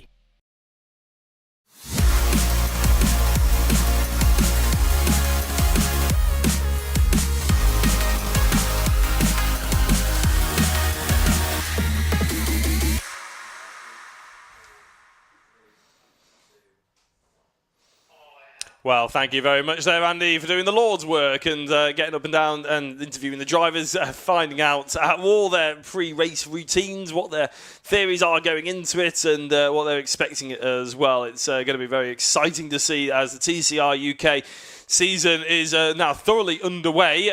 The second round here and going into the first race. Qualifying was a little bit of a teaser. We enjoyed it immensely, but it's only really waiting for the main event, which is about to come up on your screens as well. We don't have long to wait. The drivers are getting into their cars, as you saw when Andy was having a chat to them, and then they'll be driving down the pit lane, around the circuit, and starting to line up exactly in front of where you can see. In fact, you can see some of the grid people out there now waiting and watching. In fact, I think is that some of the Pro Alloys team members who are potentially being the grid people for TCR. I look forward to that one. So, with Adam Shepherd, interestingly, the only driver inside the top 7 in the championship that didn't score a qualifying point last time out at Brands Hatch. He is the driver who scored the maximum amount of qualifying points here at Snetterton, scoring 6, getting himself on pole position. He seemed very relaxed. He seemed very happy whenever we've chatted to him. We chatted about 3 or 4 times to him already today, actually.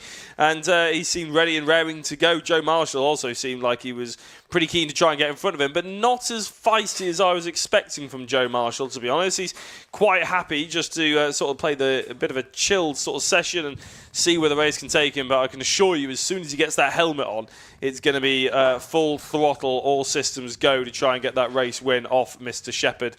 Carl Boardley seems to be forever struggling, according to him, and struggling to get the car hooked up the way he wants it, with all those changes in the tyres and therefore the changes in the setup that he's going to have to deal with. He still has qualified in 4th place. He's still got 2 second places at Brands Hatch, and he still sits 3rd in the championship. So you have got to take these racing drivers with a pinch of salt.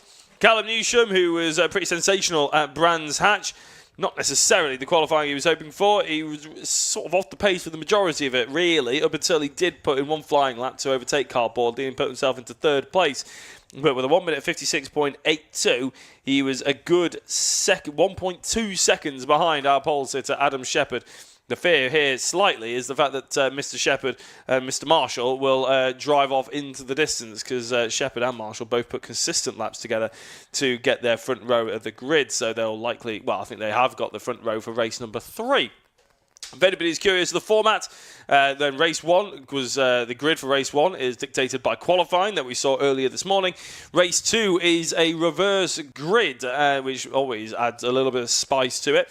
Race 3 is the second fastest qualifying time from qualifying, which means that a couple of drivers in the race 2 at least, which is the morning race tomorrow, will get an opportunity to have their moment in the sun and potentially get a shock race victory, which we do see every so often in the TCR and the Miltech Sport Civic Cup. In fact, that's where Adam Shepherd got his race victory at Brands Hatch a month ago. So as I said, he wasn't one of the drivers that qualified within the top 6, but he did get a race victory and 2 third places, which is exactly the sort of thing you need to do when you are scoring for championship at the end of the season. Also had a chat to Darren Lewis. He seemed fairly underwhelmed with how his Hyundai is currently operating. He was complaining on exit, corner exit and understeer and everything like that, but he also did say that maybe that is part of just driving front-wheel drive cars and that he's getting on the throttle a little bit earlier, but he thinks that the Hyundai could be a little bit more aggressive. So it's an opportunity to experiment, apparently, here at Snetterton for him. Was something that I'm excited to see how his progress is as well. I can tell you that Mr. Andy McEwen has rejoined me in the commentary box, and you've been all over the place today, Andy, but you have got the insight to every single driver out there on the grid, haven't you? They all seem fairly relaxed from it. Is the sort of disposition I'm gaining from it.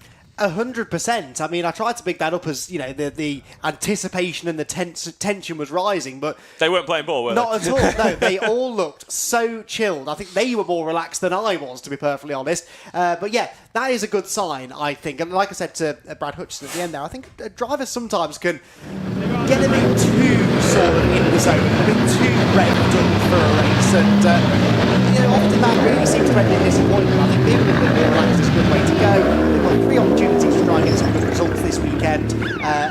You know, this first race is very much about just survival. Get through this one, no trouble, no damage done to the car, and focus on tomorrow. That's where really the big points are available. So yeah, they're all feeling pretty relaxed. Even the likes of Steve Laidlaw about to make his debut in the championship. He seemed pretty chill. And so, to be fair, did Carl Boardley. You know, Carl might not be feeling all that confident, but he's also not really stressing about it particularly. And why should he? Because even Carl Boardley on an off day is better than most of the other drivers on the grid. You know, he's still managed to qualify reasonably well for this one, 4th on the grid. and we've got those big 4 drivers, the top 4 drivers we expect to be fighting for the championship, filling out those first 2 rows of the grid. So don't be fooled into thinking that because we're down to 12 cars this weekend, the racing won't be all that exciting, because that little group of drivers we've got at the front, they're so evenly matched, and they know that every single point this season will count. Yeah, absolutely. In fact, it's interesting you talking about the sort of drivers who get themselves a little bit too amped up for things, and whether that can work against them actually. As anybody out there who studies sport or anything at university will know, there's sort of the psychology, there's the arousal levels that you can go into sports routines and stuff. I know it sounds worse than it is, don't give me that eye. Paul O'Neill is not here yet. We do not go that low.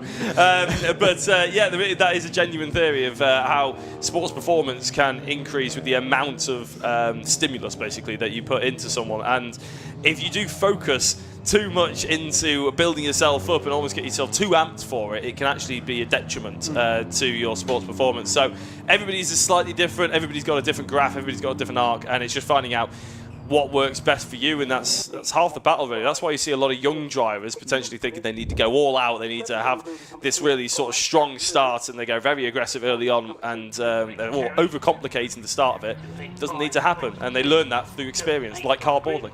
100%, and that experience, we've seen that even for the likes of Adam Shepherd over the few years that he's been here, you know, really changing a little bit as a driver, and not TCR, but Max Edmondson in the Civic Cup, 100%, another example of that. In the space of about 6 months went through a complete transformation and suddenly started winning races and championships. So I do agree, I think that is by far the best attitude to have. Just take every race as it comes, and remember, this is supposed to be fun. You're spending enough money on this. If you're not enjoying it, there really isn't much point, is there? So yeah, you've got to be enjoying yourself and just try to have a good time. If there is a single driver on the grid who epitomises that attitude, I suspect it's Jeff Oldham, particularly today, looking very, very relaxed and very much enjoying his day here in the sunshine, sort of, at Snetterton. Brief sunshine. I know, I keep looking out the window and thinking it doesn't look all that warm. I can assure you it really is, but maybe that's just because I've done 27 laps to down the pit lane today. I don't know. You probably have done about 27,000 steps as well, haven't you, out there? I don't look. To be fair, the cloud is breaking up slightly. I think the threat of rain, for the time being for this race anyway, has probably subsided, hasn't it? I don't know what the weather gods have got in store for us tomorrow. That could be completely different, obviously, out here in Norfolk. But at the moment, it does look like we're going to have some dry running for the rest of the evening, well, rest of the afternoon, sorry, I should say, actually. And that will probably be good news for the likes of the TCR, the Miltech Sports Civic Cup, and there is a whole host of other events coming on, and BRSCC support package. So I'm going to take this very quick opportunity to give you a brief rundown of what you can expect for the afternoon and potentially a little bit of tomorrow as well. We've already done the Demon Tweaks Audi TT Cup Championship, the Fiesta Junior Championship. We had their qualifying session just now while Andy was chatting to the TCR drivers. You can see their races tomorrow with Andy as your commentator. The TCR is about to pop off with the we'll obviously have the full TCR reaction afterwards as well, and then we'll build up to the Miltech Sports Civic Cup Championship, which will take place at around about 4 o'clock. We are running a slightly ahead of schedule, so if you are looking at the status of the schedule and you're thinking, well, this seems a bit quick, they're not supposed to start this for another 10 minutes, well, that's because we are running ahead, which is for the first time ever, I think, at a race meeting that I've been to anyway. Just go to show how well the organisation is. And then after the Miltech Sports Civic Cup, we will have a reaction, obviously. Before at about 5:20, we should have the ST240 Fiesta ST240 Championship, and then the final race of the day, which is the Demon Tweaks Audi TT Cup round race number 2. Sunday, Andy, you're very much looking forward to, aren't you? Because you're in the commentary box all day covering all the BRSCC action, all the TCR and Civics, and everything in between, aren't you? So it should be a full roster of race series to get your teeth into. 100%, and that really is what makes TCR UK so exciting these days, that it is part of this fantastic package with BRSCC, and you know, it is a great day out for people who come to the track. It's a great day for us sat watching, and it's a great day perhaps to try a new profession if your name is Alex Kite. Alex Kite, former TCR UK racer, current Civic Cup racer, and well, now let's just be careful here, Alex. It's not yet past the watershed. Starting stood on the front row of the grid are both Alex and Harry England, who raced for Pro Alloys in the Civic Cup. He doesn't look as keen, does he? Having none of it, we've got to wave out of him.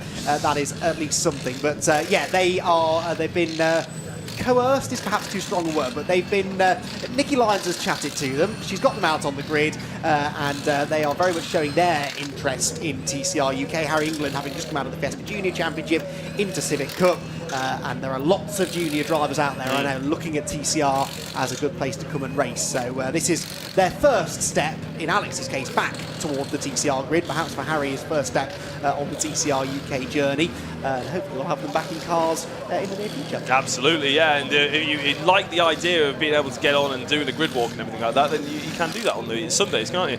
I believe we did it at Brands Hatch. I believe we're doing it tomorrow. I could be something to be short here, but I think we're doing it tomorrow as well. I think for race because they had lunch break and grid walk that's happening at 1 o'clock tomorrow between 1 and 2. So if you do fancy getting down onto the grid and looking at some of these cars close up, then there's always that opportunity at TCR UK weekends. It was brilliant at Brands Hatch, wasn't it? It was absolutely flooded. The three of us were trying to do present the sort of broadcast, and everyone was crowding around taking pictures of all the cars and wanted to get involved and saying hello. It was epic. It was exactly what we want out of the sort of fan interaction for racing up and down the country. So yeah, really good stuff. They were all there to see Paul O'Neill. I don't know why you're kidding yourself. No. Forget the cars, it's all about Paul. He's been on Gogglebox, did you know? So I'd heard. He is here tomorrow as well, don't worry. So if you do come and do the grid walk, you have mine and Jack's permission to annoy Paul as much as you can, because quite frankly he deserves it. Has me in trouble tomorrow. There is Carl Broadley, who now does have a sort of steely look of concentration in his eyes, doesn't he? It's funny, when you get the helmet on, I can't speak from personal experience, you perhaps can, but I do think as relaxed as you can be out of the car, as soon as that helmet goes on, you're buckled in, you take the car out to the grid.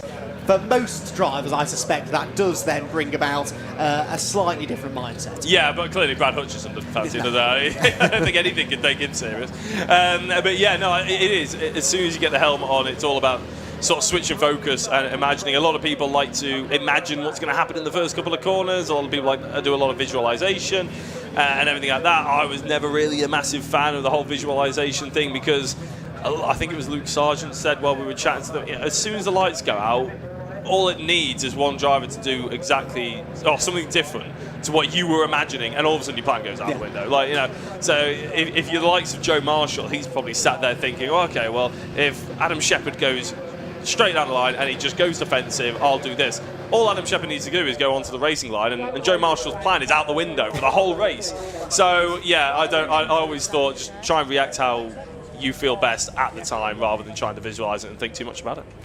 Indeed so. So yeah, Adam Shepherd starting from the pole position, and the grid being cleared now of team personnel. The tyre rotation has been done, and they will now be sent on their way on their green flag lap then, ahead of round number 4 of the TCR UK Championship for 2024. Shepherd versus Marshall is going to be a fascinating battle. We saw how good Adam Shepherd's starts were, not once but twice actually, at Brands Hatch. Races 2 and 3, he really nailed it. He said that he started, I forget now exactly what it was, but he did something differently in race 2 than he'd done at any point previously, and it was actually, I think, because there was an issue with the brake or the clutch or something in the car, so it wasn't the plan, but whatever it was worked, and I wonder whether now other drivers, particularly in Cupras, are going to start cottoning on to that. Green flag waves then here at Snetterton. The sun is now beaming down on the circuit, and it beams down in particular on Adam Shepherd then, who will start his Cupra Leon competition from pole position, but it's Cupra versus Audi on the front row,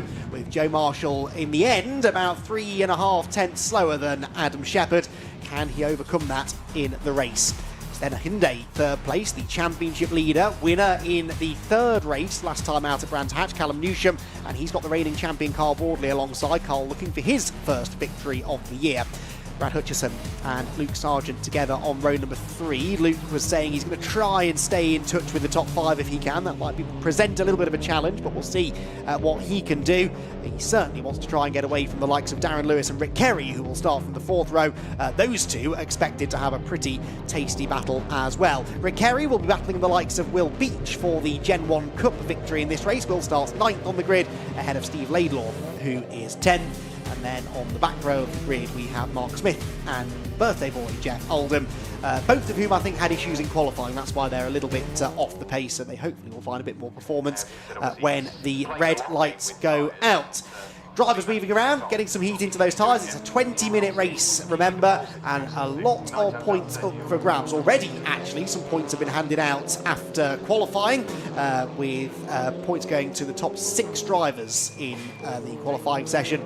40 points for a race victory. I know we have dropped scores that will come into account later on in the weekend, but 40 points is a lot of points. But, Jack, because we seem to be having one of those seasons where it is kind of the same little group of drivers who tend to be filling out the podium places, it's all about that difference in points between finishing first, second, third and fourth. And if you're a Carl Bordley, for example, and you end up finishing fourth and Adam Shepherd wins the race, it might not be a huge chunk of points that Adam takes out of you, but it's going to be hard to get those points back. Yeah, absolutely. And I think right at the sharp end, I mean, the difference, between, this is without fastest laps, obviously, between first and third is 10 points. Yeah. Massive margin, whereas third down to fifth, which is the same amount of places, is only 6 points. Yeah. So it's it's massive differences when you're playing at the top end. Obviously, there's fastest laps to take into account as well. There's qualifying. That's why I quite like the amount of points that are given out for qualifying. It almost slightly negates that difference between sort of third and fifth, shall we say. But it is interesting. You don't want to come fifth. You don't want to come sixth, because the drop-off is absolutely massive. And that's what the likes of Callum Newsham and Adam Shepherd definitely want to try and avoid, because you can pretty much, I say this knowing full well it's a commentator's curse incoming, you can pretty much guarantee Carl Bordley is going to get 1 or 2 podiums a weekend, isn't he? Just out of, maybe not our sheer pace, but wiliness. Yeah. So you know he's going to be there. You were mentioning it in, I think, the preview, or even the lunch break, actually, Andy, that Newsham and Shepherd really need to take advantage of the fact that the likes of Bordley haven't got to grips with the tyre and the car just yet, and I'll be interested to see what Joe Marshall's spanner thrown into the mix can do as well. Well, yes, because Joe, off the top of my head, he's fourth in the points, I think, isn't he? Yes, he wasn't a million miles off. Never really was the star of the show at Brands Hatch, but again, was just sort of solidly picking up points, and almost had a bit of a Carl Bordley-esque weekend. If you look at what Carl did at the start of last year, Joe sort of did the same thing again, and now here he is on the front row. If he can net himself a couple of race victories this weekend, don't count him out of the championship fight, that is for sure.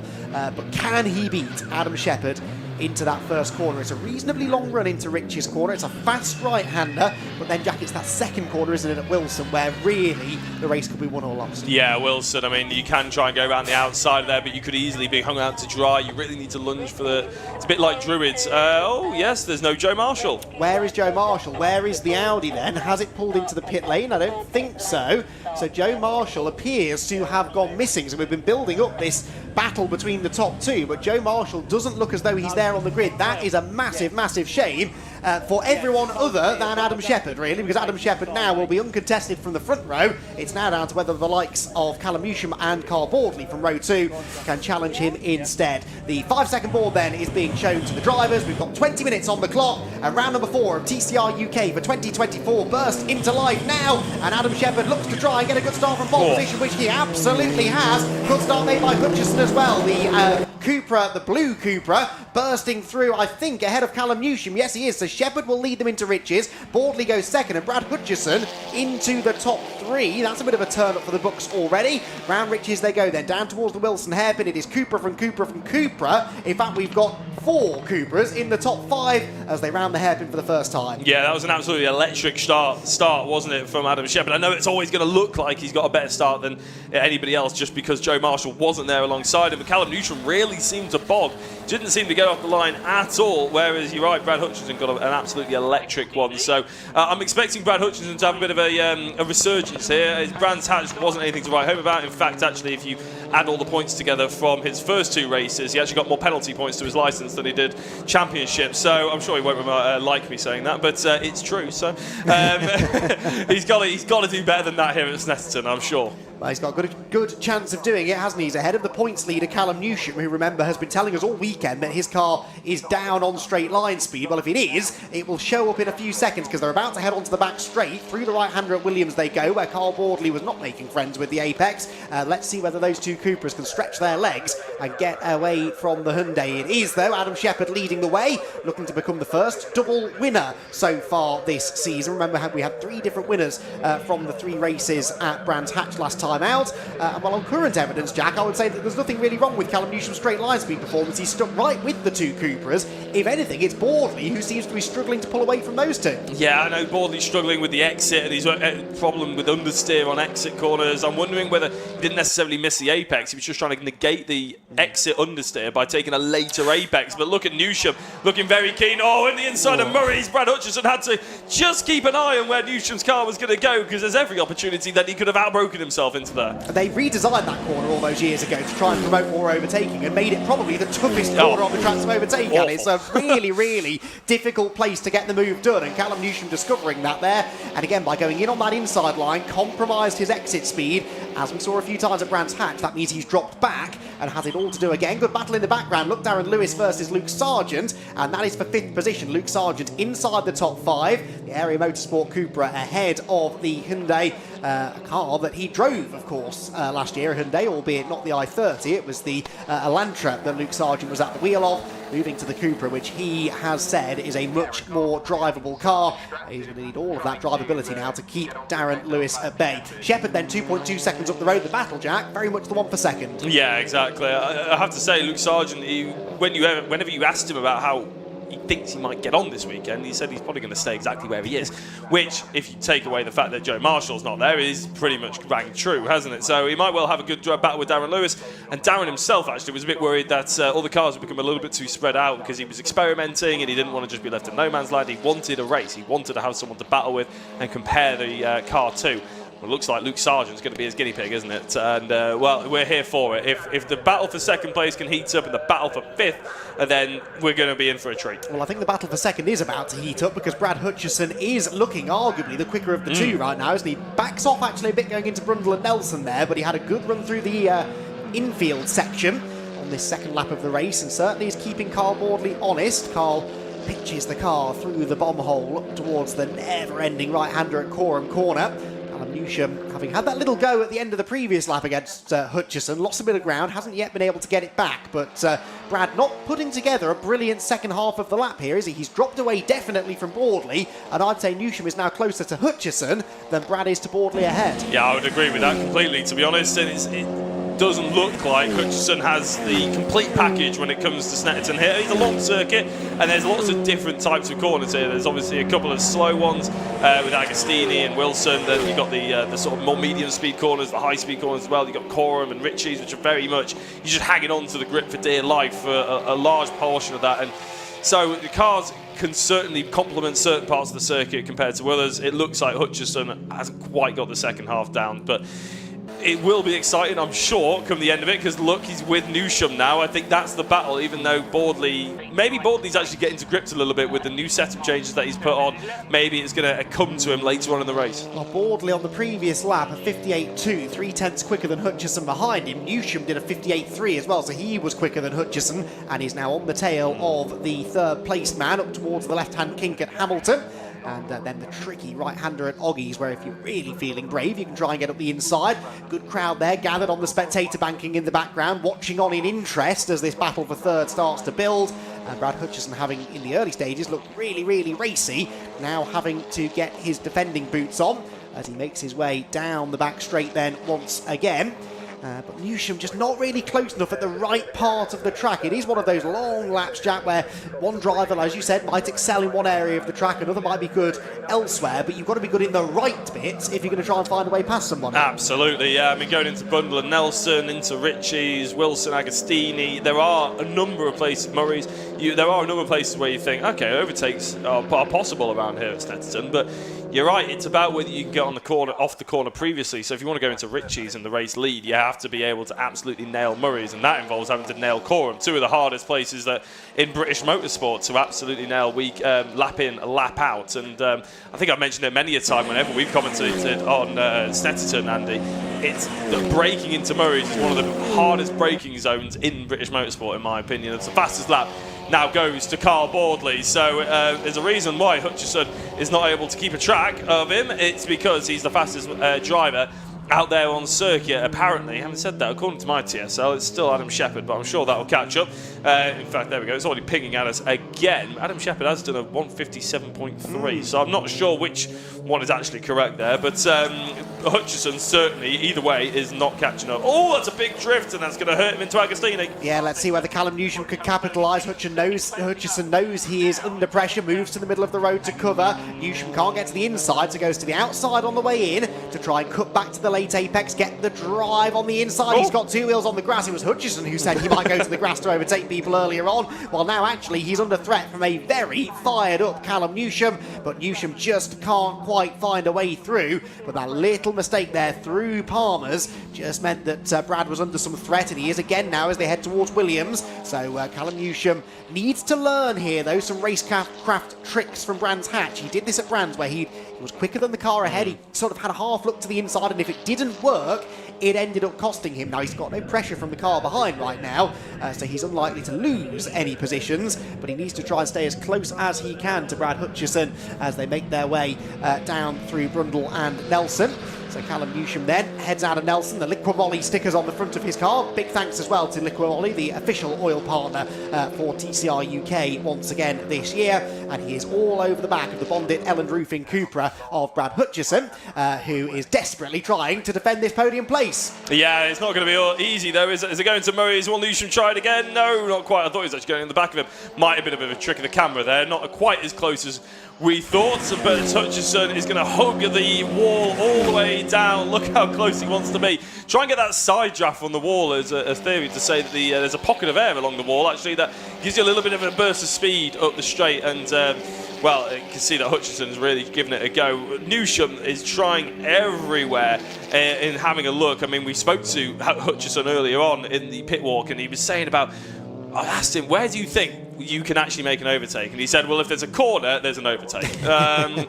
He said he'd try it on the grass, around the outside, maybe in a potato field. He would give it a go anywhere on the track. So what I'm sure is the Clark's delight when he hears that. Now, well, yes, indeed so. However, so far he's keeping it clean, and it's actually been, as I said, Newsham really, who's been claiming, who's been taking to the grass a little bit more than Brad. Interestingly, Jack, that lead gap is just creeping down ever so slightly. The last two laps, Boardley's been a couple of tenths quicker than Shepherd, and on the last couple of laps, Boardley has set personal best lap times, while Shepherd has now dropped about 3 to 4 tenths off his previous best. So has Adam gone too big too soon and maybe taken a little bit of life out of those tyres? We'll have to wait and see. Up through Oggies, meanwhile, comes the battle here between Rick Carey and William Beach. This, Jack, is the battle for the lead in the Gen 1 Cup. It is actually, yeah. In the Gen 1 Cup, it's quite a tasty little atmosphere right now. It's necessarily between Will Beach and Rick Carey. There's also Mark Smith and Jeff Alden who are taking part of it, but these two tend to be the protagonists in that particular championship. And well, Rick Carey is currently second in that championship. I think, yeah, Will Beach ahead, but only by a couple of points. And as they go towards Brundle and Nelson, you can see actively that Carey has got a little bit of a headache from the VW behind him. Looks like he's had a good exit through Bombhole Coram, and then if he can hook up Murray's, we could see a change here. Will Beach, both of these drivers, very, very nice gentlemen to have a chat to, but Will Beach, certainly, I've spoken to him quite a few times. Look how that Cooper is absolutely cocking a wheel up. Here's Will Beach. Is he going to go to the inside into Murray's? It's a late one, and he's turned Kerry round. Off the apex, and he's going to. It's almost like he stopped there to say, sorry, I'm going to keep going now. Well, I think he intended to let Rick rejoin in front of him, but Rick, unfortunately, stationary at the side of the road, so that will be looked at after, I am sure. Another example of how difficult it is to overtake into Murray's and make it clean. You're often guaranteed a little bit of contact if it all goes wrong. So Will Beach takes over the Gen 1 Cup lead, but in dubious circumstances. This battle, though, still not resolved either, as Brad Hutchison continues to defend third position. Brad Hutchison has had, off the top of my head, I think 3 podiums previously, not counting the win that never was at Donington Park last year, where he won on the road, but unfortunately wasn't able to keep the race victory. And here he is, back in a Cupra, again, the car at which he drove at Donington in that event last year, trying desperately to keep the Hyundai at bay. So far, though, he's had an answer to all of the questions posed to him by Callum Newsham. Callum perhaps thinking championship, not wanting to take a huge risk. He had a chance, didn't he, a few laps ago to do what Will Beach just tried to do and backed out of it, I think, sensibly. Yeah, absolutely. The likelihood is we've seen him with the lack of straight line speed that he's claiming to have. Going into Brundle and Nelson probably isn't the move that he's looking for. So going into Murray's, as he probably feels like he is slightly faster there. And through the infield, I mean, we saw him have a little look at Agostini, but he had to be forced around the outside. He didn't quite get that nailed, but it's sort of, he needs a tight couple of complexes of corners before he can really take advantage of the pace that he feels he has. He's a little bit squirrely on the rear end there. The rear tyres, might just be giving way a little bit with the heat. It definitely is hotter now, isn't it, than it was during qualifying. I think you were out there, Andy, saying that it's getting warmer, isn't it? You had to come in and take your jacket off at the lunchtime and stuff. So again, the setups will all change slightly depending on just a couple of degrees difference. Yeah, no, absolutely. And over 20 minutes, it doesn't seem like a long time, but there's a lot of corners on this track, and that will use the tyres up, obviously. Here comes Newsham again, looking to the outside now at the Wilson hairpin, but that's quite an easy place to defend, because even if you run wide on the exit, that puts you naturally on the inside line for Palmer's. And actually, it looked almost like Newsham sort of got slightly into the back of Hutchison's car and just sort of stuttered for a second, drops back again by the time they arrive at the left-hander. And Brad Hutchison this time doesn't need to go defensive down towards Agostini. That lead gap, by the way, that I said had been coming down, it went back out to 3 seconds, now it's down to 2.9, so you do sort of get the feeling here that Adam Shepherd is just managing the pace a little bit here. Carl Boardley has done his best to chase after him, but actually Carl, having qualified only 4th, probably will be quite satisfied with a second place finish here. The real question is whether or not Brad Hutchison or Callum Newsham will be joining those two on the podium. Good scraps though going on further back, including there, I think I spotted Steve Laidlaw up the inside of Jeff Alden. Yeah, Alden was a little bit wide on Palmer's, wasn't it? So here comes Steve Laidlaw, new to the championship. Only got the car yesterday, did he say in the interview? Yeah. Absolutely stunning, isn't it, that he's even able to be brave enough to get on the brakes that late into Agostini, even though he's completely up the inside. So he's learning a lot about the car, he's learning a lot about the championship, and racing with some experienced drivers out there as well. And Jeff Alden, did you know, Andy, that it's his birthday today? I don't know. If we mentioned that. Aware, no, it's a thing. I don't think he likes to talk about it. But he did say that he'd happily be here than anywhere else in the world, and didn't at all say that he wanted to be on have a cocktail on the beach somewhere. But anyway, this is a man who has had plenty of cocktails on plenty of different beaches around the world, so that really means something when he says that. Black and white warning flag for, I think, Mark Smith for track limits. That is, I think I just saw the notification on the timing screen. Car 77. Black and white warning flag. Lead gap down by 7/10 of a second on that lap. It was a slow lap for Shepherd, a full second off his previous best pace. So might have been a blip, might have been a mistake. Hopefully not the start of a trend, because if it is, we still have just over a quarter of the race to go. That's going to be another 3 laps at least. Time for Boardley maybe to mount a late race challenge. It's really good, and we haven't got Joe Marshall, isn't it? Really, I know. He would have added such a nice little dynamic to this battle. He might slow Shepherd up. He might have brought Boardley along. There's so many different outcomes that could have happened. We actually haven't seen him come back out. I was half expecting him to start from the pits, and then I don't think he made it to the pits. I think he stopped on track. Oh, that is good. And we haven't seen him out there on circuit, obviously, with the cameras, but if we do find him, we'll probably bring it to your attention at some point. Even though Shepherd was a second slower, he's still half a second quicker than the likes of Hutchison and Newsham. I mean, I know Hutchison obviously maybe isn't quite as fast as Newsham, or maybe they're battling and that slows them down, but still just goes to show how quick Shepherd really is. This is that battle that was a little bit further down, wasn't it, between Alden and Smith in the sort of back end of the Gen 1 Cup. It's not for the lead, that is between Beach and Kerry. So Kerry, even though it was turned around, is still second and in 8th place in theory, like on the road. But yeah, the Alden versus Laidlaw Smith sort of action area is quite heating up as well. So I suspect this battle as well, because Darren Lewis hasn't given up on his hopes of sneaking into the top 5 here. He's never been more than about a second or so behind Luke Sargent, and now he's closing in again in the closing stages. 4.5 minutes to go. Rounds Brundle and Nelson, and the Hyundai driver looking the quicker of the two at this stage for the race, isn't he? Through the bomb hole they go. As that is about to happen, the leaders, by the way, are about to cross the line, and I'm intrigued to see what this gap is. It was 2.3 seconds Shepherd back to Boardley. I suspect it's come down fractionally again. Stays the same, actually, 2.3, pretty much matching each other. And now with time for 3 more laps, Boardley probably needs to find a bit more pace if he's to gain a place. Darren Lewis's chance of improving a position, though, looking far more promising. Yeah, it's actually the closest battle we've got now, as Callum Newsham is about 8/10 or 7/10 of a second back from Brad Hutchison. So he's got a little bit of breathing room all of a sudden, and with 3 or 4 minutes to go, I wonder if that's just Callum Newsham thinking, I don't want to ruin the tyres, I don't want to ruin the car, let me just pick up the points and we'll walk away and go into tomorrow with a bit of a fresh set of eyes. Whereas, you're right, Darren Lewis was desperate for a battle, he really wanted a fight, he looked a bit dejected that he thinks he might be rotating in no man's land, but he's there, he's with Luke Sargent. And why wouldn't you go for it if the opportunity is there? I'm excited to see, you can see him in the background, they're still very nice and close to each other as these two go through Agostini, as I said, with a sort of a nice buffer now for Hutchison. Yeah, looks a bit more comfortable now, doesn't he? This gap has really ebbed and flown in quite an interesting way through the race. Certain parts of the track, it seems that Brad is under threat, and then the next time around, through that same part of the track, he seems to be all right again. So yeah, Brad Hutchison only now 2.5 laps away from netting his 4th career podium in the championship.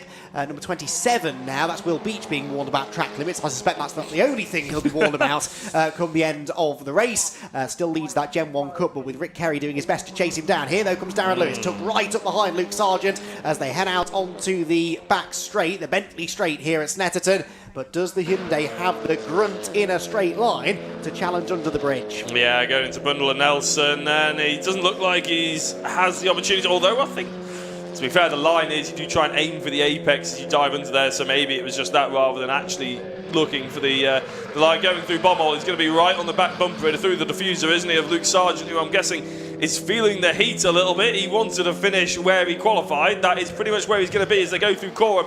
They are nose to tail and going into Murray's. Who's going to blink first? A little bit wider for Luke Sargent, trying to straighten up that braking zone. Puffs of smoke coming from his rear wheels. Darren Lewis nails the apex. It's very close. They both did that pretty well. Yeah, he got a bit too close again, though. A bit like Newsham against Hutchison earlier on. If you get that close, you sort of seem to almost lose power with all of the hot exhaust fumes going into your radiator. You can sometimes have a little bit of a stutter, and it just lost Darren Lewis a bit of momentum on corner exit. So Luke Sargent stays ahead for now.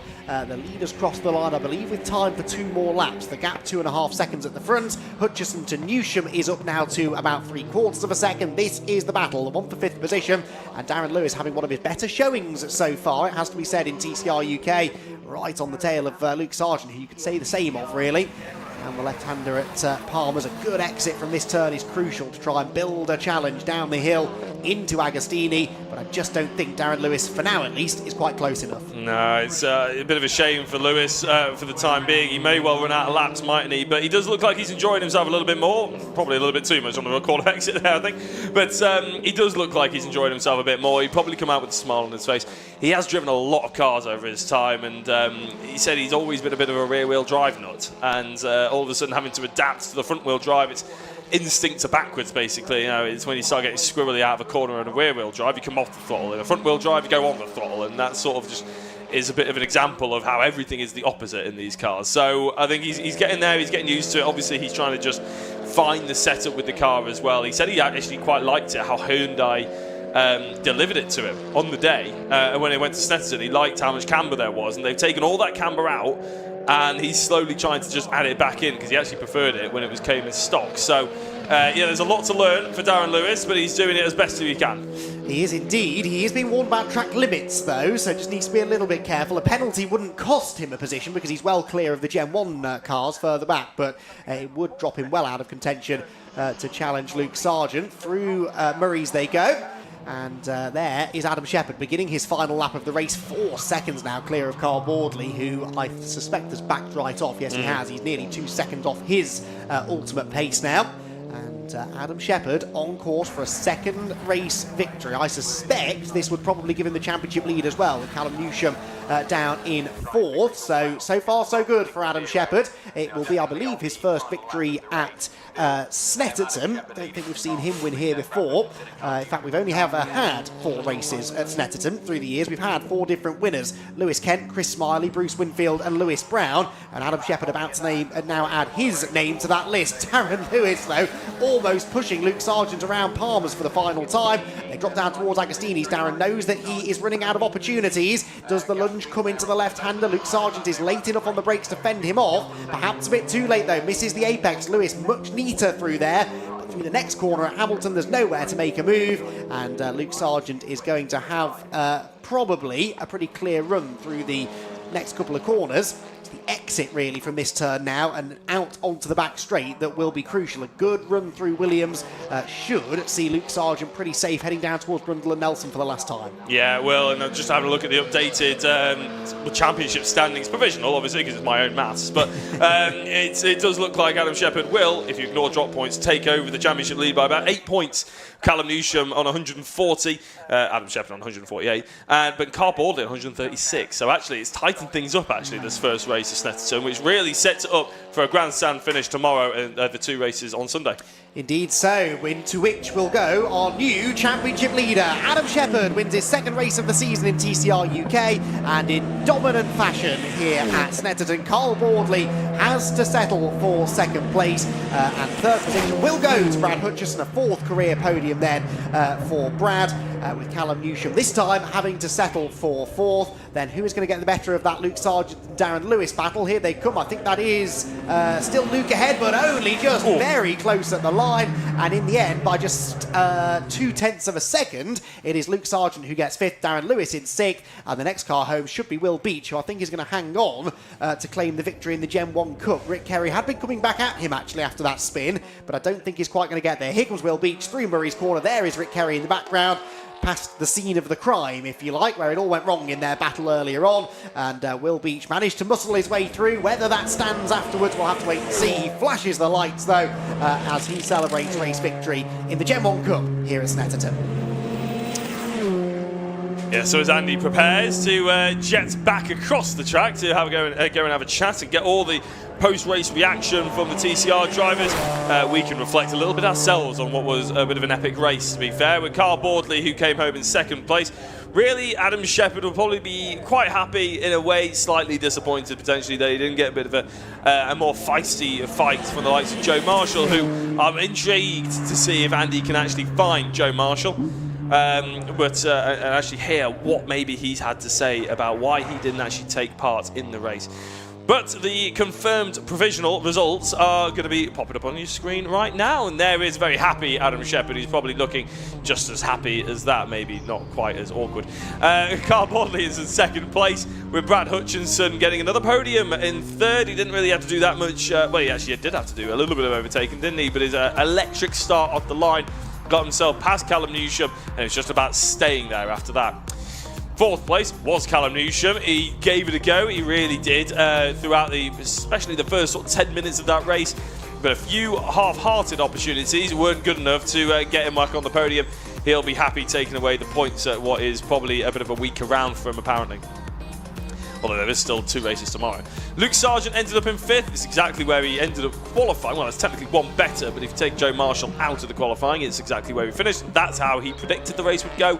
Darren Lewis, I don't think, predicted the race to be that close between himself and Luke Sargent. No, he ended up in 6th place, only by a whisker, though, by 0.2 of a second back to Luke Sargent. Will Beach, I'm going to say he won the Gen 1 Cup, because on the road he won the Gen 1 Cup, but after turning Rick Kerry is how he inherited the lead. It did look a little bit quicker. Rick Kerry may well take that to the stewards. It would be a very simple decision to swap them if they fancied it. I'm not going to say any further than that. 9th place was Steve Laidlaw, after having a pretty good little battle actually with Mark Smith. Laidlaw learning and cutting his teeth quite nicely in the TCR UK. He's also racing in the TT Cup, actually, apparently, which is a bit of a baptism of fire for himself. Mark Smith in 10th place, and Jeff Olden rounding out the field in 11th. Did you know it's his birthday? Don't know if Andy's mentioned it. Right, we will have all the post-race reaction from the first race here at Snetterton. They're not quite ready to receive us, so let's give you a little bit of a brief and what you can expect, because the next up after the TCR UK reaction will actually be the build-up to the Miltech Sports Civic Cup, which is coming to you at around about 4 o'clock, which will be very exciting indeed, because it's an absolutely stacked grid.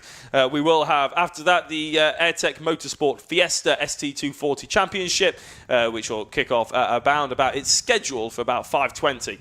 But we're a little bit ahead of schedule. And then finally, to round out the day, is the Demon Tweaks Audi TT Cup Championship at around about between 1:45 and 6 o'clock. But that is all to come, because we have got Andy McEwen, we have got some TCR drivers, so let's go hear from all of them now. Adam Shepherd, victorious for the second time this season in TCR UK, gets out of his car to be greeted by the team, and celebrations for a second time in 2024 for our new championship leader. A dream start to the weekend, a lights to flag victory from pole position. Adam, let's get your Goodyear winner's cap on as a first prize, but really the big prize there was a nice haul of points and the championship lead. I know it's early days, but that was pretty good. No, it's great. I don't know what happened to Joe on the start, so that's a shame. But yeah, just got my head down the first couple of laps, pulled a massive lead, and it was from there just cruising around, managing the gap really. It was pointless pushing the car and risking anything breaking, so no, pleased with that. Well, that's sort of anticipated my next question, because I did see the gap came down by quite a chunk on one lap actually. Was that a mistake, or was that you just managing and then sort of responding to seeing the gap coming down? Yeah, to be honest, on the pit bull they said I was 3 seconds clear, and all I needed was the fastest lap for the point. So they said that I had it, so I just backed out of it, and if it ever came up that I didn't have it anymore, then I would have pushed a bit harder. But the car is phenomenal. It's thanks to all the team, my sponsors, again, 5G, PBS, Area, my dad, my family, Shipper Motors, thanks for everything, because everyone works so hard. Obviously, tomorrow, another 2 opportunities to do the same. You're back on pole again for race 3, but given how you went in that reverse grid race at Brands Hatch, we know that getting a good start's no problem for you. Do you think there's a good chance here of 3 podium finishes? If you can do that, that would really set you up nicely in the points. Definitely, yeah. I think we used 4 old tyres then, and I felt it, to be honest. Obviously, we was managing it, but it was just the balance wasn't quite there. So we've got new all-round if we want it. So we've got lots of options, so we're in a good place tyre-wise. The pace we had, as I say, was 4 old tyres, so yeah, it was good. Excellent. Congratulations, Adam Shepherd, your race winner then in round number 4 of TCR UK. Let's have a chat, shall we, with our other podium finishers then. Carl Boardley, 2nd place in that race, 4th on the grid. I think he'll probably take that, to be honest.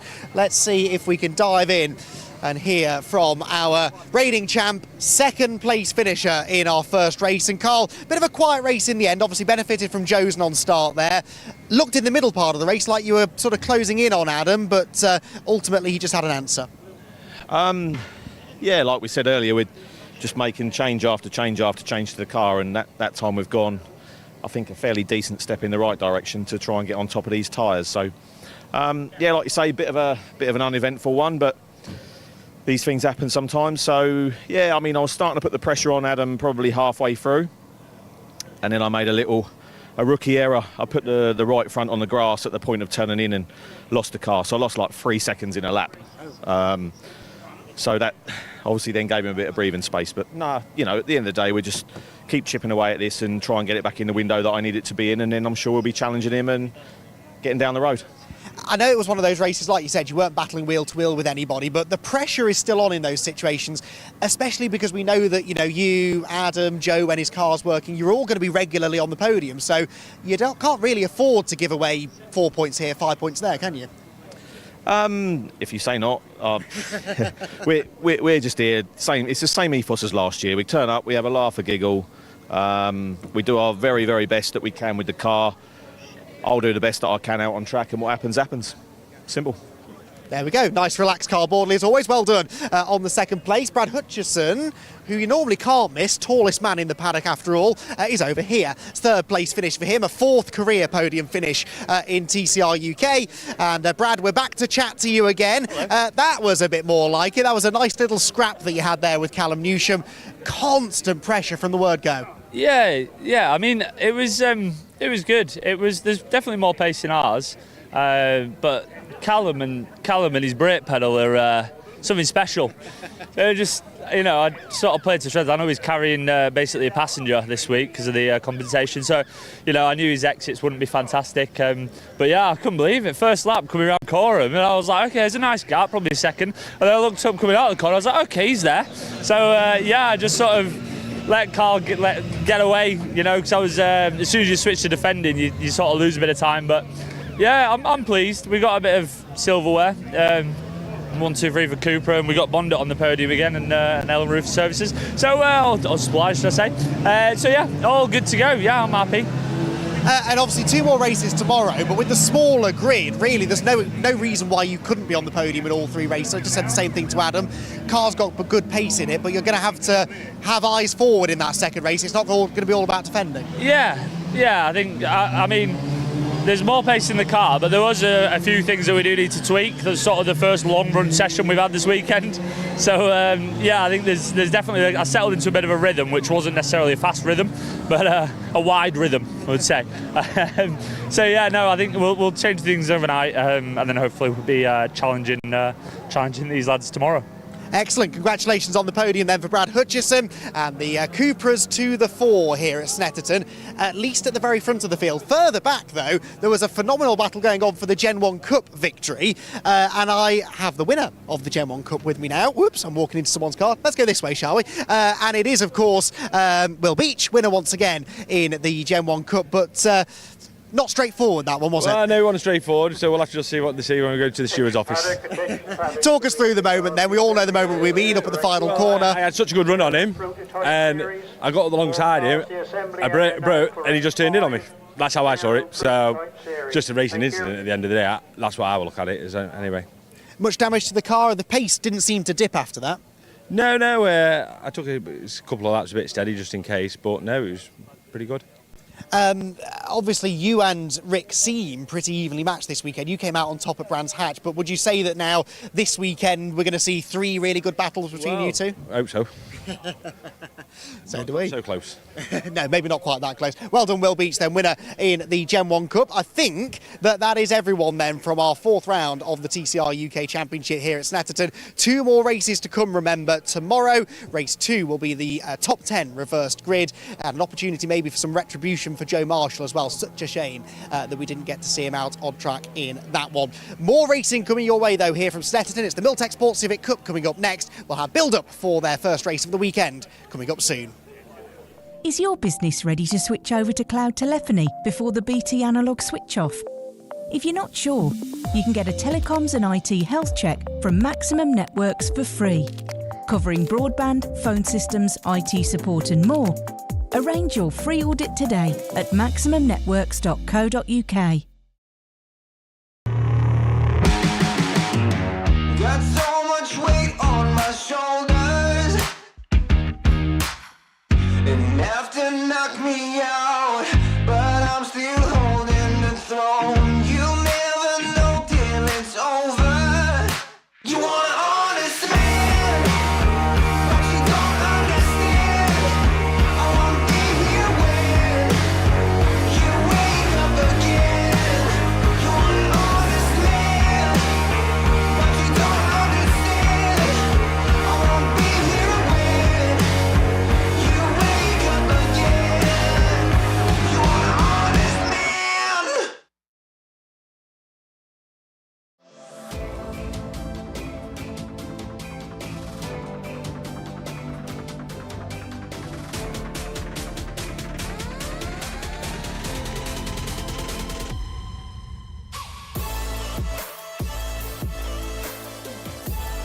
He's all the way round the outside.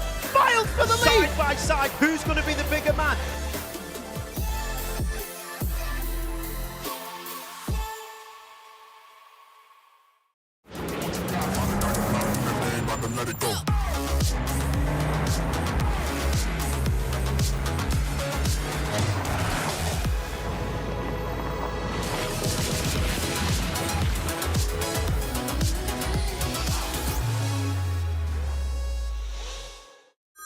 Next year, BT switch off their old analogue network for good.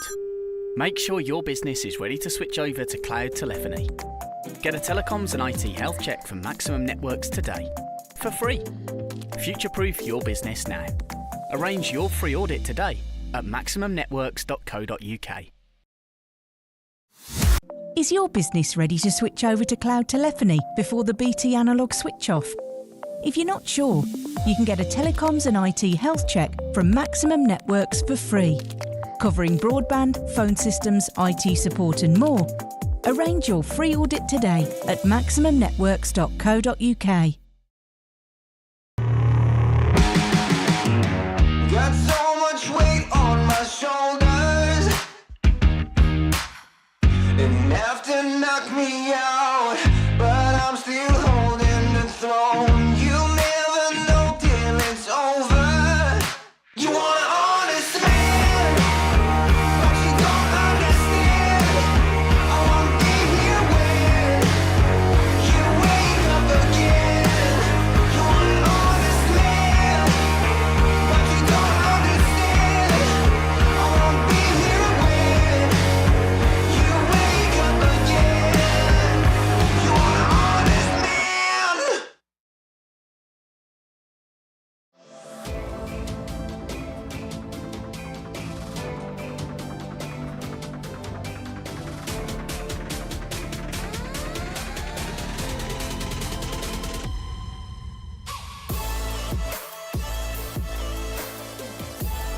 He's all the way round the outside. Miles for the lead. Side by side, who's going to be the bigger man?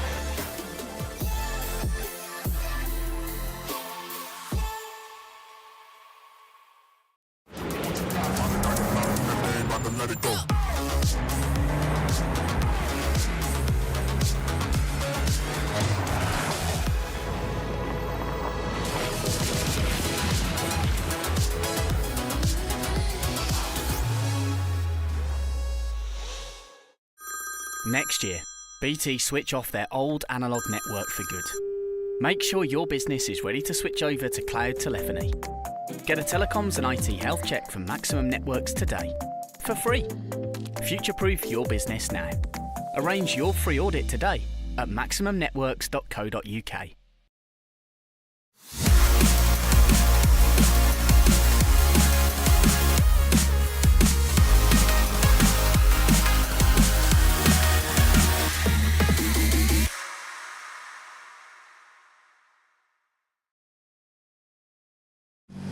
Two returning drivers this year with JH Racing. New drivers JH Racing, Darren Lewis and Callum Newsham. You're with JH once again. Why don't we start with you, Darren? Last year you were with the Audi running yourselves. This year you've decided to join the JH team for the TCR UK Touring Car Championship. Yeah, we raced an Audi last year and we run it ourselves, but it was just got a bit too much, to be honest with you, trying to run a car as well as a business and everything else. So didn't really go to plan last year. The car wasn't really good enough, to be honest. And I got the opportunity to get the Hyundai, so it was a no-brainer to come with, you know, JH Racing and Callum. I think we're the only two Hyundais on the grid, so hopefully it should be a good season. Good to see the Hyundai. And Callum, yourself, it's your, I believe, going into your third year in the TCR UK Championship. Callum, just talk to us about, you know, building up from the last couple of years and how it's been last season. I think you had a, was it top 10 finish overall in the championship in the end, and then looking ahead to this year. Yeah, I think we finished 10th in the championship last year. But yeah, no, last year was very difficult for us with that car there. A lot of issues, but we finished the season pretty high. One of the quickest drivers on the grid with a podium as well. And yeah, hopefully we can build on that and hopefully go for the championship this year. It's good to have, I suppose, both of you in the same team driving the same car. You can bounce off each other. Is there already some bits and pieces you've managed to come together with to make some improvements? To be honest with you, I mean, today's the first time I've drove the car. I'm hoping I can learn off Callum. Obviously he's been with the team already, so they've already done a year's testing, so hopefully I'll benefit from their knowledge, and if we can work together it'll be great. It's should be a good year. Brilliant. And Callum, looking ahead to this season, of course you've got some experience in the car now the last year or so. What would a good season look like to you? What are your hopes for the year? Just stay in the top 5, you know, be consistent, finish races is a big one. That leads to a good championship, and yeah, just try and get some podiums as well, and maybe a race win. Of course, we know your dad, of course, Dave, is pretty experienced as well. Does he still give you a few pointers here and there, or have you stopped listening to him now? No, all the time. He's always giving me tips on what to do and all that. But yeah, I've got a good guy to learn from. Absolutely. Well, guys, thank you so much for chatting to us. It'll be good to see both of you out this year in the Hyundais, and hopefully a good season for the both of you. Thanks very much for chatting to us. Cheers, mate. Cheers. Is your business ready to switch over to cloud telephony before the BT analogue switch off? If you're not sure, you can get a telecoms and IT health check from Maximum Networks for free, covering broadband, phone systems, IT support and more. Arrange your free audit today at maximumnetworks.co.uk. Got so much weight on my shoulders. Enough to knock me out, but I'm still holding the throne. You'll never know till it's over. You want honest man, but you don't understand. I won't be here when you wake up again. You want an honest man, but you don't understand. I won't be here when you wake up again. You want an honest man.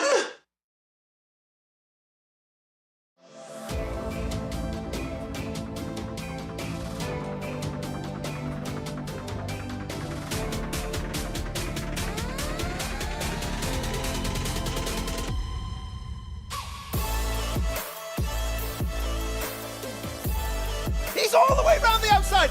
Miles for the lead. Side by side, who's going to be the bigger man?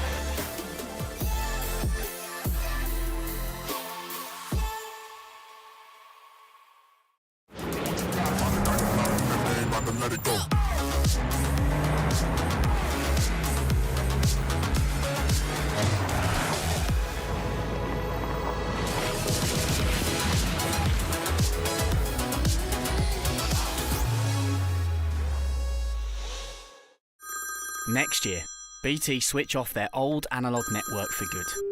Make sure your business is ready to switch over to cloud telephony. Get a telecoms and IT health check from Maximum Networks today, for free.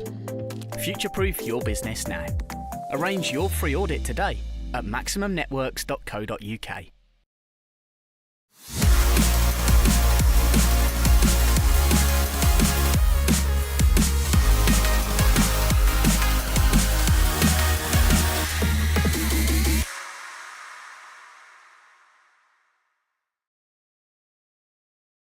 Carl Boardley, 2023 TCR UK Touring Car Series Drivers' Champion. You're back again. What's just round out last year for us? It was a great year for you. Yep, really good year. Didn't start off quite to plan, but after being here, Snetterton last year, we got things organised and sorted out how we wanted to. Yeah, went to Croft, done really well there. Had what I would call a win took away for track limits, but we won't go into track limits. We won't go into that now. We won't go into that just yet.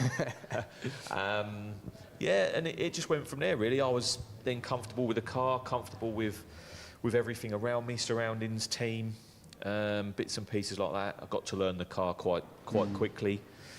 We just carried on tweaking the car, just little steps as we went, throughout the year.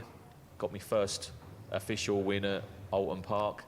Then went to Knockhill. I love Knockhill. What circuit? Proper driver's circuit. Yeah, I love the place.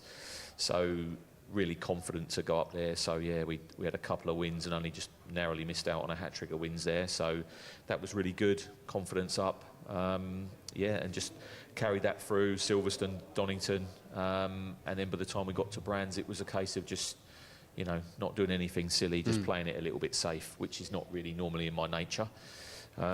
But yeah, we somehow managed to dial my brain in to just dull it down a little bit, be sensible, and yeah, we managed to get the job done in the first race at Brands Hatch. So yeah, really good end to a really good year. Yeah, and get the job done you did. But just talk to us about how it felt to to win the championship and all that hard work for the year building up. And you said you had a slow start and building up to the end of the year. It must have been really good to celebrate with the team.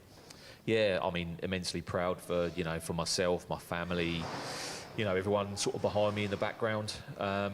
You sort of don't really realise, a lot of the time how much time, effort and, things that other people put into it as well. So, yeah, massively grateful to Nick, Andy, Paul and Jack, the boys that are on my car and my dad as well. So, yeah, immensely proud, really happy to to get a circuit championship under my belt, because that's now the first circuit one that I've done. I've won, lots of other bits and pieces, but never a circuit one. So that was nice to finally tick that box as well. Yeah, great way to end a good year, as you've mentioned. And rolling into this year, 2024, clearly you were in a good trajectory towards the end of last year, being really strong at the end of the year, and you're carrying on that momentum with not a huge amount changing. So talk to us about, this year, the car, the team, everything that you're going to be racing this season. Yeah, so we're going to stick together. So, it'll be my lads with Nick Hart. Done the job last year. There's no reason why it can't continue. We all get on really well. We have a fair bit of banter, shall we say, all the time, which for me is a big part of what we do. You want to be having a smile on your face and enjoy what you're doing. Stayed with the same Cupra. We didn't really tweak it too much last year because we found a sort of a reasonable sweet spot with it from the off. It was just a case of tweak as we went. We have fundamentally done a few little bits and pieces, changes over the winter, which I wanted to do last year.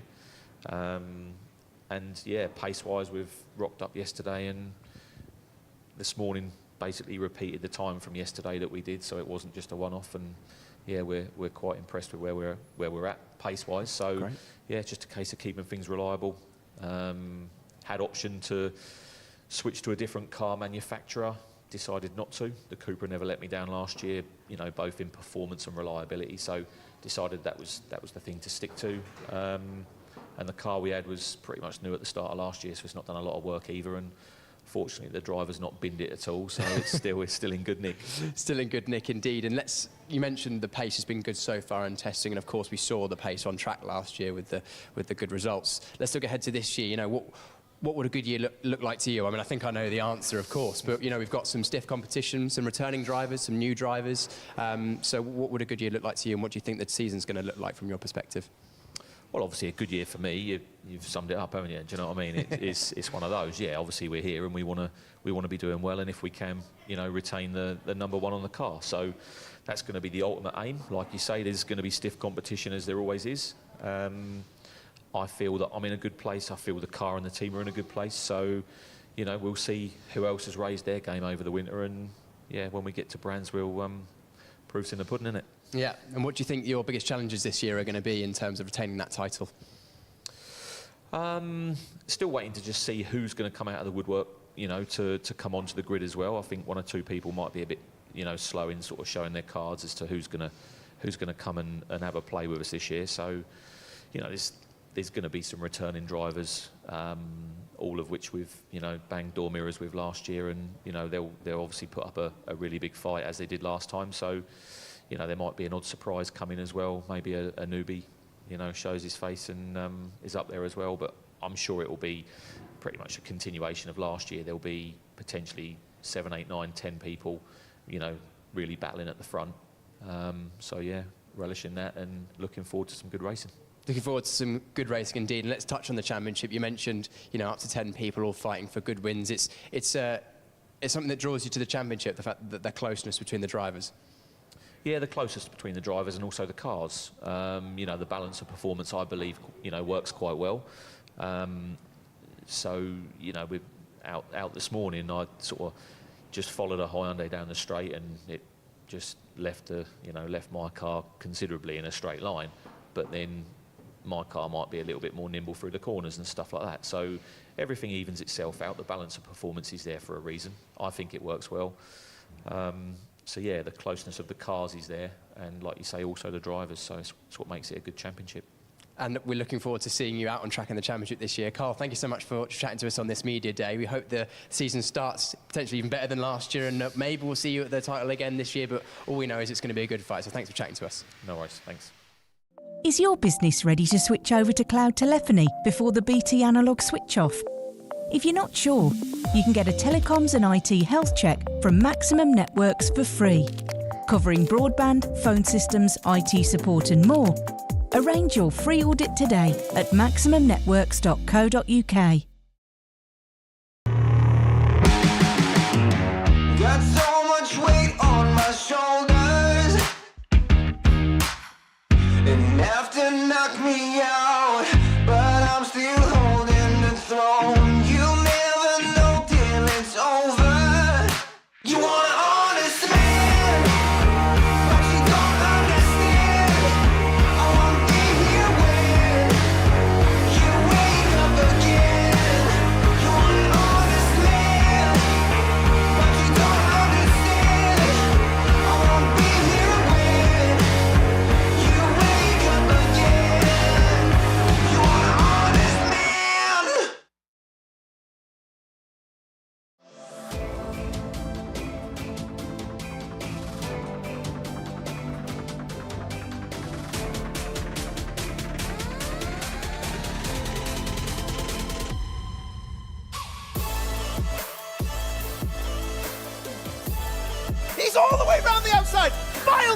Side by side, who's going to be the bigger man?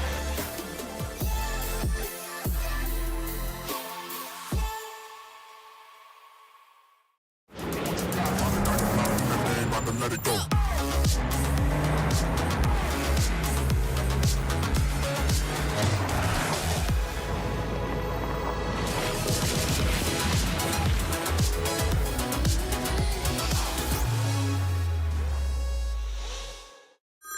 Next year, BT switch off their old analogue network for good. Make sure your business is ready to switch over to cloud telephony. Get a telecoms and IT health check from Maximum Networks today, for free.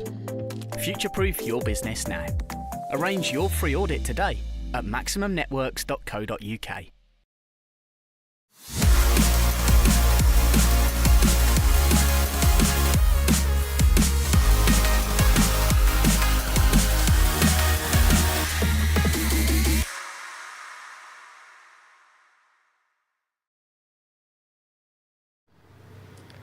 Here at the TCR UK Touring Car Championship Media Day at Snetterton, we've got series promoter Stuart Lyons. Stuart, we're back for another year. It's going to be a great year. Just tell us about what you're looking forward to.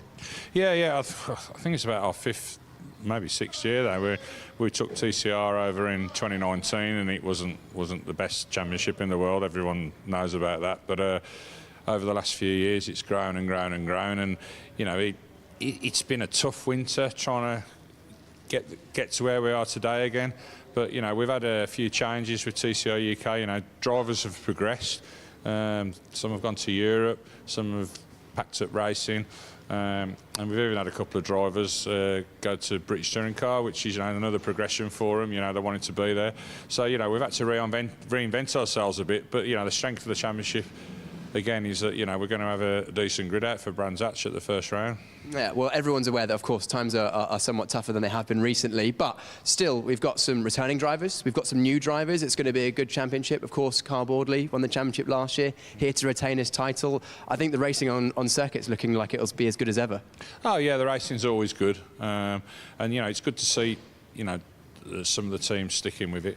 But you know, we've managed to get some new drivers, but you know, there's a lot of cars out there in the UK. I mean, the TCR cars, I think there's about 80 cars in the UK, so you know, there's always potential for new customers, you know, and we might have a couple of surprise entries for brands, you know, which will throw the cat amongst the pigeons, because everyone in their head, they think they've won the race already, but it's never like that in motorsport. So yeah. It's never simple in motorsport. But you mentioned the progression, some drivers moving on to other things, but we've also got a bit of a progression almost in the TCR paddock itself, of course, with the other championships on the bill. Yeah, that's what it's all about. I mean, we started this package because there needed to be a package in the UK where young drivers or people without the big budgets can come and race, and the support races, which is Civic Cup, TT Cup, and then you've got Fiesta Juniors, Fiesta Seniors. I mean, they're all pretty full. So, you know, when they do well in that, you know, ultimately they're going to go to a TCR car, and also they want to be part of the TCR race weekend. You know, it's been last year was fantastic at every meeting, but you know, it's looking like this year is going to be even better. Yeah, should be even better, building on, of course, everything from last year, and it's great tin-top racing and throughout, and I'm looking forward to it, and hopefully it's a great year for the whole series. Yeah, thank you very much. Stuart, great, thanks for chatting to us. We'll see how the racing goes at the first round in a few weeks. Thank you. Is your business ready to switch over to cloud telephony before the BT analogue switch off? If you're not sure, you can get a telecoms and IT health check from Maximum Networks for free, covering broadband, phone systems, IT support and more. Arrange your free audit today at maximumnetworks.co.uk. Got so much weight on my shoulders, enough to knock me out, but I'm still holding the throne. You'll never know till it's over. You want honest man, but you don't understand. I won't be here when you wake up again.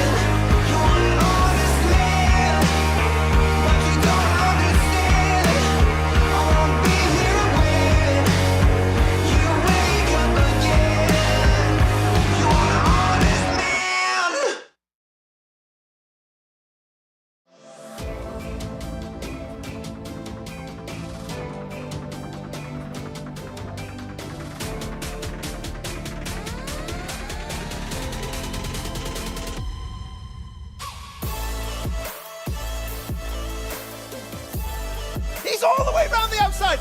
Miles for the lead. Side by side, who's going to be the bigger man?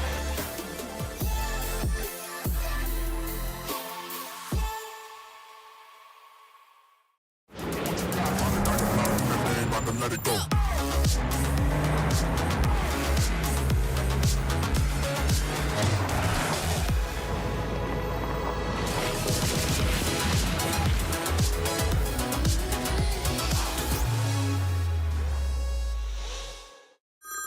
Next year, BT switch off their old analogue network for good. Make sure your business is ready to switch over to cloud telephony. Get a telecoms and IT health check from Maximum Networks today, for free. Future-proof your business now. Arrange your free audit today at maximumnetworks.co.uk.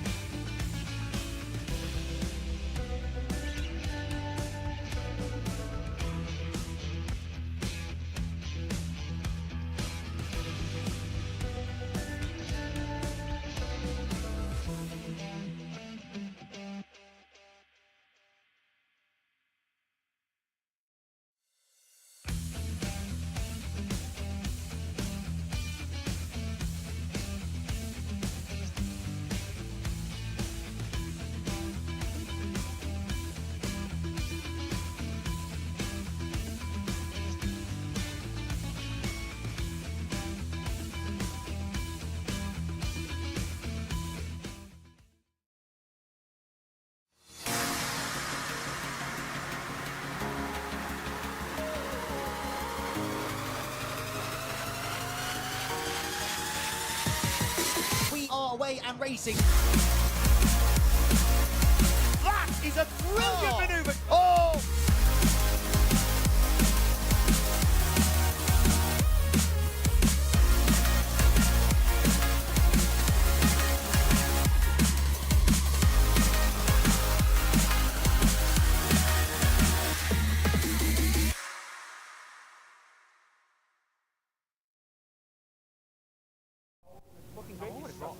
Welcome back to Snetterton, everybody, where we're about to get racing back underway after a bit of a delay to the schedule with the Miltech Sport Civic Cup drivers who are starting now to gather down here in the assembly area. They're all in pretty good spirits as far as I can tell, so let's dive in and have a chat with a few of them. In fact, I want to chat to these two together, if I can. Our front row starters, Area Motorsport teammates Josh Files and Max Edmondson. Now, we're trying to big up this rivalry between you two. We're telling people you hate each other, going to bid each other off into turn one. How likely is that to happen, Josh? Oh, 100%. There's no other answer.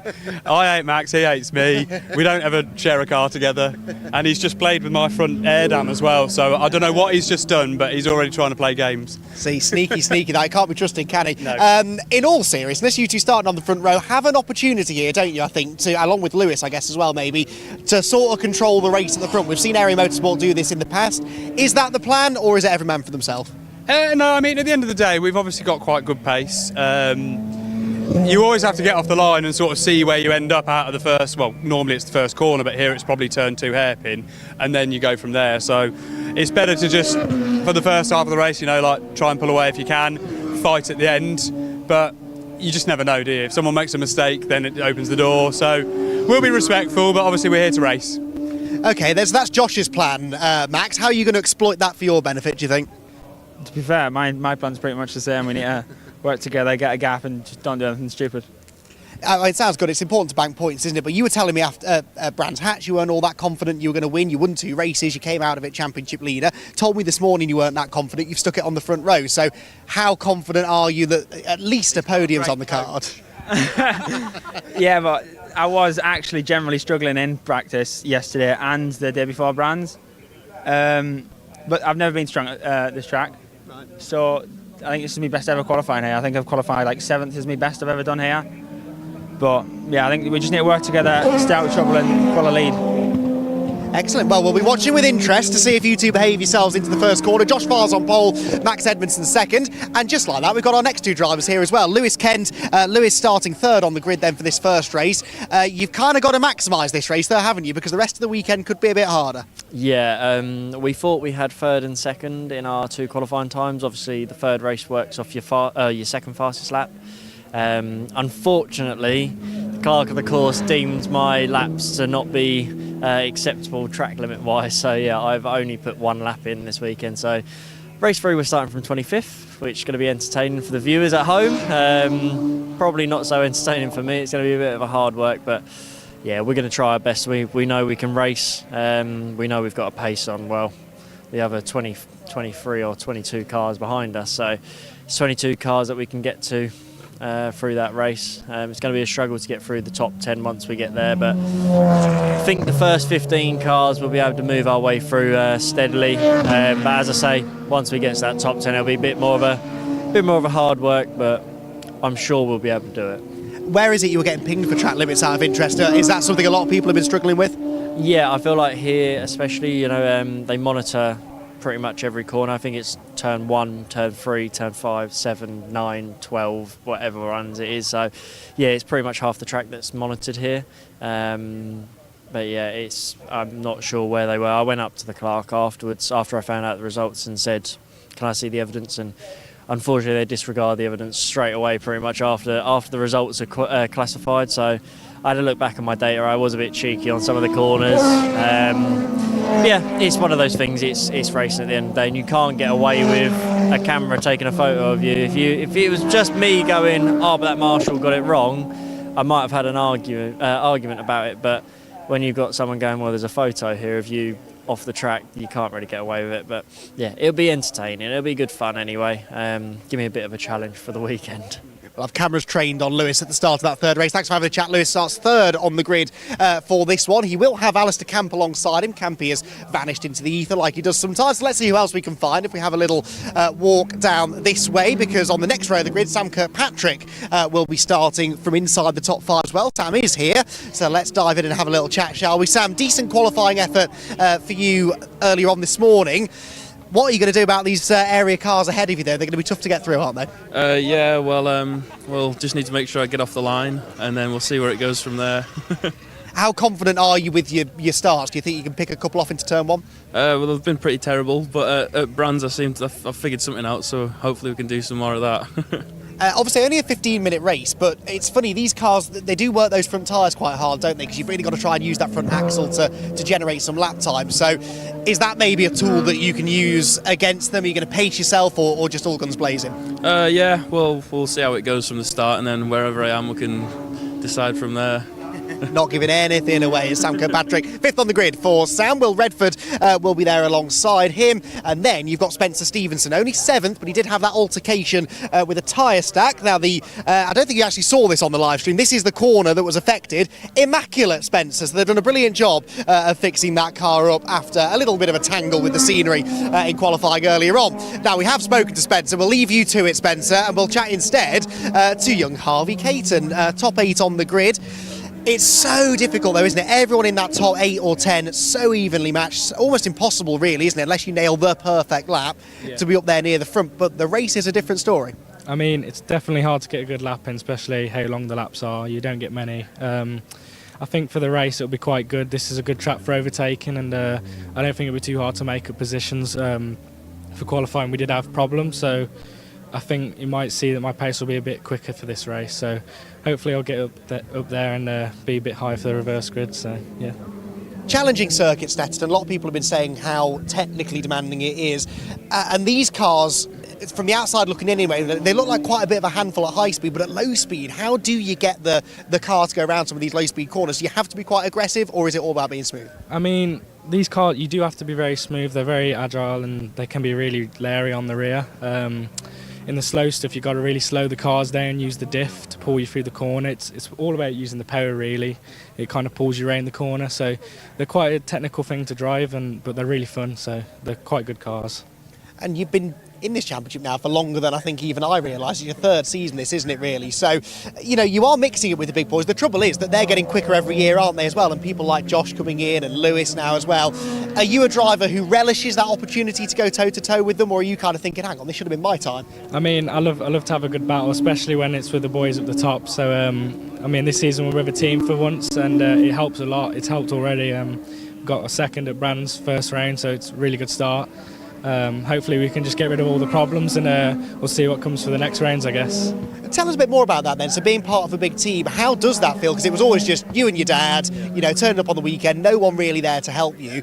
What key areas have now improved or become easier for you guys as a result of being part of a big team? It's all about the data, really. Having teammates is the big part. You play as a team, you get your data, and it just helps you improve yourself on the track. Comparing your laps to other people's laps really opens your eyes to where you could be going faster. It's helped a lot at Brands. I found a lot of time where I wouldn't have before because I've always had to use my own data, so it's a massive help this season being in a team. It's really good. Fingers crossed that keeps propelling you a bit closer to the front. We'll leave you alone now to get into the zone ahead of the race. Harvey Caton starting, 8th on the grid for this one. He'll have Jack Riddell next, who, as we heard earlier on, has been getting a bit of coaching from Morgan Bailey, and Liam McGill alongside as well. Liam, remember, carrying that extra weight in the number 62 car. Another one of the rapid area motorsport machines, but carrying that extra weight courtesy of an engine change that had to be done after qualifying. Right, my next victim is going to be this man stood over here, because we haven't spoken yet to Dave Marshall in the number 66 FN2, and actually we haven't seen a lot of you, to be honest, Dave. You are further down the grid than we're accustomed to seeing you these days. I meant that as a compliment, it didn't sound like one. No. What's the reason? What's going on? Like a test, maybe. Okay. I have heard the rumours that the new tyres or fresh tyres are worth the most around this track that they've seen. We obviously standard our style, not on new tyres. Back tyres were from 21 from Brands Hatch, so it's loose. But Well, yeah, I don't know. I don't know whether you can come to a track realistically in a championship of this, calibre and expect to be inside the top 10 when you've turned 5 laps of a track. Like, that's all we got in quali. So actually to do 5 laps and the last 2 laps were the only ones that actually meant anything, to be just outside the top 10 with a chance of this reverse grid. Yeah. And I think it's probably fair to say, I think we're only going to get quicker. And I like to think the people that's in front of us have probably done what they can do. So whether that means we can progress forward, I don't know. But I'm looking forward to it. It's a good track, and there's plenty overtaking opportunities around here as well. So it could get a bit dicey in the race.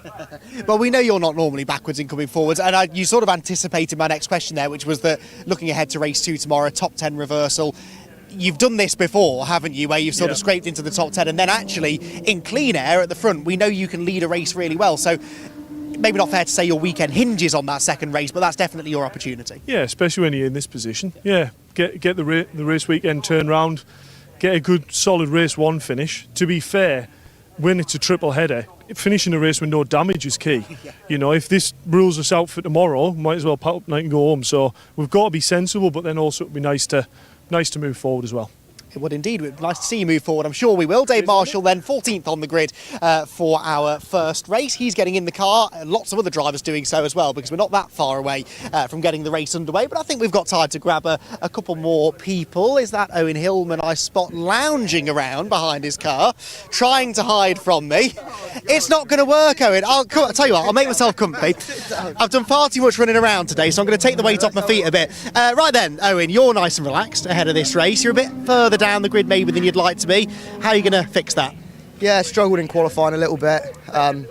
Just couldn't piece a lap together. There's a little bit of traffic, and then it's a long lap round here, and we only get 6 or 7 opportunities at a lap. So, yeah, try and make some passes early on and see how we get on. Obviously part of the massive team now with Pro Alloys Racing. When you're having one of these weekends where things aren't quite clicking, how generous are your teammates with their data and their time? Is it kind of a collaborative effect, or are you kind of left to your own devices? No, we all get on real good. So especially me and Alex, we go back and forth with data, and that's been real handy on the test day and at Brands Hatch as well. So yeah, all of us get on mint. We all share data. There's no conflict, which makes a good dynamic within the team. So yeah. You can tell he's in the zone because he's keeping his composure, I must tell you, when there are some very interesting antics going on off camera. Do not pan around, Laura, under any circumstances. Let's talk to your teammate, shall I? I'm going to have to stand up now. I don't really want to do that. But I want to speak to our latest member of the TCR grid, Alex Kite, who had his moment in the spotlight ahead of that TCR race earlier on. Good to have you out on that grid. Not in the capacity we'd like, actually. We've seen you racing in TCR before, but you're up for a bit of fun, aren't you? Yeah, definitely. It's not the way I wanted to rejoin the TCR grid, unfortunately, but it was nice to be at the front of the grid again for once, but yeah, no, it was good, something different. So I unfortunately said yes before I actually realised what I was getting myself in for. But yeah, so no, feeling good now. So we've got obviously our lap reinstated for qualifying, so we're not starting right at the back now. Found out the problem, it was the catalytic converter collapsed in the exhaust, so it blocked all the flow in the exhaust pipe basically. So hopefully it's rectified the problem now, and then we'll hopefully be moving forward from here. Yeah, I mean, we would expect you to be one of those sort of top 10 drivers, really, and a bit like Dave Marshall was just saying there, your target now, I guess, is a solid second race, isn't it, with that reversed grid? I think you and Dave are going to be involved in quite an interesting battle here. Yeah, I think the second race is going to be the one for me this weekend, because the third race, I think I'm sharing the back row with Lewis. I think we're both going to try and make a point of trying to work through together. So yeah, it'd be fun to come from the back, but yeah, we'll be trying to get maximise as many points as we can in this race and the second one, hopefully. Good stuff. Great to have a chat with Alex Kite then, and that I think is about all we've got time for down here in the assembly area, because the checkered flag has flown on our previous race. The cars are very shortly going to be released out onto the circuit ahead of 15 minutes of fun and action, always guaranteed in the Miltech Sports Civic Cup. Round number 4 of the championship coming up next.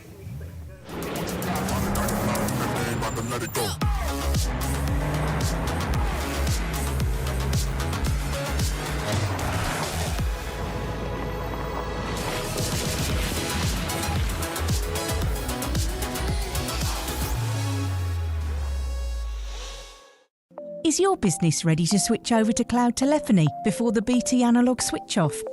If you're not sure, you can get a telecoms and IT health check from Maximum Networks for free, covering broadband, phone systems, IT support and more. Arrange your free audit today at maximumnetworks.co.uk. Got so much weight on my shoulders, enough to knock me out, but I'm still holding the throne. You'll never know till it's over. You want an honest man, but you don't understand. I won't be here when you wake up again. You want an honest man, but you don't understand. I won't be here when you wake up again. You want an honest man.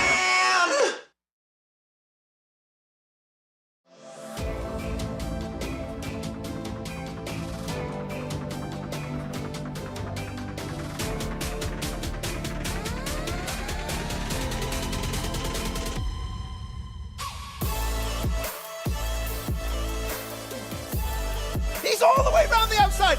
Miles for the lead. Side by side, who's going to be the bigger man?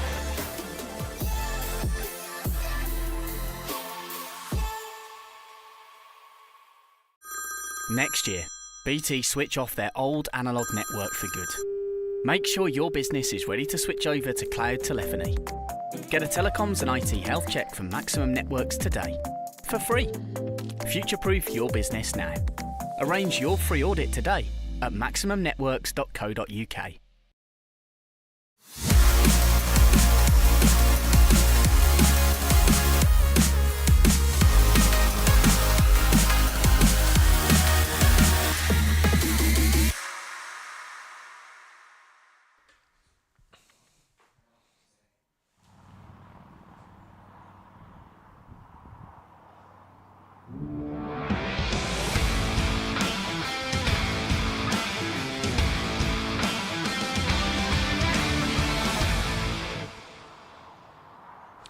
Delightful interviewing there, Andy McEwen, and a big welcome back to everybody who's tuning in for the Milltec Sports Civic Cup Race 1 here at Snetterton. Of course, you may well have been familiar with the qualifying that happened earlier on, but we'll bring you all up to date with the grids and everything when they come to us and when we're ready to go, when they're on the green flag lap, basically. There's a little bit of recovery that's happening down at Ritchie's, as you can see on the right-hand side of your screen, unfortunately, which means we're a little bit delayed. There is one of the prototypes, actually, getting the unapologetic hoist from the marshals, who do a brilliant job, it has to be said. You can't really thank them enough with how... I mean, they're volunteers at the end of the day, yet they're here every single weekend, up and down the country, making us enjoy, or enabling us to enjoy this brilliant motorsport and sport that we love so dearly. I'm going to give this opportunity, just as we wait, to give a bit of a plug to the social media channels, because I know everybody watching always tunes in for a good plug. Not the most annoying part of any podcast.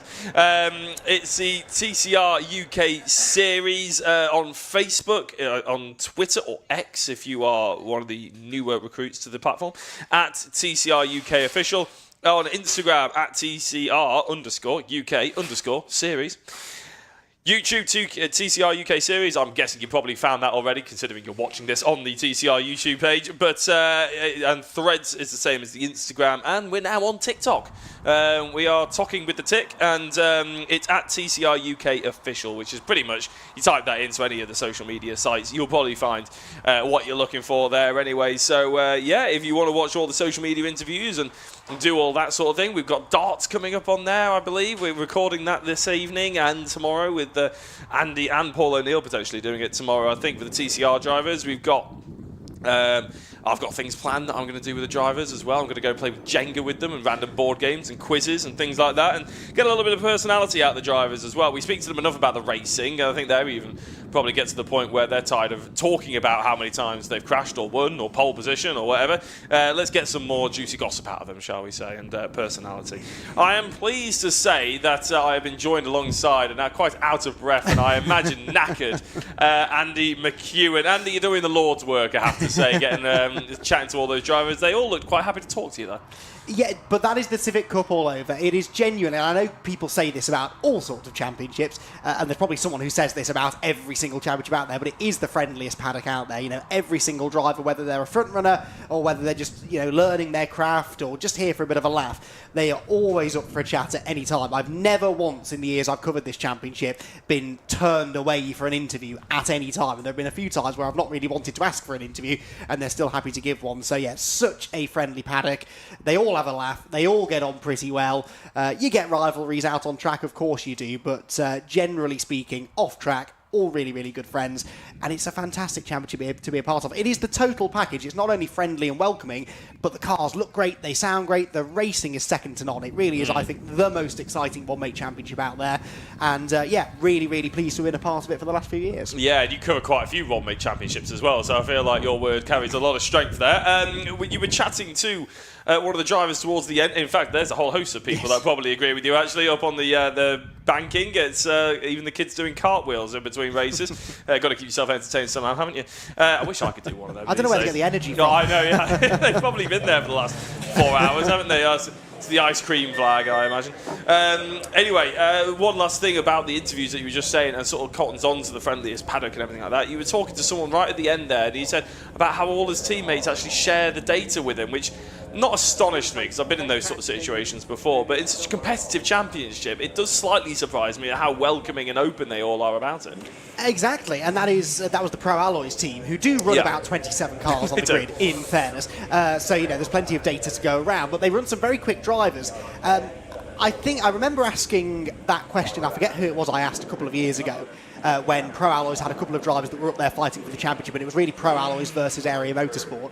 And they were a little bit more guarded at the time, but I think actually, and I might be adding 2 and 2 together and making 6 here, but I think the fact that Area Motorsport are back to their dominant ways now has sort of made some of the other teams think, right, okay, we've got to work together here. We have to work as one, because that's what Area Motorsport do so well. You know, you've got Max Edmondson and Josh Viles on the front row of the grid together, many people tipping them as the two that will fight for this championship, and they don't just share data, but they share a car very often in races, on test days. They'll jump into each other's cars and work together at that sort of level, and they're fighting for a championship against each other, for goodness sake. So, you know, if you're going to beat Area Motorsport, you've got to copy what they're doing, because it's obviously working. Well, they lock out the top 5. It's not just the front row, which means they are clearly doing something right. And obviously the FN2 even though Campy's not got anything to actually judge off or other data to go off and everything like that, he's almost paving the way for other Area Motorsport cars to potentially come in the later championships and later years, and they'll have his data as well, of course. But one of the teams that is also sort of chasing quite hard is led by Will Redford on this grid, anyway, at least, isn't it? Will Redford, Spencer Stevenson, Harvey Caton, which is, of course, Ben Sharp Racing. Pro Alloys maybe just slightly further back for some reason. Could be a complete fluke or something. But Ben Sharp Racing really trying to touch them and sort of graze that envelope to push up to the Area Motorsport.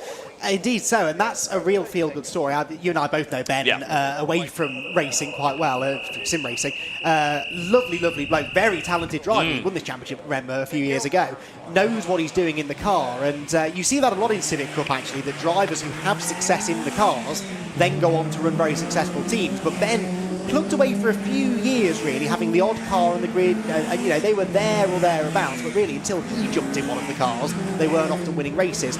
And it's really nice now to see, you know, he's gathered together a quick group of drivers under that awning, and with his expertise, and it really is expertise, then he's building that team up to be one of the real big contenders, which is nice to see. Young drivers as well. Yes. Future drivers, future champions, I'm sure they'll all be hoping for. Right, the cars are now getting underway, aren't they? Which means we can finally look forward to the race. I've heard it feels like it's been going on for quite some time, this build-up for you. But the build-up will continue, and we'll be able to bring you the grid as soon as we can as well, because there's an awful lot of drivers to get through. There's 25 cars on this grid, only beaten this weekend by the Audi TTs with 30, and so it's quite astonishing, really. And quite a few storylines and everything. Where you spoke to Dave Marshall, obviously he feels like he's slightly out of position as a few other drivers, but here we are. The starting grid on pole position then is Josh Files. Alongside him in second place is the number 1, Max Edmondson.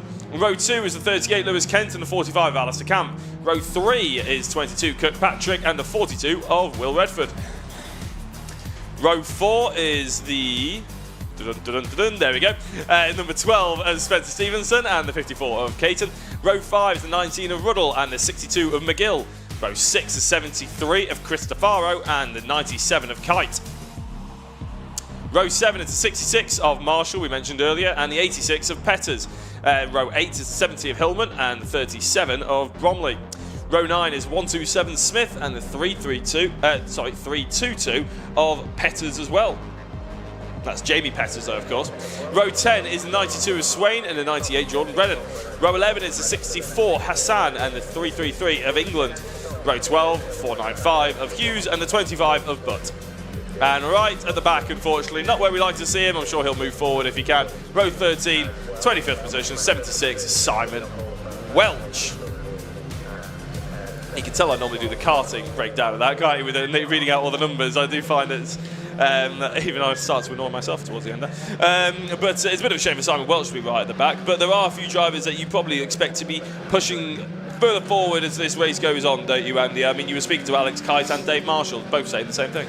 Yeah, a very philosophical view from Dave Marshall, I thought, which we often get from Dave, in fairness. You know, he doesn't try and dress things up if things aren't going well, and he knows why, then he will tell us why, which is really refreshing actually to hear. And yeah, saying that he turned up, he'd done no testing, he put really old tyres on it, and he sort of said, well, why should I expect to be inside the top 10? It's too competitive a grid these days to be able to do that. But he is a phenomenal racer, better racer than qualifier. We've said that about a few drivers today. Definitely applies to Dave Marshall. And he's starting 13th. He only, I couldn't do it, needs to pass 3 cars, and he's in the top 10. And that top 10 means a good grid position for the second race, and he's done this a few times. Cadwell Park, I seem to recall last year, where he got his first win, was by doing exactly that, scraping into the top 10 in race 1, starting at the front for race 2, and managing to lead it home. So, we know that he will be a threat in that second race, but there are a few drivers at the back end of the top 10 or just outside of it who I think are definitely going to be looking to do the same thing. So that battle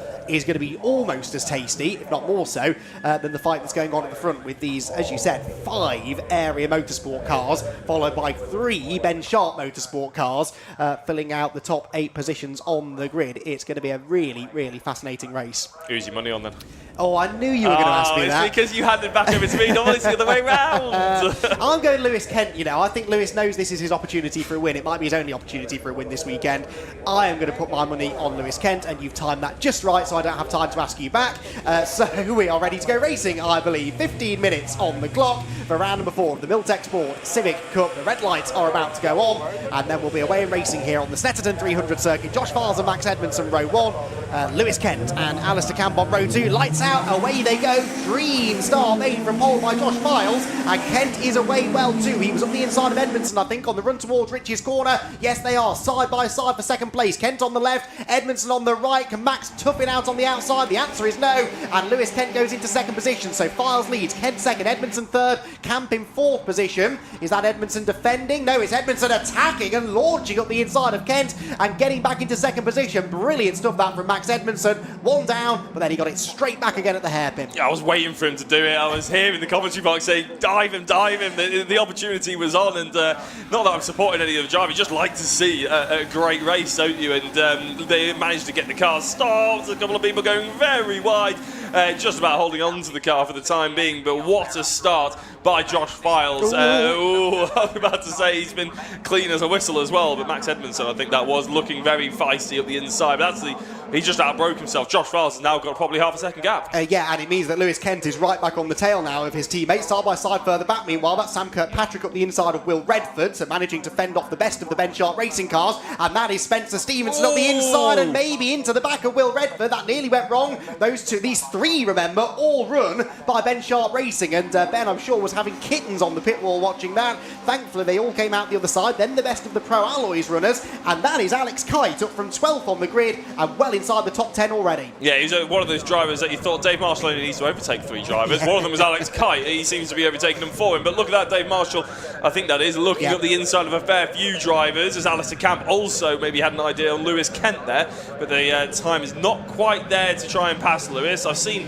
on your stat sheet for TCR, Lewis Kent is nearly top of every single laps led and pole positions and everything like that. Lewis Kent is a real serious racer in terms of the sort of club sport in the UK, but just generally as well. I think in Europe he'd do quite well in the TCRs and everything. Just go to show how strong this field of Civics are. The drivers that are driving around him and beating him are not doing it by luck or anything. They're right there on pace, and they can show that they could probably medal with the best. Indeed so, and of course it is a two-time TCR champion leading the way in Josh Files, twice a champion outside of the UK. Lewis Kent, twice a champion within the UK in TCR UK. So yeah, some real talent at the front of the grid. There was Dave Marshall, by the way, side by side with Jack Riddell. So they're battling over left, and that's Will Redford. Will Redford off at Riches. What was that all about? I couldn't see if there was contact. He's visiting the beach down at the first corner, but that was a bizarre place and way to lose control. Yeah, I think he got a little bit of a touch, to be honest, going into the corner. I could be wrong. I could be putting a little bit of superstition in there or placing the blame somewhere I don't need to be. But as they go run wide, very close to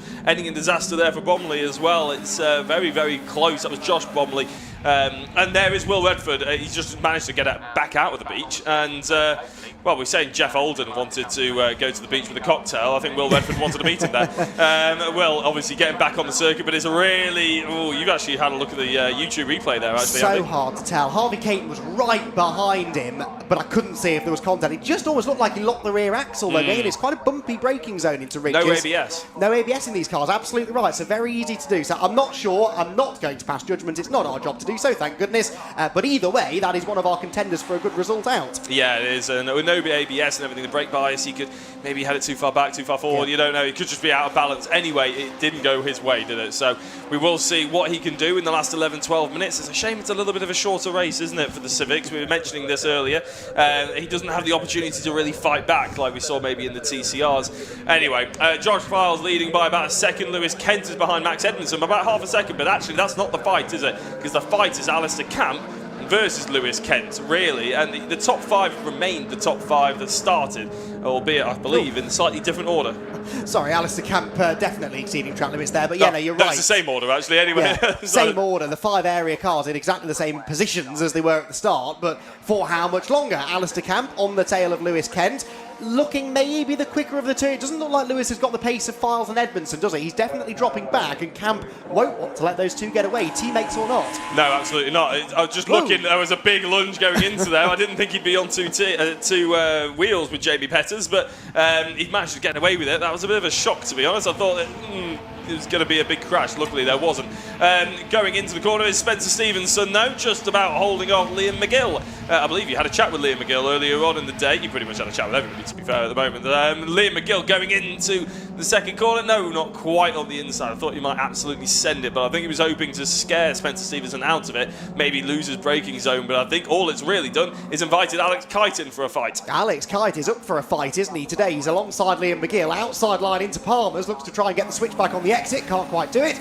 They've got Dave Marshall in behind, and then who's that in 11th position? That is Daniel Petters, isn't it? So a good little battle pack here, and this is the battle at the tail end of the top 10. So you've got Spencer Stevenson, number 12, the silver car in 7th, McGill is 8th, but for how much longer? Alex Kite giving him a helping hand through Agostini, but can't quite find a way through. What that does mean is that Dave Marshall is inside the top 10 now, but only just. Yeah, only just, and it could go one way or the other, couldn't it? With the amount of battles that are going on circuit. Is that going into Hamilton, 2 or 3 wide? Lightning McQueen needs to stay on the circuit. Smith just about holds on to it, doesn't he, as they go into the right-hander in the infield, and it looks like he just about manages to get away with it for the time being. But who is the 98 there? It's Brennan, isn't it? Jordan Brennan. I think he could come out of this one going into out of Bentley Straight, actually in the lead of this. Wesley Swain, that is, trying to find a way around the outside, but not able to do so, and so Scott Smith fends him off. Jordan Brennan does indeed buy into that battle now. Brennan started the lap 18, looking to try and gain a place or two down the Bentley Straight. Let's wait and see as they come into view. Here they come. It is still Smith ahead. It is still Wesley Swain behind him. and that means they're all still in the same positions that they were at the other end of the straight. Jordan Brennan not actually able to take advantage of that. Leading group then through Coram. This is the end of the third lap. Max Edmondson set the fastest lap of the race a lap ago, 2 tenths quicker than Josh Files. Be interesting to see whether or not Josh has retaliated. I think he has. The gap was 8 tenths of a second. It is now a second, and Josh Files nicks the fastest lap of the race, at least according to our timing tower anyway. 208.8 is quicker by quite a... Sorry, 209 to make it no, slower than Max Edmondson went earlier on. Anyway, Edmondson still dropping back with Lewis Kent, Alistair Camp and Sam Kirkpatrick behind. It's actually Kirkpatrick, I think, Jack, who is now starting to close in on that third place scrap. Yeah, and I think the more that Alistair Camp sort of half thinks about it is, well, serving into Kirkpatrick's hands, isn't it, really? But this is the closest battle that we've got on circuit. For the next 5 or 6 minutes anyway, we'll wait and see whether it ends that way. But Dave Marshall trying to find his way into, well, he's in the top 10, but trying to find his rungs up the ladder, shall we say, ahead of Alex Kyton. Liam McGill seems to be holding up a fair few drivers here. Not to say that he is particularly slow, but it just looks like Kyton and Marshall have found a little bit of pace in them as we look a lot further back down the order here, isn't it? Is this Butsy started? Where did he? Yeah, 24th position, and looks to be getting his elbows out with a few of the FN2s. Yes, he was. William Butt is where? 21st at the moment, just ahead of Aidan Hassan and Harry England, the two Prior Alloys teammates, Simon Welch and Will Redford in behind. This, though, back to the fight that's going on towards the back of the top 10. Liam McGill, the Airy Motorsport car in 8th. The Pro Alloys machine of Alex Kite in 9th. Dave Marshall's Selfram car in 10th position. There was a flag of some description being waved then. It might have been a surface flag because there's a bollard on the track at Williams, so I suspect that's all that is. The surface flag doesn't necessarily mean a slippery surface, just means there's something on the track that shouldn't be, and on this occasion it looks like it's the bollard, but it's off the racing line. Hopefully shouldn't present too much of a drama. Yeah, fingers crossed. I mean, it could be something to do with the fact we haven't seen it, and it's because there's that dust that's on the floor from cleaning up an oil spill. So maybe it's just that, the cement mix or sawdust or whatever they use here at Snetterton. Oh no, there's the bollard. You were right, absolutely right. There we go. So a nice shot there. Good zoom in there for the cameraman. It looks like Lewis Kent has pretty much got into a rhythm, hasn't it? I don't think Alistair Camp has really found any kind of pace consistent enough to worry Lewis Kent.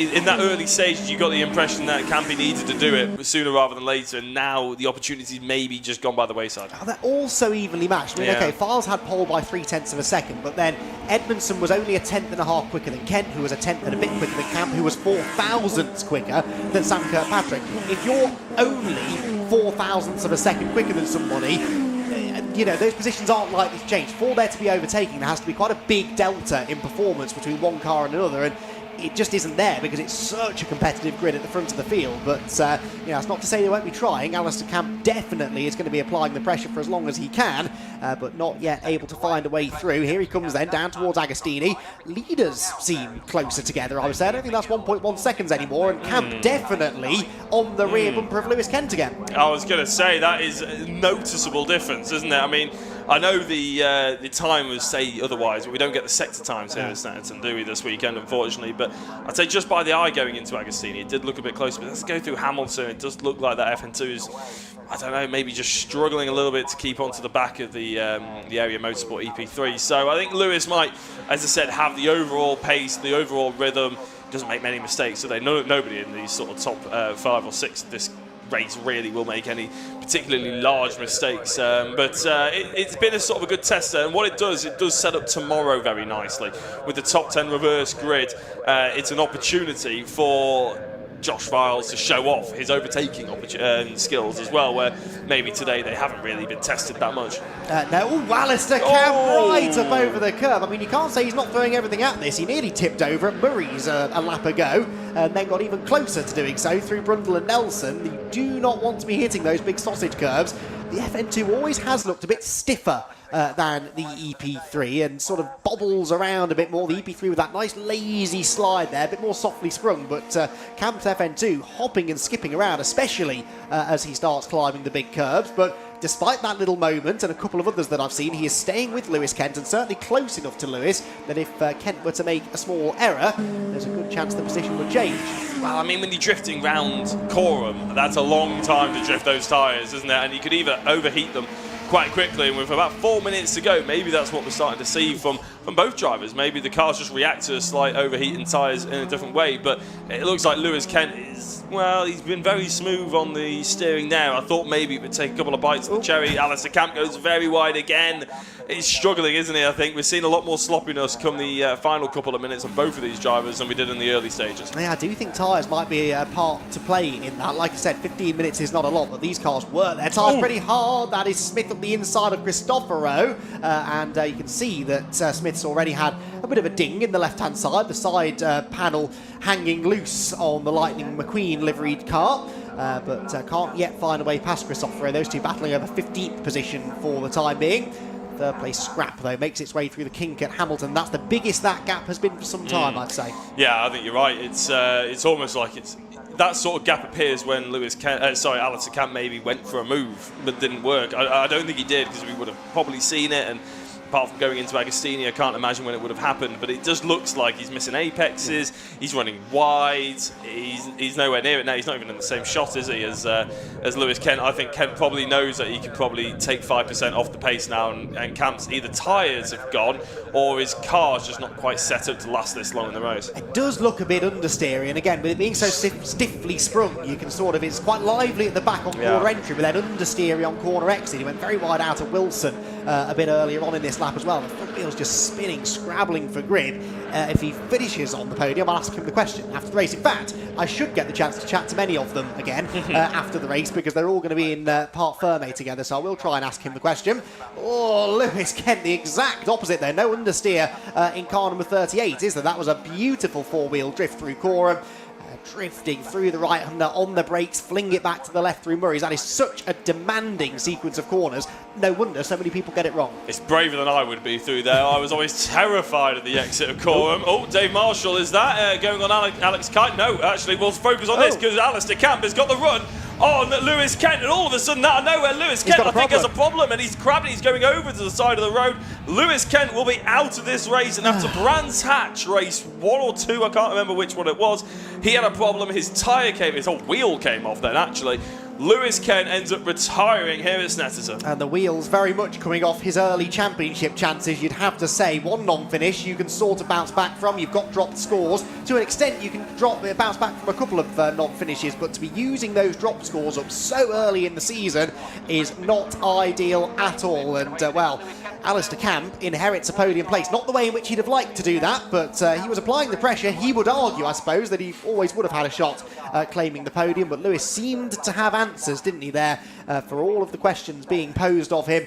And unfortunately, mechanical woes have taken Lewis Kent out of contention for the second event in a row, and that means he'll be at the back for race 2 because he misses out on that top 10 grid reversal, and at the back for race 3 because he only had one legal lap time in qualifying. So his second fastest lap time, well, there wasn't a second fastest lap time that was within track limits, so he's going to be at the back for the next 2 races.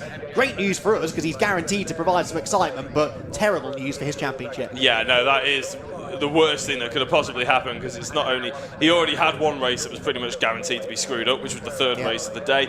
Now it's gotten even worse as well. So yeah, mechanical woes, definitely his biggest foe so far in this championship, but it's not the biggest foe of Josh Files, who seems to be rounding out Coram for what will be the last time with a couple of seconds to go. He's been leading this race, and he's been forever growing the gap on reigning champion Max Edmondson. It's up to 2 seconds, and as he goes through Murray's for the final time, there is Max Edmondson.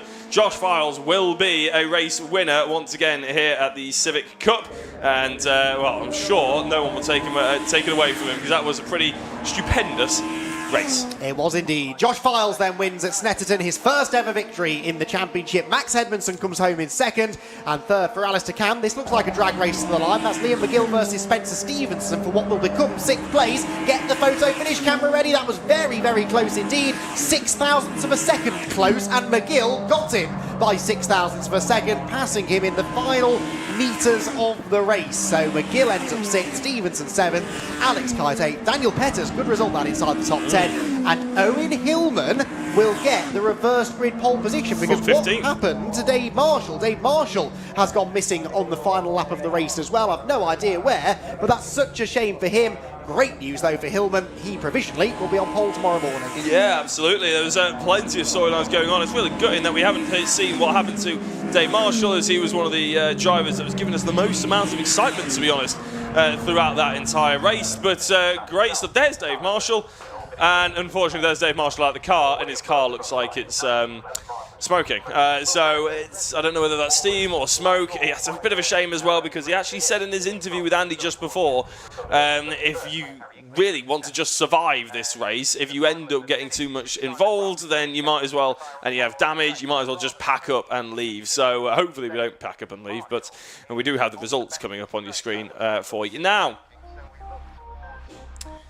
So the confirmed provisional result is Josh Files leading away a 4 streak of area motorsport. Not quite the 5, not quite everyone finishing, as we saw Lewis Kent jumping off the edge of the circuit, unfortunately.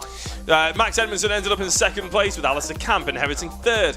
4th was Sam Kirkpatrick, with Harvey Caton in 5th. 6th was Spencer Stevenson. 7th, Liam McGill, front of what was a very, very tight battle involving Dave Marshall, Alex Kite, and Daniel Pettis taking advantage in 9th. Owen Hillman rounded up the top 10, and as Andy said, will take the pole position for race number 2 tomorrow morning. I'll be able to bring you the times of that if you are wondering in a couple of minutes' time. And Owen Hillman coming from 15th on the grid. It's very impressive indeed. Josh Bromley came home in 11th with Nick Cristofaro in 12th. Scott Smith in 13th with Jack Ruddle in 14th. 15th was Wesley Swain, a rather battered looking car, to be fair, at the end of that race. With 16th Jordan Brennan, 17th Jamie Petters, 18th Adyan Hassan, Aidan Hassan even, my apologies, 19th William Butt, 20th Mark Hughes, Will Redford 21st, 22nd. Actually, that's pretty good from Will Redford, in all fairness, considering where he was beached at one point. Harry England in 22nd, Simon Welch in 23rd, Lewis Kent in 24th, after pulling off to the side of the road, and Dave Marshall pulling off a lap before, or at least half a lap before, in 25th position. So the Goodyear Diamond Award was also given to Mark Hughes, and the Paul Winfield Trophy to Spencer Stevenson, who seems to be somewhat running away with that championship. Now there is Lewis Kent's car, and it looks fine. It must be some kind of mechanical problem to be happening on the start-finish straight. Maybe his engine blew up, but there's no smoke or anything, or I've no idea, to be honest. The fact that they can pull it home is a good sign in a way, but also a bit of a questioning sign. Maybe Andy McEwen will be able to find him and have a chat with him. I think I can see a few drivers actually in the pit lane now. I'm just giving Andy a couple of seconds to realise, to catch his breath once more. Well, I'll give you the timetable. If you're wondering when the race 2 is, it is going to be tomorrow morning. It will be at 12:15, so actually it's just inside the afternoon, but the build-up will start from around about 11:40 for the Milltec Sports Civic Cup Race 2. And if Race 1's anything to go by, the top 10 reverse grid is going to be absolutely stunning. And we've got more storylines now as well. Of Dave Marshall hopefully will return to the grid after, I'm not sure what happened to that car, but it does look a bit damaged on the front end. That could have been sort of superficial damage from earlier in the race, or it could have been what caused the DNF. We also have Lewis Kent obviously coming from the back of the grid now, as well as the likes of Josh Files coming from 10th, and it's going to be plenty of action here, there and everywhere, that's for sure. If you're wondering when the TCR UK Championship is, tomorrow with Paul O'Neill and Andy McEwen at the helm for your coverage, for both the Milltec Sports Civic Cup and the TCR, of course. Then the TCR kicks off, during the lunch break, and we're doing a grid walk, actually. So that'll be kicking off at about 1 p.m. So me, Paul and Andy all doing a grid walk, and we'll kick off a good evening's racing, or good afternoon, I should say. Right, Andy has all the reaction for the Milltec Sports Civic Cup Race 1, and there's plenty of reaction, I'm sure, from plenty of drivers. Andy, take it away. You sound more out of breath than me. So, that was a very good first race of the weekend for the Civic Cup. Josh Files giving away all my secrets there. That jog across from the commentary box, I've recovered from already. You really should be the hot and sweaty one, really, after that. It's hot out there, isn't it? You weren't battling particularly, but that doesn't make it any easier, does it? No, when you got Max Verstappen, as I call him, in your rearview mirror, you've got to keep going harder and harder and harder. But no, it's nice to get away from the line. Good enough start anyway, lead into obviously turn 2, which is always the critical thing. I saw Max lock up and nearly torpedo me at the middle hairpin, but after that it was just a case of like putting some laps in and getting it done. So yeah, really good. I mean, again, you make that sound a lot easier than it is, because putting those laps in, if you dropped a 1/10 and a half a lap, he's on you, and a 1/10 and a half around a lap this length is nothing.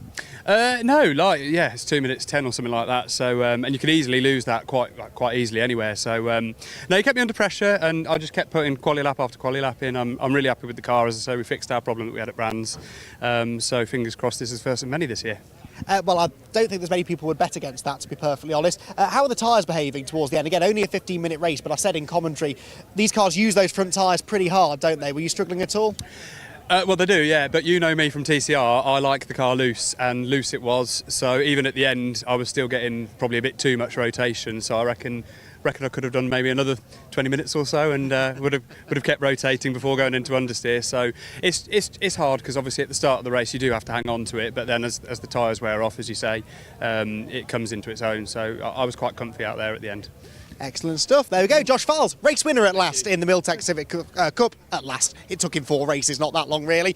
Max Edmondson, second place this time around. I know what you're going to say. You never really expected to be able to beat him anyway. Second place always looked like it was pretty much in hand. Anything to report after that one? I did a slight lock up at turn, whatever it was. And that slightly put me off, but yeah, I just felt like Josh needed a win, didn't he? So I'll let him have that one. Being the good teammate. Yeah. I'm sure you were pushing, certainly in the early stages you were. That lock-up had me concerned for a moment, not only that you might have harpooned him, but that it might have flat-spotted the tyre. Are these tyres quite sort of robust? Can you get away with the odd lock-up like that? I don't know. I've never locked up like that before. I've only done one lock-up like that before, and it destroyed my gearbox. So I didn't really know what to expect, to be honest. I was expecting to go down the back straight, stamp on the brakes and just go straight on. But yeah, I didn't, luckily, so I don't know if I flat spotted the tyre or if I've got away with it. But yeah, it was a good race. Pace was there, just Josh had that little bit edge over me, and that's how we slowly built the gap. Okay, so you've let him have a win now. That's your good teammate duty done. You've got 2 more chances now tomorrow to get your own back, get some points back. And of course, race 2, you're starting 1 place further up the grid than him as well. Is that? Yes. That was the plan all along. Of course it was. Is that, how much of an advantage will that give you? It's 1 place further on the grid, but given how evenly matched you are, I mean, that could make all the difference. Yeah, I mean, even if I make a good start, the guy ahead of me might not be able to make a good start. I might not be able to get ahead of him. So it all depends on obviously what happens tomorrow. It's not just like get a good start and just drive off. You need to obviously make your way through the pack quick enough, but safe enough. So I'll probably end up working with him, or working with Ali, or working with someone fast around me, and just trying to get to the front as fast as possible. Sounds like a plan. Congratulations, Max. Second place, more valuable points in the bank. And here is, this isn't your car, get over here. We want to plug your sponsors, Alistair, because it's your second time on the podium now this season. But that one, I don't want to say it was a genuine podium, the other one was as well, but that one you qualified well, you ran well. Bit disappointing, I guess, that Lewis pulled off at the end, but a podium's a podium. Yeah, definitely. To watch Lewis slow like that when we had such a good race between us, like we kept it clean, was battling, I was catching him, then he was getting away. It's so frustrating. And like I said, they're like towing a caravan now, wherever they are, out the corners, which you can probably see on the live stream. But no, it was really good, but yeah, shame to see Lewis stop like that, but yeah, it's one of them, and yeah, we capitalised with a third and good. But yeah, I definitely want to say hello as well to the missus, who is on a hendo for the O'Malleys, and my mum and mother-in-law for looking after the little ones for me this weekend to make this third possible. Now that was almost smooth. So was your driving out there. I have to say, there were a couple of leery moments, it seemed. It was interesting watching you and Lewis, actually. Obviously, Lewis in the EP3, you in the FN2. You'll both have different driving styles, slightly different setups, but it really looked like his car was a lot softer, sort of flowing, those nice gradual slides. Yours seemed a little bit twitchy on entry and maybe a bit of understeer towards the end. Yeah, I think towards the end, because I'd lost Lewis as my marker, I'd not even paid attention to the brake, but I was just paying attention to where Lewis was braking, trying to gain that little bit. So then all of a sudden, there's nobody there as a marker anymore. And it's like, oh, we need to remember now everything from quali. So that was where my last lap was like 2 seconds off the pace massively. The car felt mega, but the way that these are with the beam on the rear, you almost have to rotate on entry, and that's why it looks like it does. So as it rotates in, whereas the EP3 you can literally brake, turn, and they will go. Whereas if you try and do that with that, they just go straight on. So like I say, me and Dave have had quite a few chats. All the FN2 boys, I'm team FN2 now, so we all have a chat and all that. But Yeah, we're getting there. We're learning so much every weekend with the car, so yeah, we're getting there quicker and quicker, hopefully. Well, not a bad result. Congratulations, Alistair Camp, on the podium once again. 2 more people to chat to. There's one of them, Spencer Stevenson, our Paul Winfield Trophy victor in that race. We didn't actually see a lot of you, to be honest. You had a little bit of a quiet race, couldn't quite keep up with those boys, but you had the pace on the ones behind. Fair assessment? Yeah, definitely. The car went off quite quickly though. So yeah, I did have a bit of a gap, and then it sort of closed down a little bit, so I had to do a little bit of defending. But yeah, no, it was a good race. Obviously a bit of a dip down in performance from Brands Hatch, but actually it probably looks worse, doesn't it, because of how evenly matched this top 10 is. I don't actually think you're that far off the pace at all. Yeah, no, definitely. Like the top 15 is capable of winning it. It's very competitive. Yeah, I'd like to have been a little bit higher up, but yeah, we'll make some setup changes and go from there. Yeah. And of course, race 2 now, you're in that awkward position where you don't really gain any places, but you do at least jump ahead of the area motorsport cars, for example, on the grid. So is that your chance to shine? What do you think you can get out of that second race tomorrow? Yeah, hopefully just get off the line well, and then yeah, go from there.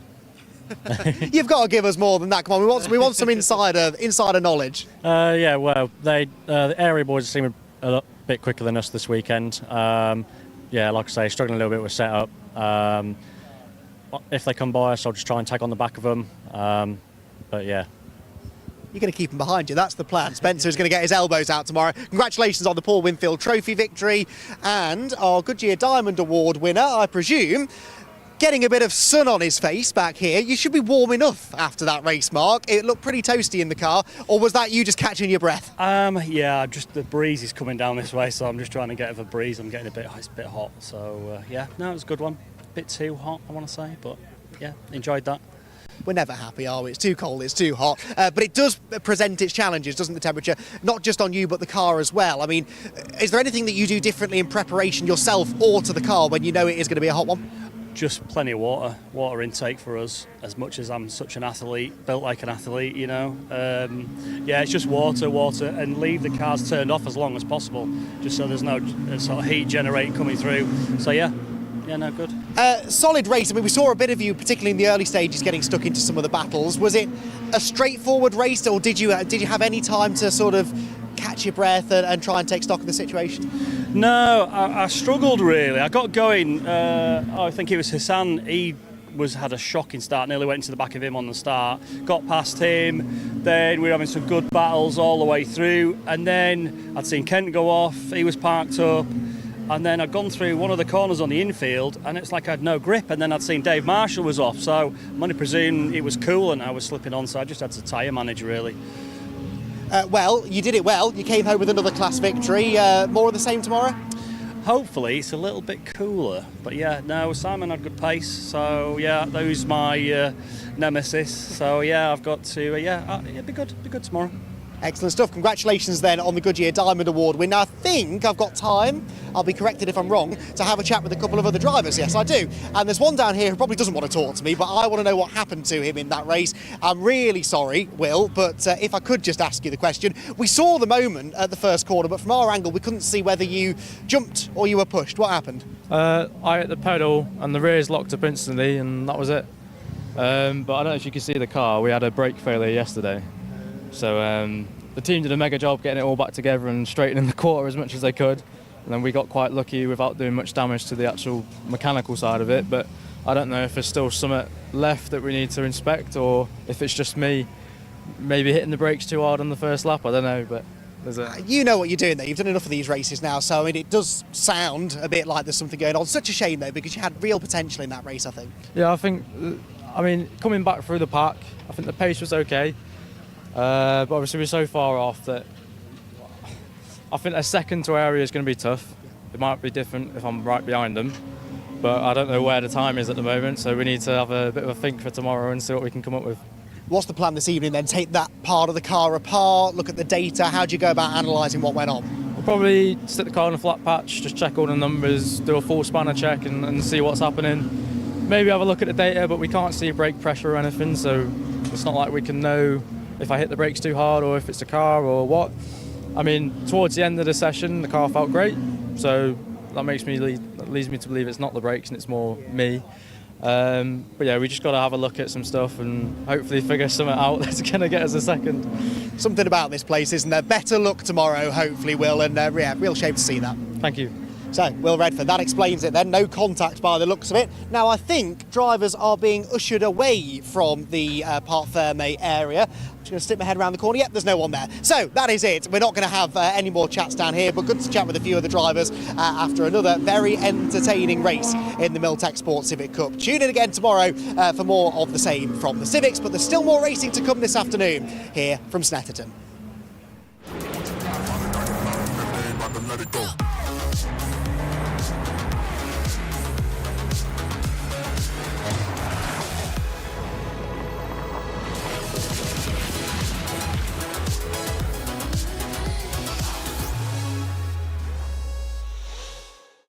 Is your business ready to switch over to cloud telephony before the BT analog switch off? If you're not sure, you can get a telecoms and IT health check from Maximum Networks for free, covering broadband, phone systems, IT support and more. Arrange your free audit today at maximumnetworks.co.uk. Got so much weight on my shoulders. Enough to knock me out, but I'm still holding the throne. You'll never know till it's over. You want an honest man, but you don't understand. I won't be here when you wake up again. You want an honest man, but you don't understand. I won't be here when you wake up again. You want an honest man.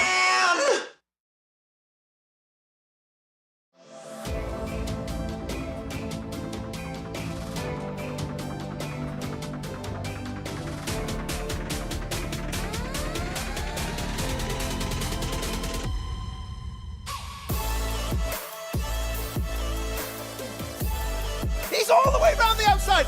Miles for the lead. Side by side, who's going to be the bigger man?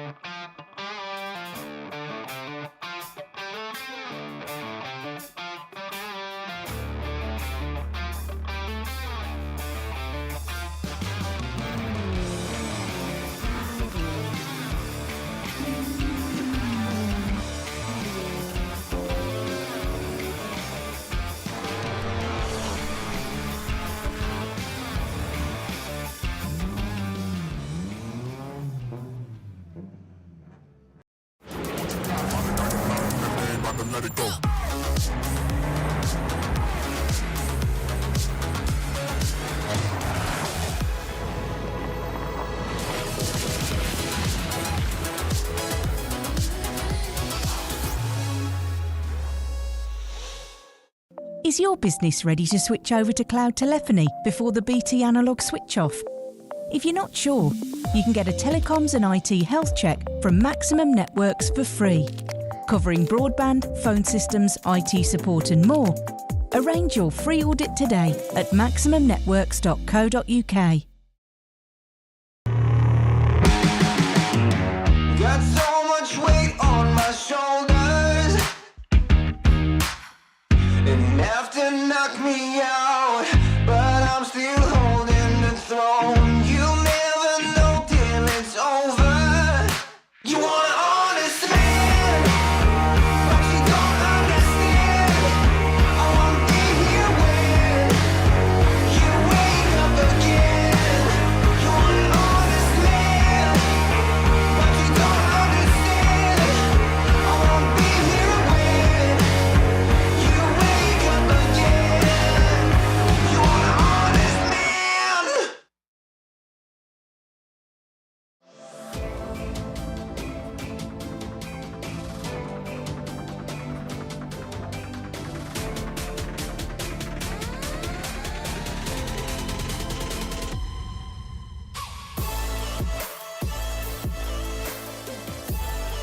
He's all the way round the outside. Miles for the lead. Side by side, who's going to be the bigger man?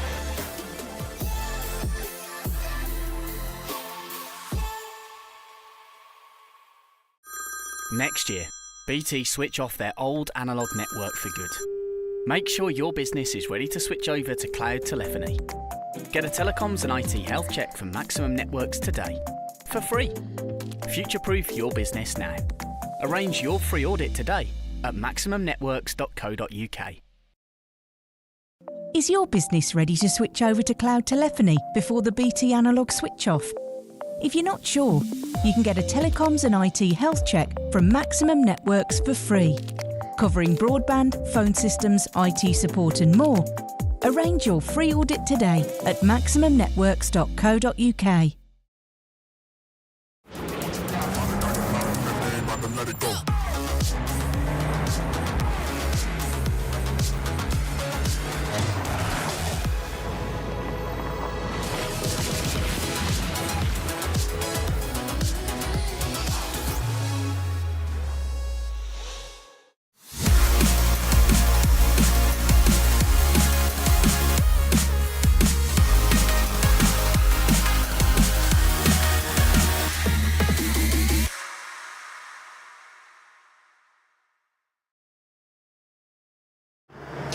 Josh Files, part of the Miltech Sports Civic Cup this year, has now got his debut weekend out of the way at Brands Hatch, scored some good points, popped up on the podium.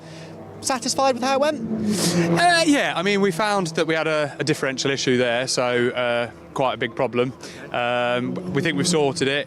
Yesterday in testing here went very well, so I think today will be a better day. How much did you learn? Obviously, I didn't know you had the diff problem. That will have obviously altered the way the car was driving. But how much have you learned now? Do you think you've cracked the code of the Civic Cup car now? Oh, no, not at all. They're the hardest things in the world to drive on the limit, I can promise you that. No, they are tricky, they are unique. You know, obviously all the lads are fast in this championship. It's nice doing a one-make championship again, because obviously in TCR and stuff like that, you've got all the different brands and there's BOP. It's just nice to come here, no turbos, and just have fun. So yeah, I've definitely got on top of the car more. Now we fixed the issue, it's handling how I want it to as well. So yeah, it's good. And handling's so important here, so important everywhere, I suppose, but Snetterton's such a technically demanding track, isn't it? Would you say that suits your driving style? Quite a lot of sort of low, medium speed corners, you've got to be on it as a driver. To be honest, I find the infield a bit boring here, but the high speed stuff is wicked. So yeah, I'm very analytical about stuff. I have been all my career so far, and I just always want to learn how to do something the best way. I think I've got to a place now, especially here, because I'm obviously a local boy, so I know the track quite well. I think we've got to the point now where I sort of understand the car, understand what it's doing. It's where I want it to be. So I suppose only time will tell. Race wins on the cards, do you think, this weekend? How realistic is that? I'd like to think so. Obviously, you never know what everyone's doing in testing, but yesterday I was going all right, so we'd like to think so, yeah. Excellent. Well, that sounds like a plan, Josh. We'll let you go and carry on your preparation and share all your secrets with Max. I'm sure he's been grilling you. Well, you know, we were racing last weekend. I let him have a go in my car just to make sure, you know, either if I learn from him or I realise my car's poo, one way or another. So, yeah, we had a nice little race last weekend together, which we won. So who was the quicker of the two, though? That's the golden question. If you ask him, it's him. If you ask me, it's me. But either way, we were very close. There we go. I think that answered my question. Right, thank you, Josh, for having a chat. Best of luck, mate. Cheers, thank you. Cheers, mate. Josh Files, definitely one to watch, as always, this weekend. One of the revelations of the Miltech Sports Civic Cup last time at Brands Hatch was Spencer Stevenson, and the pace of Spencer Stevenson on his debut in the championship. Spencer joins me now here at Snetterton. Fantastic season opener that you had at Brands. We keep saying we were a bit shocked to see how quick you were. You're probably sick of hearing us saying that now, but yeah. I suspect maybe you even surpassed your own expectations. Is that fair? Yeah, I was very shocked myself, especially with the quality of drivers. I weren't expecting to be so far up so quick, because obviously I've never done these before either. So yeah, I was very happy at Brands Hatch. Yeah, definitely. At what point in the weekend did you sort of realise, oh, hang on a minute, I'm on the pace here? Practice, we were a little bit off. And then come qualifying, I seen my board P2, and I was like, well, I'll soon drop. But then, yeah, I managed to hold P2, and I was like, yeah, very surprised at that. So, yeah, no, I'm very happy with, how we've been getting on. Does that change the mindset now then coming into Snetterton, because you had such a strong Brands Hatch, you're a championship contender now, whether you were expecting that or not, so do you now kind of arrive at the rounds with a slightly different perspective? Yeah, so potentially a championship to think about. So yeah, got to be sensible and not make any silly mistakes or moves, and we've got a championship to think about now as well. And to win championships, you've got to score consistently, stay out of trouble, but hopefully try and win some races. What do you think your chances are of getting that done this weekend? Pretty good. We were struggling a little bit for yesterday on pace-wise, but we've done a few adjustments, and so we'll see how we go in qualifying. Qualifying's important here as well, isn't it? You don't get a lot of laps, really. Yeah. So have you done a few sort of qualifying simulations through testing, because you've got to get the heat in the tyres pretty quickly? Well, we had a few problems yesterday. We had a gearbox go, and we lost a bit of track time, so we didn't get as much done as we wanted to. But yeah, hopefully we'll be up there in qualifying. Excellent. Well, we'll let him go and prepare for qualifying. Spencer, thanks for having a chat. Best of luck. No worries. Cheers. Thank you. Spencer Stevenson on the money at Brands Hatch. Will he be here at Snetterton? Got so much weight on my shoulders, enough to knock me out, but I'm still holding the throne. You'll never know till it's over. You want an honest man, but you don't understand. I won't be here when you wake up again. You want an honest man, but you don't understand. I won't be here when you wake up again. You want an honest man. Next year, BT switch off their old analogue network for good. Make sure your business is ready to switch over to cloud telephony. Get a telecoms and IT health check from Maximum Networks today, for free. Future-proof your business now. Arrange your free audit today at maximumnetworks.co.uk.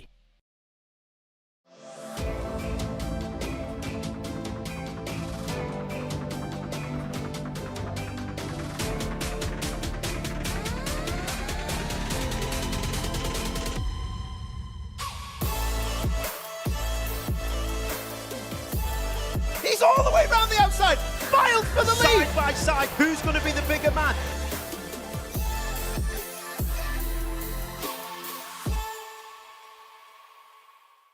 Is your business ready to switch over to cloud telephony before the BT analogue switch off? If you're not sure, you can get a telecoms and IT health check from Maximum Networks for free, covering broadband, phone systems, IT support and more. Arrange your free audit today at maximumnetworks.co.uk.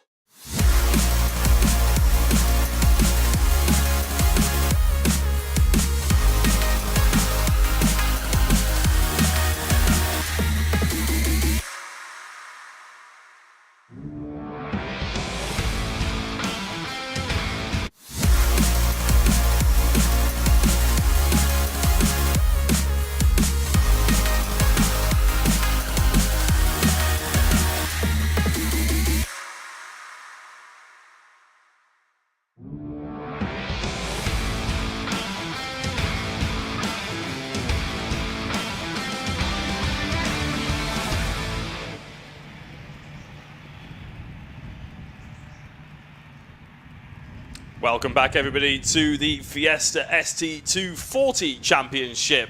Well, it's going to be soon anyway. There's a reason why there's a Mini driving in front of you. There we go. Their race has just finished. Trust me, the Fiestas are coming up. But if you've been watching through the day, a big thank you for joining us so far here at Snetterton, which turned out actually to be quite a nice day, actually.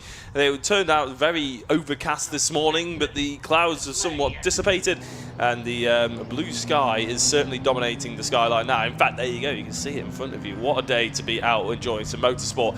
Fingers crossed, it sort of wets your whistle and you want to come down tomorrow and maybe watch a little bit as well. By all means, we've got a fully filled timetable if you want to come down and actually watch it in the flesh, which as we're waiting a little bit for the Fiestas to come down, I'll give you a bit of a rundown on what you've got to look forward to tomorrow.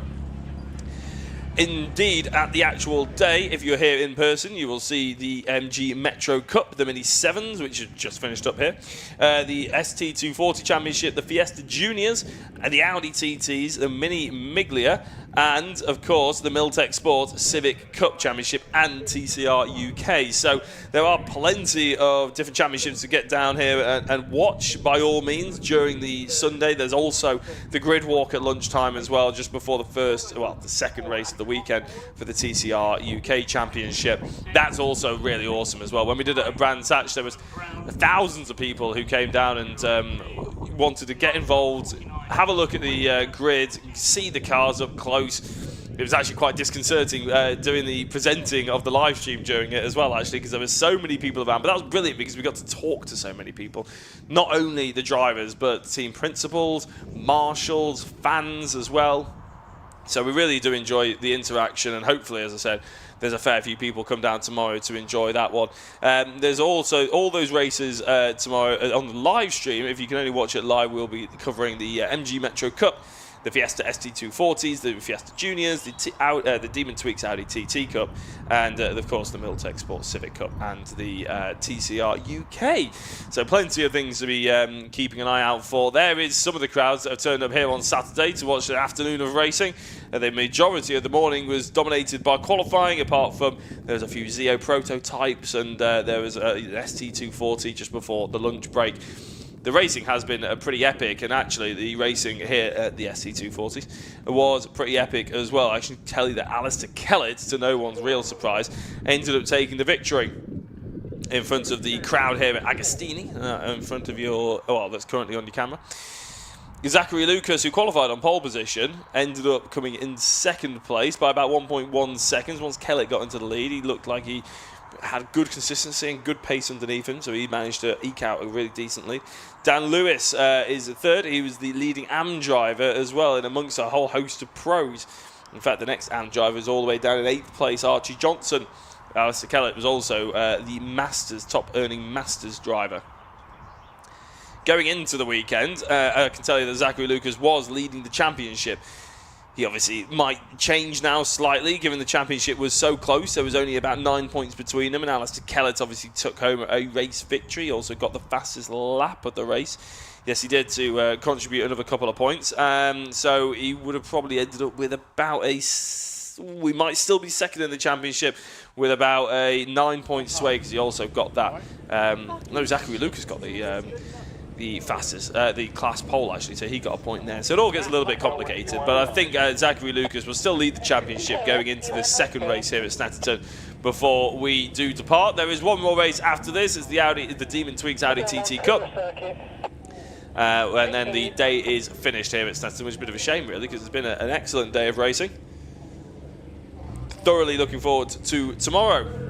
You see the drivers starting to line up. We'll bring you the grid when they go round on their green flag lap. A little bit of a background of what the AirTech Motorsport Fiesta ST240 Championship is.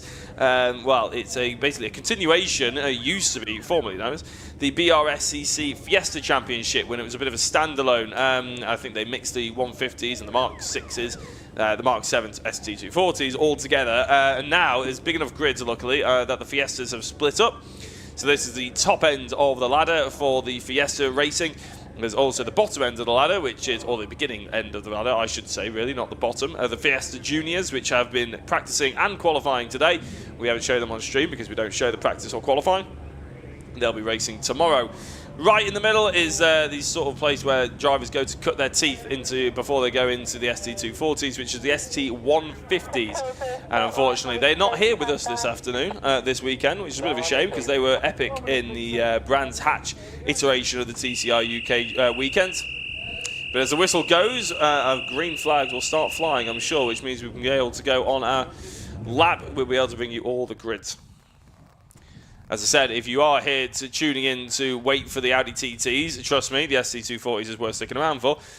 If you're here for the ST240s, the TTs are worth sticking around for as well, because there is 30 cars that will be on the screen for you to really race hard, and I think that's the best thing you can possibly do right at the end of the day is put the biggest grid on. It's only it's the only grid that's actually bigger than the Civic Cup Championship. So, as the grid gets brought up on your screen, it's a continuation of the results from race 1. It sets the grid for race number 2. So on pole position is the 52 of Alistair Kellett. The 2, 3, 4 of Zachary Lucas lines up alongside him. Dan Lewis is in 3rd with Simon Horrobin in 4th. Row 3 is Gary Miller and Joseph Knight. Row 4 is Archie Johnson and John Cooper. It was very eventful in the first race with John Cooper. Row 5 is James Pope and Connor Blackburn. Row 6 is Charlie Ellis and Lucas Hayden. Row 7, Marco Ricci and Adam Clark. With row 8 consisting of Harry Hayes and Morgan Kidd. Row 9, Matt Chambers and Luke Waugh. More on him in a second. And in row 10 and at the back of the field, 19th place, Caitlin May, and 20th place, Henry Howarth. Caitlin May unfortunately ended up. Well, actually, this was a bit of the story of the ST240s, really, for the first race, is that it seemed to be bubbling up to quite a crescendo. There were little battles all over the place, but every single time we sort of got to the point where we were really about to see a spark, about to see a bit of a light in a battle, one of the drivers came unstuck somehow, and Caitlin May ended up having to pull off to the side of the road, which was a great shame, just on the start-finish straight. Never really found out what happened to Caitlin's car. But I'm hoping that we'll maybe be able to hear about it, and I'll be able to let Andy McEwen know, who's going to be your coverage provider for tomorrow, your commentator.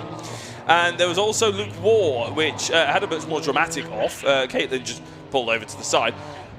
Waugh quite literally went potato farming. It's straight, I think he was hitting the brakes into the second corner, into the hairpin, and just touched the grass, which meant he stage exit left a little bit too quickly and span off. Probably a bit of a shock, probably a little bit stunned, but there was nothing there to hit. There was nothing there to hit for acres and acres of land, apart from potentially some ungrown potatoes. Now, speaking of stricken cars, that is not a sight that you really want to see. That's Charlie Ellis, parked on the side of the road, and the marshal's rather sedately going over to check that they're okay. I'm hoping that they're trying to get the car restarted so we can get going. That's right in the middle of the infield, actually. So it's already a long enough green flag. What we don't want to do is get the drivers to sit here on the grid waiting for a long time while we recover another vehicle, and then we end up having to go around for a green flag lap again. I'm sure the circuit organisers don't want that to happen either.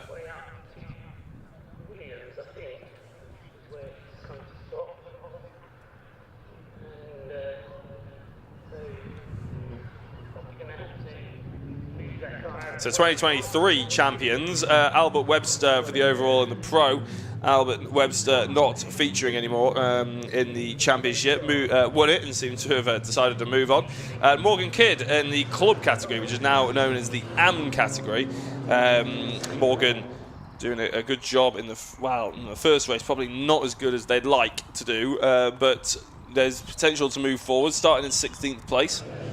A couple of drivers to be keeping an eye out. Notable drivers in this particular championship are the likes of Alistair Kellett, 2016 BRSCC Fiesta champion, which obviously, as I've just mentioned before, is the predecessor to this championship, but also the runner-up in 2021, 22, 23, 24. He'll be hoping that that won't be the case. He'll probably be wanting to repeat his 2016 escapades. John Cooper is also an experienced Fiesta racer and race winner. You can see that in how he drives. Simon Horrobin, been around for a long time in Fiestas. I think potentially the most appearances of any Fiesta driver that we've had. Dan Lewis, Henry Howarth and Lucas Hayden, all Fiesta Junior graduates from 2023. So if you see any of them, keep in mind that they are really punching above their weight somewhat in terms of experience, especially Dan Lewis, counting as a AM driver. And in third place, you can see it just behind Alistair Kellett there. And I do believe we've got a load of yellow flags. I don't know if the car has been recovered in the middle of the circuit just yet. No, unfortunately. Oh, looks like we're going to have to get it not even towed off. We're going to have to get it pulled onto the back of the flatbed. Does mean once it's on the back of the flatbed, it'll all go quicker. That is a big shame, isn't it? It's Charlie Ellis, who's race somewhat not even started. Didn't come to a close early. It didn't even get going. Charlie Ellis, one of the graduates to senior racing from karting as well. So Charlie not having a great Snetterton. It's the worst thing that could possibly happen halfway through the race weekend. We do hope that they can get the car fixed and out on circuit tomorrow. Big thank you, by the way, to the Orange Army, the people trying to get that car safely onto a flatbed, but also the volunteers around the circuit, giving all they can to motorsport, the sport they love, the sport that we all love as well. Without them, we wouldn't be able to go racing. They do an absolutely brilliant job, and we are very grateful for them. If you do ever want to get involved with racing and you're not entirely sure how, where to start, how to go about it, do you enjoy the weekend if you were behind the scenes rather than just watching from the sideline? Well, the Orange Army is a fantastic place to start, it has to be said, because you are right in the thick of the action. You've got a lot of responsibility on your shoulders. There's a lot to be dealing with as a marshal, and they do a brilliant job. And once people actually start going from an early age, they tend to get hooked on it for years and years to come, because they are so reliant and have such responsibility here at the race meetings. We mentioned Conor Blackburn quite a lot actually in that first race. Apparently club class wins, that's quite hard to say quite quickly, in 2023, and Archie Johnson did as well. Now it's quite interesting because Conor Blackburn, the club class is now the AM class, which is currently being led by Dan Lewis. So I suppose no one's surprised given how quick that he is, and the fact that he's third in the championship overall as well. James Pope, also part of that AM class, Archie Johnson, Caitlin May, Harry Hayes, Charlie Ellis, Henry Howarth, Matt Chambers, Marco Ricci and Christopher Blackburn. The last three drivers I mentioned there, Matt, Marco and Christopher, are actually part of the AM category, but also part of the Masters category, which I think is for drivers over the age of 45. We're just waiting for that car to be taken to the side. The green flag lap is being raised, which means I think we're going to go round once more. This is what I was sort of hoping to avoid, really. I think this is so the drivers can inspect potential, well, one, to heat the cars back up and get themselves back into the moment, but also to potentially inspect where the driver had to pull off, whether there's any changes in the surface and everything like that. So I'll run you through the grid once more. I know it potentially won't come up on your screen, but given the fact that we're basically repeating the green flag lap and we've got about 3 minutes to fill while we do that, I might as well run it through. Feel free if anybody wants to stick it on the screen at the same time. Alistair Kellett on pole position. Alongside him, Zachary Lucas, whose roles were reversed going into the first race of this weekend. Zachary Lucas getting pole from qualifying. Oh, there it is, in fact, actually. Zachary Lucas getting pole in qualifying, but then obviously switching positions. And Alistair Kellett really proving that he is a force to be reckoned with in these Fiestas. We all know that for years. His CV proves that, a previous champion and runner-up 3 years in a row. But he's clearly showing that he's got a bit of an impetus and he's got a bit of fight to move back forward and win races as well. Dan Lewis and Simon Horrobin. Again, Dan Lewis really puts in perspective how quick he is and how good that third place is that he got in race 1 and where his championship standings are, given the fact that he is a Fiesta Junior graduate from last year. Simon Horrobin alongside him was the opposite end of the spectrum. I'm sure he won't take too much offence there, Simon, as one of the most, if not the most experienced driver on this grid, probably almost drawing with Alistair Kellett. Gary Miller was thoroughly in the walls in 5th place, and Joseph Knight also sort of getting his elbows out, shall we say, in row 3. Row 4 is Archie Johnson and John Cooper, with row 9 being James Pope and Conor Blackburn. Row 6 is Charlie Ellis, no longer actually. Charlie Ellis will not be featuring in 11th place, but Lucas Hayden will be in 12th. Row 7 is number 15 Marco Ricci and Adam Clark. Row 8 is Harry Hayes and Morgan Kidd. Row 9 is Matt Chambers and Luke Waugh, with row 10 being Caitlin May and Henry Howarth. So the Snetterton 300 circuit playing host to the second round here at the Fiestas. There was a Silverstone for the Fiesta Juniors, get that right. For the Fiesta Juniors, there was a Silverstone trophy, given the fact that they went for a bit of a pre-season test / race weekend at Silverstone. and the fact that we visit Silverstone twice on the TCR UK support package. So they've made a sort of a mini championship within a championship, just based around Silverstone, which is quite interesting. You can hear more about that and watch the Fiesta Juniors tomorrow. The next champions are potentially the ST240s, the ST150s, and other championships, maybe even the TCRs and the Civics and everything like that. If you want to watch that tomorrow, we will be joined by Paul O'Neill for the TCR Miltech Sports Civic Cup coverage, and we will be, and Andy McEwen will be in the comms box for you all of tomorrow. Big thank you to everybody who's watched, commented, subscribed, liked, shared, done whatever you want to do, even if you just sat there silently judging us. We're okay with that. Thank you very much for tuning in. We don't mind it whatsoever. Just in any way you want to interact with us, however way you want to consume the content, we are very grateful to have your company for today, and hopefully tomorrow as well. We realise there's a lot of sport going on these weekends and everything like that. We're just pleased to have you along. Speaking of pleased, Alistair Kellett will be pleased to finally get this race underway. He's been sat there on pole position thinking about what exactly he needs to do to get off the line quickly and ahead of Zachary Lucas, maintain that race victory that he's got in his eyes, I'm sure, and what he took in race number 1. So his yellow flags, I'm sure, will be pulled into the side. There we go. The green flags will start being waved from the rear end of the field. And that's our sign to get going, although there's a couple of drivers who have decided to move themselves about a bit. Not entirely sure what they're planning on doing there. Green flag is waved rather tentatively. I'm not entirely sure the marshal really knows what to do with that one. If anybody has moved about, then they will be punished, I'm sure. But we seem to have the 5-second board up, which means the engine notes rise, the lights are on, and we are racing here at Snetterton for the second time this afternoon for the Fiesta ST240 Championship, and Alistair Kellett gets an absolutely rocket start. Zachary Lucas looks around the outside. It's going to be a tricky one to try and find it. He actually cuts back in. Doesn't want to be overtaken by anybody behind, but Alistair Kellett has got a rear view full of Zachary Lucas, and I think Simon Horrobin slamming on the brakes and that ABS flashing up all over the place as well. He's got Gary Miller up his inside. Miller trying to force his way through. He's up into 3rd place.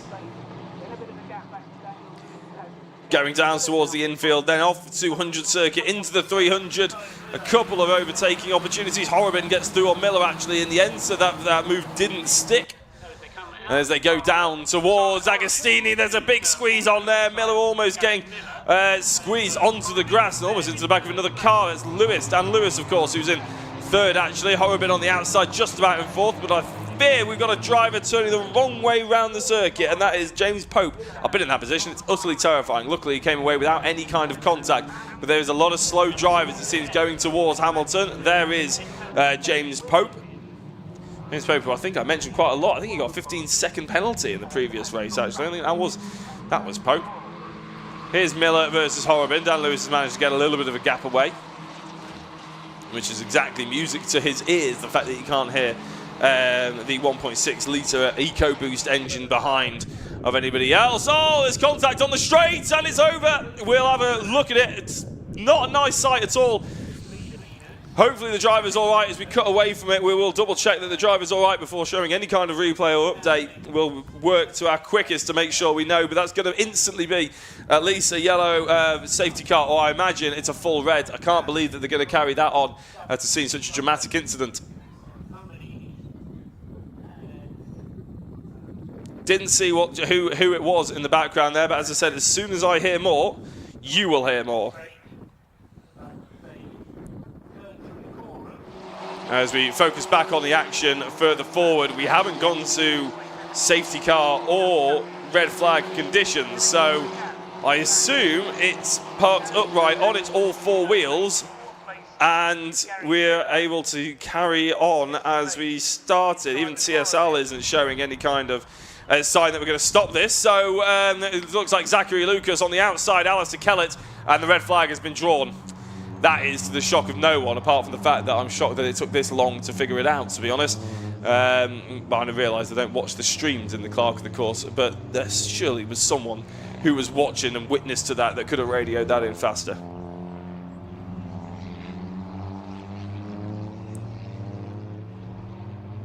So the marshals are out on the start-finish grid. As I said, we won't be putting cameras over towards it, just because we want to give you the full update before the cameras can lie. The cameras can tell a story that might not be there or anything like that. We'll give you the full updates when we can.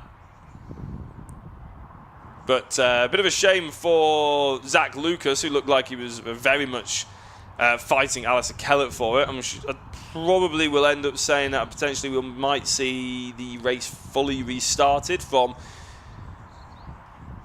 grid order, because we were only about 2 laps into it. Were we even a full lap into that one, actually? I don't think we were. No, I don't think we were. We saw Pope have a spin round.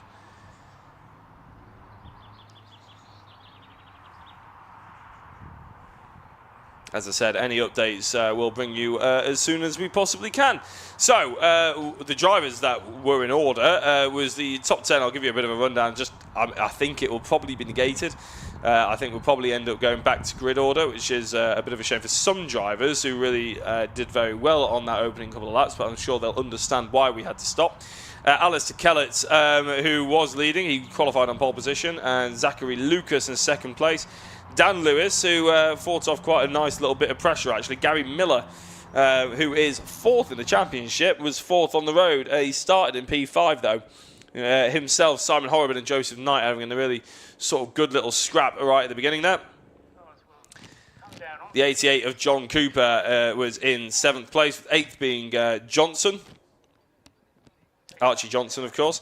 9th was Clark, and 10th was Howarth.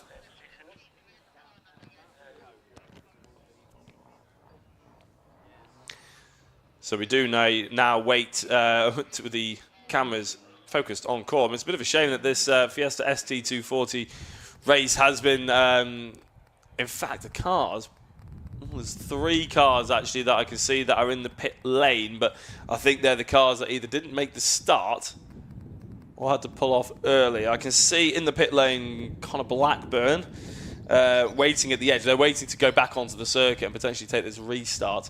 Connor Blackburn's there. I think that's James Pope as well. And a car that's right at the front, but there's someone stood right in the way of the number, which is a bit of a shame. It may well be the 69. Yes, it is a 69 of Chambers, actually. So, again, those 3 drivers all in the pits,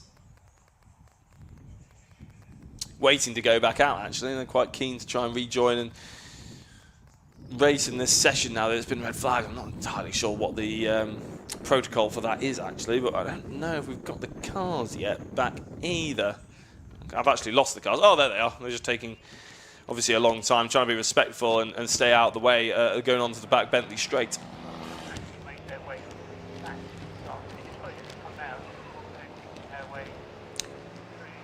One of the reasons why I'm trying to be quiet is I'm trying to hear the circuit comms over the top, because they have a much better view than I do.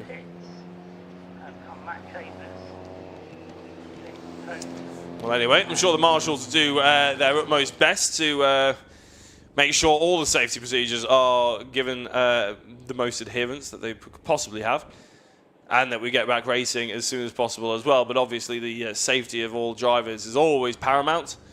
They do have a fantastic team here, as I said, in marshals, volunteers, circuit staff, medical team, anything you could possibly want. They have the best here, and I'm sure, as I said, in fact, I've actually had experience in the medical centre before here at Snetterton. It's not something, obviously, a racing driver likes to brag about, but I have to say they were brilliant.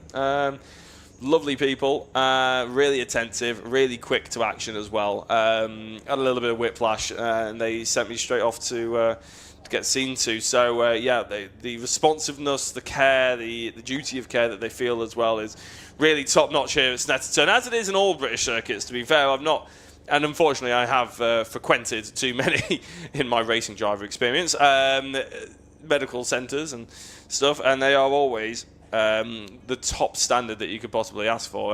Quite a lot of the time, actually better than when you just go to A&E. You end up having any kind of medical attention needed, you're better off being at a racetrack. Trust me, they are absolutely brilliant. We're going to very quickly shoot to a quick advert break while we try and figure out what's going on, and we'll be able to bring you a little bit more update as soon as we have it.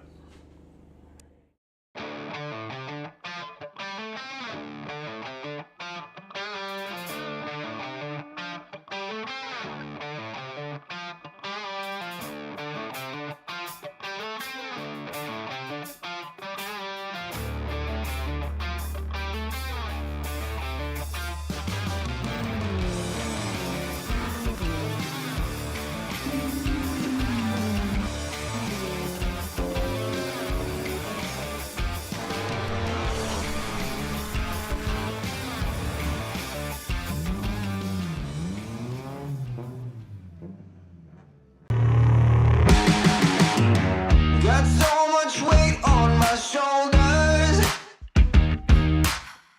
enough to knock me out, but I'm still holding the throne. You'll never know till it's over. You want an honest man, but you don't understand. I won't be here when you wake up again. You want an honest man, but you don't understand. I won't be here when you wake up again. You want an honest man. Next year, BT switch off their old analogue network for good. Make sure your business is ready to switch over to cloud telephony. Get a telecoms and IT health check from Maximum Networks today, for free. Future-proof your business now. Arrange your free audit today at maximumnetworks.co.uk.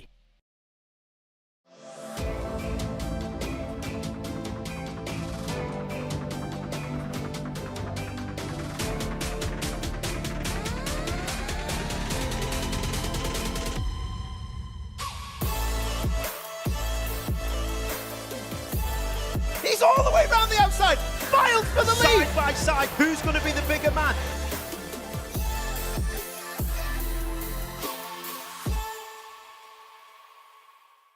Is your business ready to switch over to cloud telephony before the BT analogue switch off? If you're not sure, you can get a telecoms and IT health check from Maximum Networks for free, covering broadband, phone systems, IT support and more. Arrange your free audit today at maximumnetworks.co.uk.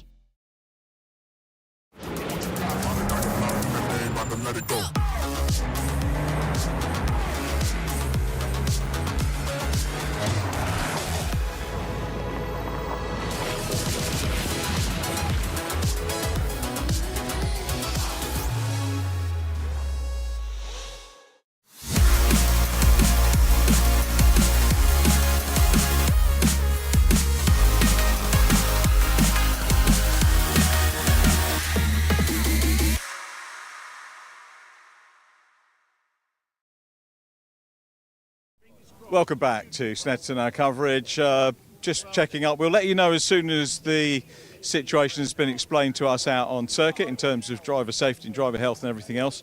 But an opportunity, not an opportunity we like red flags particularly, but an opportunity to go and talk to some drivers. I'm going to head down here and have a quick word with Gary Miller, who was in 5th position in race 1. Hi Gary, normally get used to seeing you on the podium. 5th position, reasonable first start. Looked okay up battling. How's Snetterton going for you so far? Yeah, a bit disappointing in race 1, but a good start in that one, and managed to get ahead of Simon fairly, so that's all good.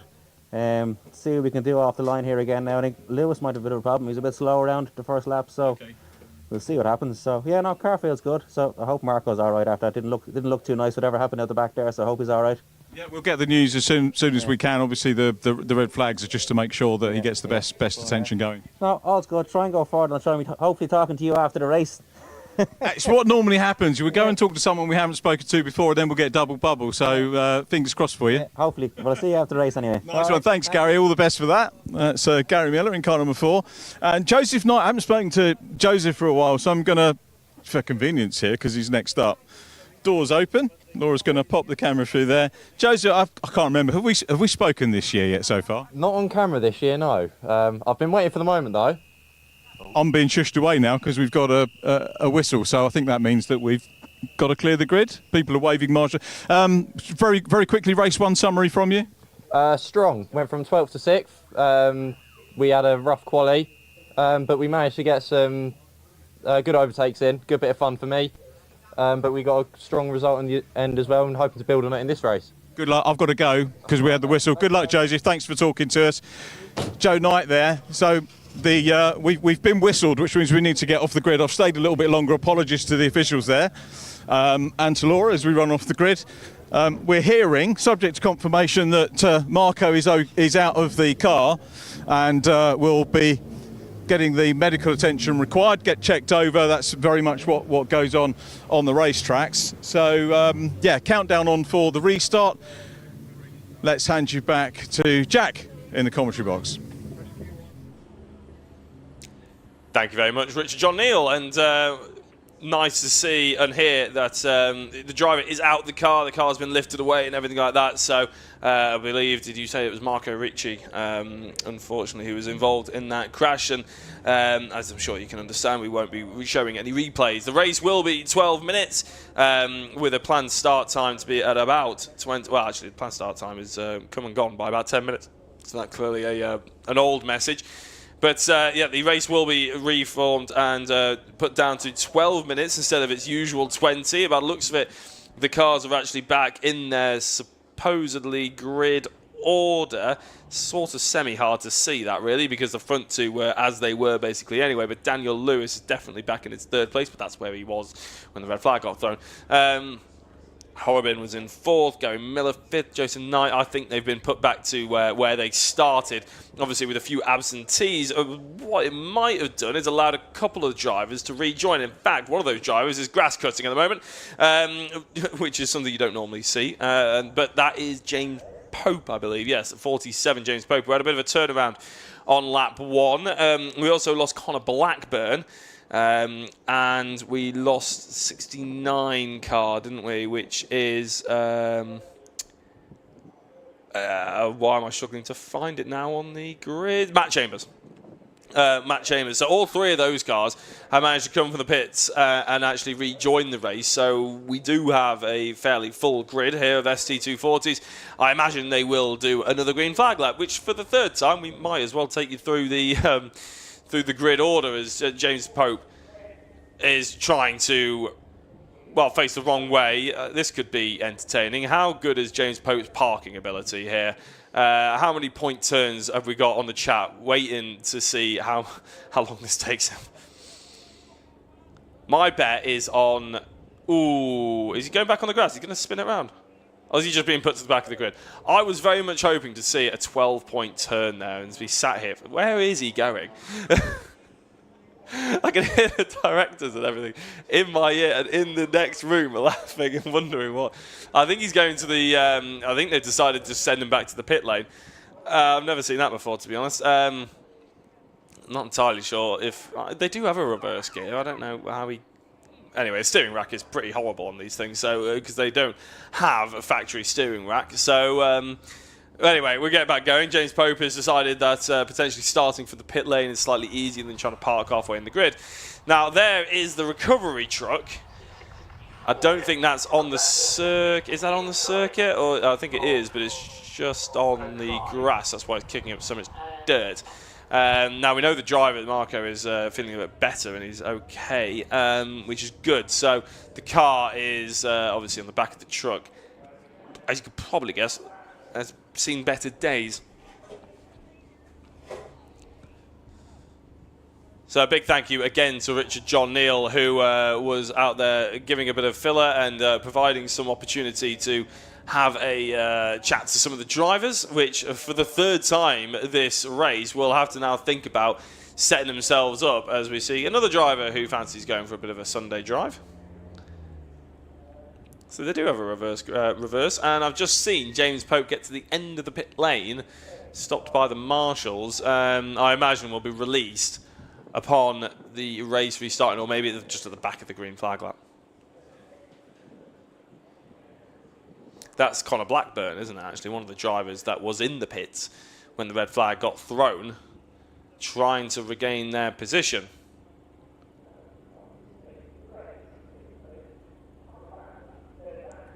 I have to say, I do have sympathy. I've driven race cars around. I know how hard they are to manoeuvre. It is like watching my dad park in a car park, though. There we go. Are we all happy? Are we all sorted? Green flag to be waved?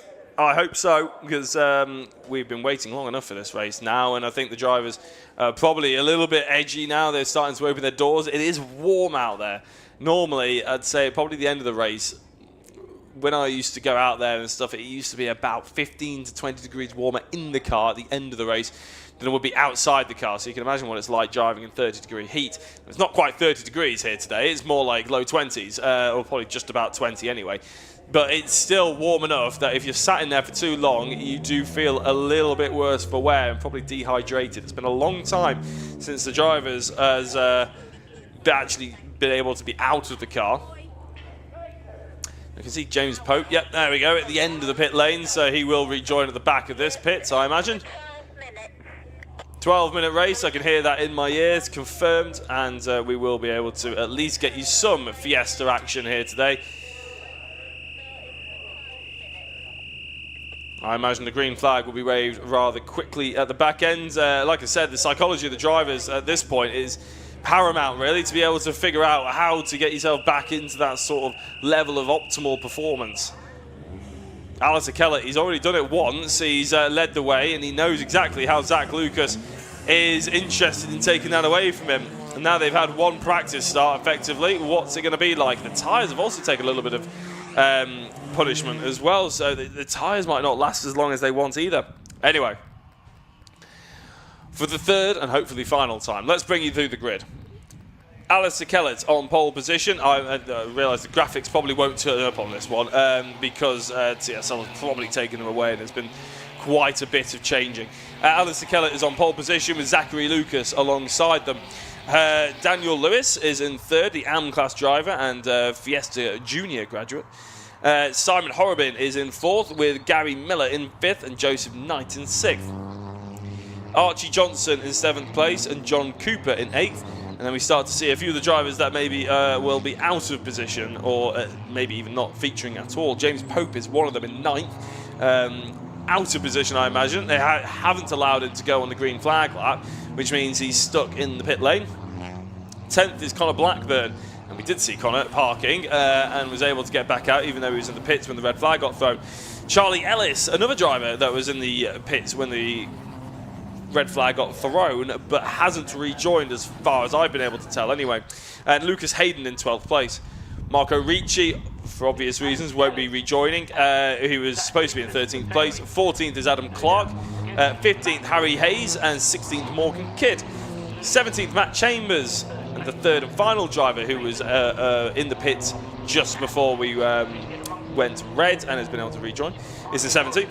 18th is Luke Waugh, and 19th, Caitlin May, 20th, Henry Howarth. So we've got about half a lap to go of these drivers warming things up. Alistair Kellett's not messing around. He wants to get going as quickly as possible. Again, it's sort of a balancing act of how many times you go through the tyres go through the heat cycle. How many times do you sort of try and churn the heat into them? It's really the brakes that's the biggest one. There is James Pope. Nice little camera angle there into the side mirror, the wing mirror, I should say.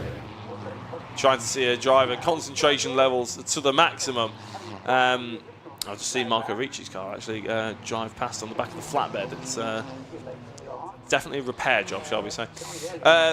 We've also got, well, I mentioned Charlie Ellis not rejoining. Well, I can tell you that Charlie Ellis is also just joined James Pope in the, there it is, Ellis, luckily, just about managed to take advantage of the fact that we had this delayed start now. So, Hunt Kart Club, Racing Club on the side of it, which is quite nice to see. A bit of grassroots motorsport coming and taking the floor here at TCR UK Weekend at BOSCC. And of course the AirTech Motorsport Fiesta ST240s. Lots of drivers come from a variety of backgrounds to jump into the Fiesta ladder. Quite a lot of the time when they join in with junior racing, they come from karting, but they want to have that experience of racing in a car on the bigger circuits and everything before they enter into these sort of championships. A lot of people would rather stay in karting. It's quite a lot of the time personal preference, or maybe it's financial preference as well. But what you'll probably find is, if you actually look into it, that car racing can sometimes end up being a lot cheaper than the karting alternative. To go to the very top end of karting is a lot of money these days, and you'll find you probably do it if you go World Kart racing in any formula, in any engine or any class. You probably find that it's you'd be able to do 2 or 3 years worth of car racing for the same amount of money. Obviously, that is not entirely truthful if you take into account the damage that may incur. If you keep a relatively clean car and you just have superficial damage, then you can probably do that. But there is always the opportunity to have a bit of a bigger off, and the bills are a lot more expensive when you have those off. So the cars are lining up now for what hopefully will be the final time. As I said, I think these drivers have been in the car now for probably roughly half an hour to 40 minutes. And I can tell you from experience, that would be very sweaty, quite hard work. You need to be able to maybe even have a bottle or something in there. Endurance drivers quite often have a button that they can press and a straw next to them in their helmet that they can drink from. But due to the fact that these cars and races are set up for sprint racing, they won't have any of those. But we are about to go, the 5-second board. The lights are on, the engine notes rise, and for what will be an epic race, an epic 12 minutes, we are finally racing here in the Fiesta ST240 Championship. Squeezing and pressing going on down the straights, but I think Alistair Kellett yet again has had a half-decent start. There are the two cars coming out the pit lane. Zachary Lucas does pretty much copy and paste what he did in the first start. Alistair Kellett goes a lot more defensive as a few drivers have to blink the brake lights on to make sure they don't go into the back of anybody else. Alistair Kellett goes defensive. Simon Horrigan, Gary Miller trying to go around the outside. Is that trying to be defended? I think he's going to be hung out to dry slightly, as is quite a few of the other drivers towards the rear end of the field. Morgan Kidd trying to go a bit defensive towards the infield as well. But there is Alistair Kellett, Zachary Lucas. And is that the number 19 of Dan Lewis who's been hung out? I don't think Dan has quite had the start. No, definitely not. Actually, all the way down in 5th place. Dan Lewis, after being in 3rd when the red flag came out, will be very much ruining the fact that he's now had to do it again, and he's going to have to do it the hard way around because he's going to have to get past Gary Miller. He also has John Cooper behind, a race winner here in the Fiesta, the BRSCC Fiesta Championship, as it was formerly known as. John Cooper, who missed his braking zone rather heavily in the first race and ended up almost catapulting into 2 or 3 drivers, managed to find just about enough space to fit his Fiesta in. Oh, that's a move going in onto the back straight. That's a great little dive up by Lucas Hayden on the number 10 of Archie Johnson, who's fallen back down the order a little bit as they go and kick up a load of dust. On an oil spill that happened a while ago. There is Alistair Kellett with an absolute, well, about half a second. There's about 2 Fiestas worth of road in between himself and Zachary Lucas, and he'll be absolutely loving it. It was a little bit wide going through there. James Pope, still no working transponder, which is a bit of a shame, so he's going to be jumping up and down the order as soon as we get the feed on the left-hand side. But with 10 minutes to go, we have now seen what this race will probably end up looking like, and it's that Simon Horrigan is right on the back of Zachary Lucas. But look how much they gain going into Murray's on the race lead of Alistair Kellett, who's a little bit more cautious, maybe trying to warm the tyres up a little bit more, maybe just trying to make sure that he didn't overcook it going into Murray's. So across the line, Alistair Kellett, Zachary Lucas, Simon Horrigan, Gary Miller and Dan Lewis are your top 5. It's the same top 5 that we had the first time around, but in a different order this time. John Cooper, Joseph Knight, Conor Blackburn, Lucas Hayden and Archie Johnson round out the top 10. And they go down towards the second corner. That is, I tell you what, Lucas Hayden is making all kinds of moves. That's on Conor Blackburn. And I think Archie Johnson's trying to find a way through as well. Conor Blackburn may well be hanging out to dry here. Johnson goes through. There's contact. They're trying to squeeze it off. Conor Blackburn does get hung out to dry. And the person who took advantage of that one was Henry Howarth, which is very impressive considering they started from 20th on the grid. Lucas has his hands full of... So Henry Howarth almost, I think, actually is in the top 10 now, given the fact that Conor Blackburn lost 4 positions as far as I could tell. And again, lots of moving and shaking. That was Howarth looking towards the inside, going down towards Agostini. as the cars go quiet on the stream. That always takes me back. That's Caitlin May. Now Adam Clark. Caitlin May overtaking Adam Clark, actually. So that's for 12th position. We said about Henry Howard moving up the order, which is very impressive. Actually, you have to say Caitlin May doing a great job as well, considering they started on 19th on the grid.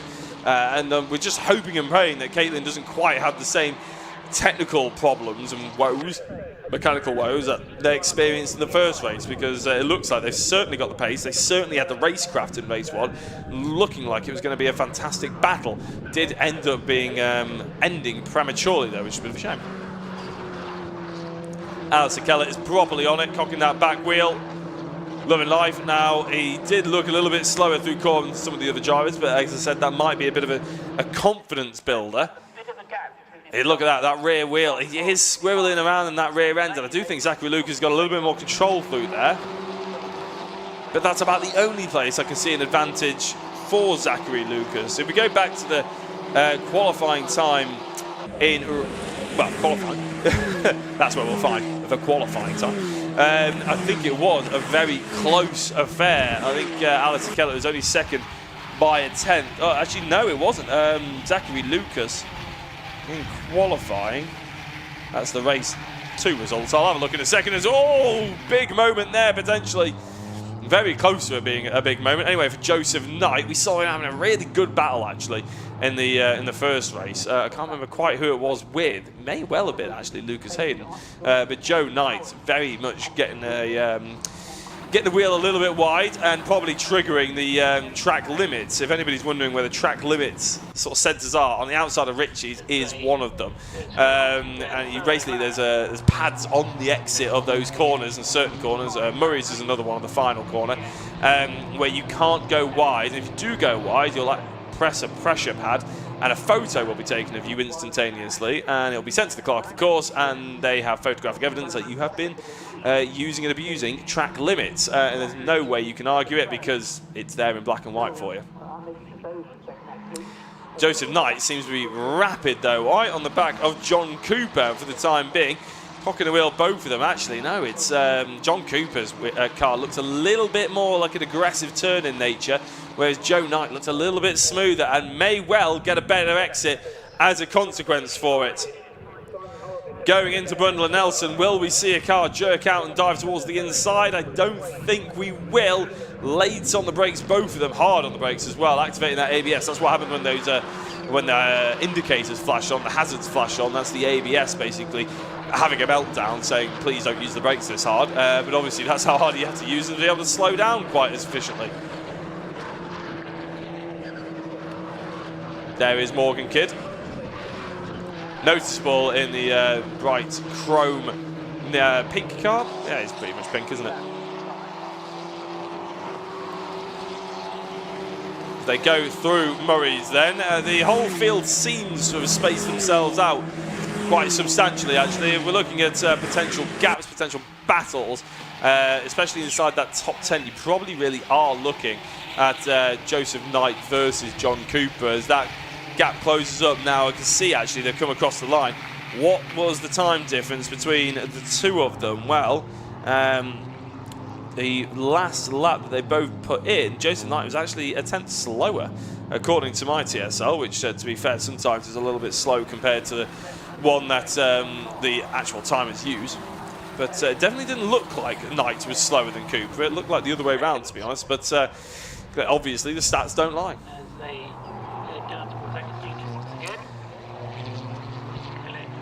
Diving late on the brakes going into Agostini, and it looked a little bit wide. No, I think that was okay probably by John Cooper. Who am I to judge on the front-wheel drive drivers with such experience as these guys? I've never driven a front-wheel drive car. Oh, big lunge by Ellis. Tell you what, after being allowed back onto the grid, trying to take advantage of that, and to be fair, a really good move there by Charlie Ellis on Harry Hayes, I believe that is. Yeah, Harry Hayes is struggling to get through Hamilton to have any kind of rebuttal on that one. But a good move by Charlie Ellis, who did do a good job in the first race, to be fair. It's worth noting that they finished in 11th place, so they are feeling like they're probably slightly out of position being this far down the order and have to practice overtaking. Oh, going into Brundle and Nelson then. This is just in front of these guys. Is that Caitlin May once again? No, it's James Pope in the 47. I'm certainly seeing a lot of James Pope. I've definitely learned what their car looks like. It looked like, was it an overtake? James Pope against, is that Luke Ward? No, it's the 7, isn't it, actually, of Adam Clark. So it was an overtake by Pope. Really brave to go that far up the inside through Brundle and Nelson. So Pope jumps themselves up from 15th up to what I believe should be 13th. They come across the line, although Pope is the driver with a funny transponder, so he could have already been there and the transponder's just not really working. That's sort of the risk that we take with James Pope, unfortunately. It's hard to actually know where he is. I think he is actually in 13th position, but he's showing up as 15th. The good thing for him is he hasn't got a 15-second penalty, so that is an improvement from race number 1. This is Cooper, who's caught up to the back of Daniel Lewis. That's quite interesting because we thought Cooper was going slightly slowly, but actually Lewis was 0.7 of a second slower than Cooper, and Lewis has been turned around.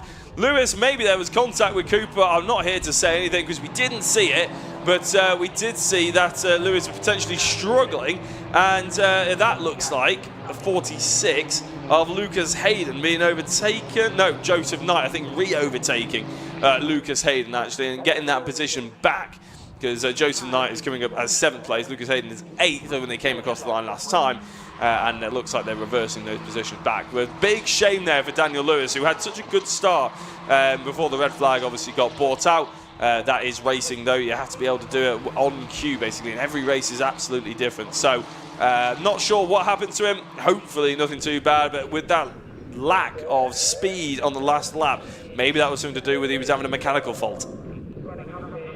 Looks like Gary Miller has actually caught up to the back of Simon Horrobin, the fight for 3rd place and the final step on the podium. That could launch itself into quite a tasty little treat for us to have a watch as we go into the last 1 minute and 20 seconds, which means we're pretty much onto the penultimate lap of, well, we're definitely on the penultimate lap of the race. Now it's Connor Blackburn, who's definitely filled our cameras more often than not. Oh, I thought there was going to be a coming together, actually going into Murray's and through Coram. Time penalty for the number 664, which is Connor Blackburn, a 5-second penalty. I can only assume it's for track limits. I haven't seen him actually take part in any kind of incident or anything like that. So yeah, I'm going to assume it's track limits. 5-second penalty, and then if they carry on doing it, they'll get another 10-second penalty, and it'll keep getting worse from there, basically. Horrobin, oh, Gary Miller, he snatches the brakes, catches the car, and I was about to say Simon Horrobin really slamming the brakes on late, but I think actually Miller went even later. He was trying to outbrake both, well, they were trying to outbrake themselves. And Gary Miller very much outbroke himself, unfortunately. I don't think he's going to lose too many positions. In fact, he's still ahead of Cooper, which means Gary Miller is, still in 4th place. But we could have had a really interesting battle there, as here is another actually great battle. It's Luke Waugh versus Charlie Ellis. We actually saw a yellow flag going into the 2nd corner. I'm not entirely sure what that was for. We'll try and find out in a second. Confirmation on my timing tower, actually, on TSL, that there is a 5-second penalty being put towards Connor Blackburn. So any Connor Blackburn fans out there, it's a bit of a shame. There's still yellow flags there. I think that is because of Dan Lewis's car. Is that Dan Lewis's car that's stuck on the side? I think it is, because he's down 12 positions and I don't think he's moving, actually. So yeah, Dan Lewis will retire from this race, unfortunately, on the side of the circuit, which is definitely not what they deserved, even if they were slightly slower. So Alistair Kellett leads away from Zachary Lucas. At the top 3 have got massive margins, really, now that Simon Horrobin hasn't got Lewis there anymore, and a few other drivers. So Gary Miller, actually, sorry, it wasn't Lewis, was it? So this is the closest fight we've really got within the top 10, and it's between Joe Knight and Lucas Hayden.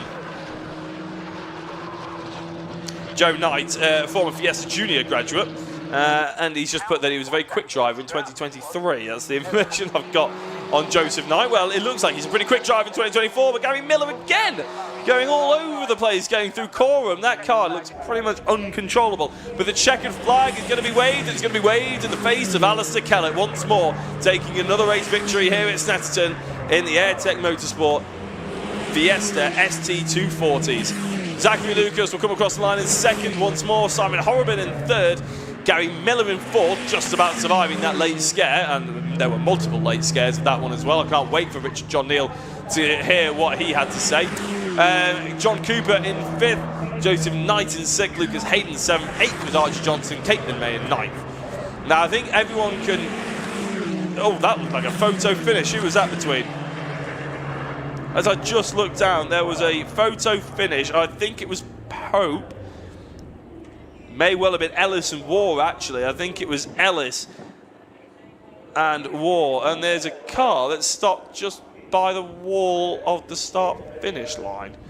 Now, I'm going to go ahead and assume that it's either Howarth or Chambers, given the fact that both of those drivers have dropped positions and not yet finished the race. Now, Howarth, I didn't think was in that colour car. I'm actually looking out the window now. Anyway, we'll bring you the confirmed provisional results, which is an ironic thing to say, considering not everybody's crossed the finish line. But Alistair Kellett takes the race victory. There's pretty much no complaints about that one, I don't think. Zachary Lucas comes home in second place, with Simon Horrobin in third. Gary Miller was fourth, and John Cooper in fifth. Joseph Knight in sixth, Lucas Hayden seventh, Archie Johnson in 10th, and rounding out the top 10 is Caitlin May, which is a really good showing. Up 10 positions was Caitlin May off after 19th place start, and Connor Blackburn, which I'm sure Connor, even though they got the 5-second penalty, that is why they end up in 10th position, will be pretty relieved considering they could have not been taking part in this race at all. James Pope, similar story, could not have been taking part in this race at all, but ends up in 11th place. Adam Clark was in 12th, Luke Waugh was in 13th, so 14th was Charlie Ellis. 15th was Morgan Kidd, 16th Harry Hayes, Henry Howarth ended up in 17th, and we sort of assume it's the driver that sat on the start-finish line. Matt Chambers was in 18th, it could also be Matt Chambers, to be fair, I can't quite see it.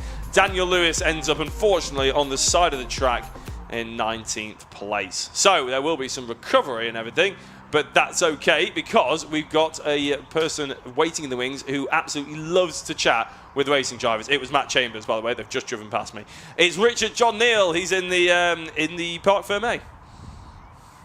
I love this job. It's great, Jack, isn't it? Great job on the comms, by the way, keeping us entertained and on our toes right the way, at the edge of the seat even, right the way through the course of the race. A little bit of deja vu because 1 and 2, Alistair Kellett and Zach Lucas. Let's have a word with Alistair. First of all, congratulations. We'll do the handshake. We'll get the spoils of victory a little bit later on. Snetterton last year was the first round. I think you've turned the tables on Zach because did he have 2 wins here last year and you had the 1? But now you've got 2 and we've got another race to come yet. So hat-trick possible? Not from 10th, and definitely not around here from 10th. Look, if we give it a go, if I can get anyone in the top 6 tomorrow, I'll be delighted. 2 wins in the top 6 would be brilliant. Like, you know what I mean? That's all I need. It's a good day's sport, isn't it? Yeah, it's good, yeah. I think Zach had a rear-wheel drive car. He was sideways behind me. I think that gave me a little bit of a break a few times, and I broke the toe, and I just managed it from there. So it's good, yeah. So what would be the sort of ideal result for you in race 3? Top 6. Top 6. Doable? Hopefully. I seem to have the pace. I mean, you and the car seem dialed in. I mean, again, you had a great start, and Zach had a go at you around the outside, but it wasn't there. No, he wasn't there. And to be fair, every time I looked in the mirror, Zach's car was sideways. And I think if he can, as he said, if he can sort out the back of his car, he would have been on my bumper, I'd say, for the whole race. So we'll see what happens tomorrow. Well done on the double. Have a double tonight. Thank you. Well done, Alistair. Let's go and grab Zach if we can. In here, Zach Lucas. Well done. Was it 2 wins for you last year on the opening round here at Snetterton? We were round 2. Yeah, it was. Yeah, 2 wins on the first 2, and then reverse grid stuffed me up a little bit, to be fair, last year. Stuffed you up, technical term, yeah. And Alistair's saying he can't win from P10 in the reverse. Well, you never know, do you? You never know. So we'll go out. We all go out trying to do our best and come away with the win, whether we're 10th, 1st or 3rd starting. But yeah, hopefully we can go out there, reverse grid, pulls out a good number for us, and then go out and do some work. Hopefully see you on the podium race 3. Well done. Thank you. Cheers, mate. Cheers, Zach. Let's catch up with... I thought Simon Horrobin was here and now he's gone. And you're going to have to go up to the rubbish bin, which is where he is. Simon, haven't spoken to you yet. Always a pleasure to talk to different drivers, and well done. Congratulations from P4 on the grid. Good podium. Happy with that? Yeah, happy with that. Yeah, just quite got a pace of the front 2, but we got race 3, so we'll see what we can do. But I'm glad to be back up the front now. A little bit of a race with Gary. He was trying to reel you in. I think he outbraked himself at the hairpin. It was a little bit quicker. I think the cards was getting a bit hot. I was just trying to bide my time. You know, I think we had a little tiny bit left, but not a lot. You get a break now, don't you, till tomorrow? Well, thank Christ for that. I need it. Work to do on the car, or do you have a little bit of a chill and a social with the Fiesta Championship? Tiny bits, yeah, but then we'll all chill and have a good chat. Nice one. Good to see you, Simon. Great to see you back on the podium. He's a regular on the podium, Simon. First time I've done a podium interview, I think, with Simon, which is a pleasure. So we go back now for the AM class. And Archie Johnson was quickest in that. I hope we'll get the full interview with Archie this time. Come over, mate. Well done. Congratulations. So proper chat this time, and all race going to plan. It all seemed to be lots of different things happening with the AM class drivers there. No, well, before the red flag, the top 8 of us just kind of like pulled away, and you know, I felt I would have been able to have just kept an easy P2 in class from there, but of course the red flag kind of hampered all that and bunched us all back up. But unfortunate for Dan, you know, a spin. I don't know what's happened with his car, but unfortunate for Dan, who was leading. But you know, just happy to get P1, you know, and pace was there. It was good. Race 3 coming up, obviously tomorrow. You've got overnight to look at your car, look at yourself and see what more you can get out. Are there any areas you want to improve on? No, I think we'll just go over data, you know, see where I'm quick, see where I'm slow, and just, you know, go over the points where I can improve and hopefully, you know, bring them into race 3 and get another good result. Nice one. Congratulations, Archie. Well done. We'll catch up with you tomorrow. I'm going to see how far we can get down before the Audi TTs come out for the last race. So, Caitlin, can we grab a quick word with Caitlin? We'll get you over here. Well done. From a DNF in race 1, I think, up onto the podium. That's not bad progression, is it? Yeah, no, that's nice. That's what I was hoping for, a top 10 finish, which is good. But yeah, sadly our gearbox went early this morning. So we've had a gearbox change, the clutch sorted out and the bonnet fixed. And then we made it back out. So yeah, thanks to my mechanic, we've managed to do it. Did you get stuck in or did you just oversee it? Kind of just oversee it. It's easier that way. The mechanics know what they're doing, and if you've got someone who knows what they're doing, but you did the stuff on track, coming through, you know, on for a podium anyway, then got promoted to second. So more progress for race 3? Hopefully we'll be on the top step of the podium. That would be nice. So yeah, definitely progress to be made. But we can do it. Yeah, we can do it. Nice one. Great to see that turnaround. Congratulations. We'll see you for race 3. Have we got time for one more? I think we've got James Pope. James, did you get I think it was a P. I didn't write this down. P3? I think so. We think so. He was brought in anyway. James, we didn't get a chance to talk earlier on, and we were going to try and talk to you in pit lane. Topsy-turvy stuff going on in the AM class, but finally we get to say well done. Yeah, pit lane start. That was a shocking crash, but managed to bring it back up to 3rd overall. Really, really happy with that. Carried some good pace with damage. More importantly, the starts were best improvement from Brands, because Brands was shocking. The starts were terrible. I led a P1 at Brands and then got nearly last because the starts wasn't up to the standard I wanted it. That's something I worked on and I bring it back up. But I managed to bring it back up to P3 and it's done well. Excellent. Shout out for the team. Yeah, JRW, brilliant stuff. Nice one. James, well done. Congratulations on that fine podium. The sun is out here. We've got one more race to come before we close our coverage today. It's back with the Demons Tweak Audi TTs. That, of course, was the AirTech Fiestas. I think I forgot to name check the sponsors earlier on. Bad news for Mr. Neil there. So that's done. Demon Tweaks Audi TTs. Let's hand you back to Jack in the commentary box.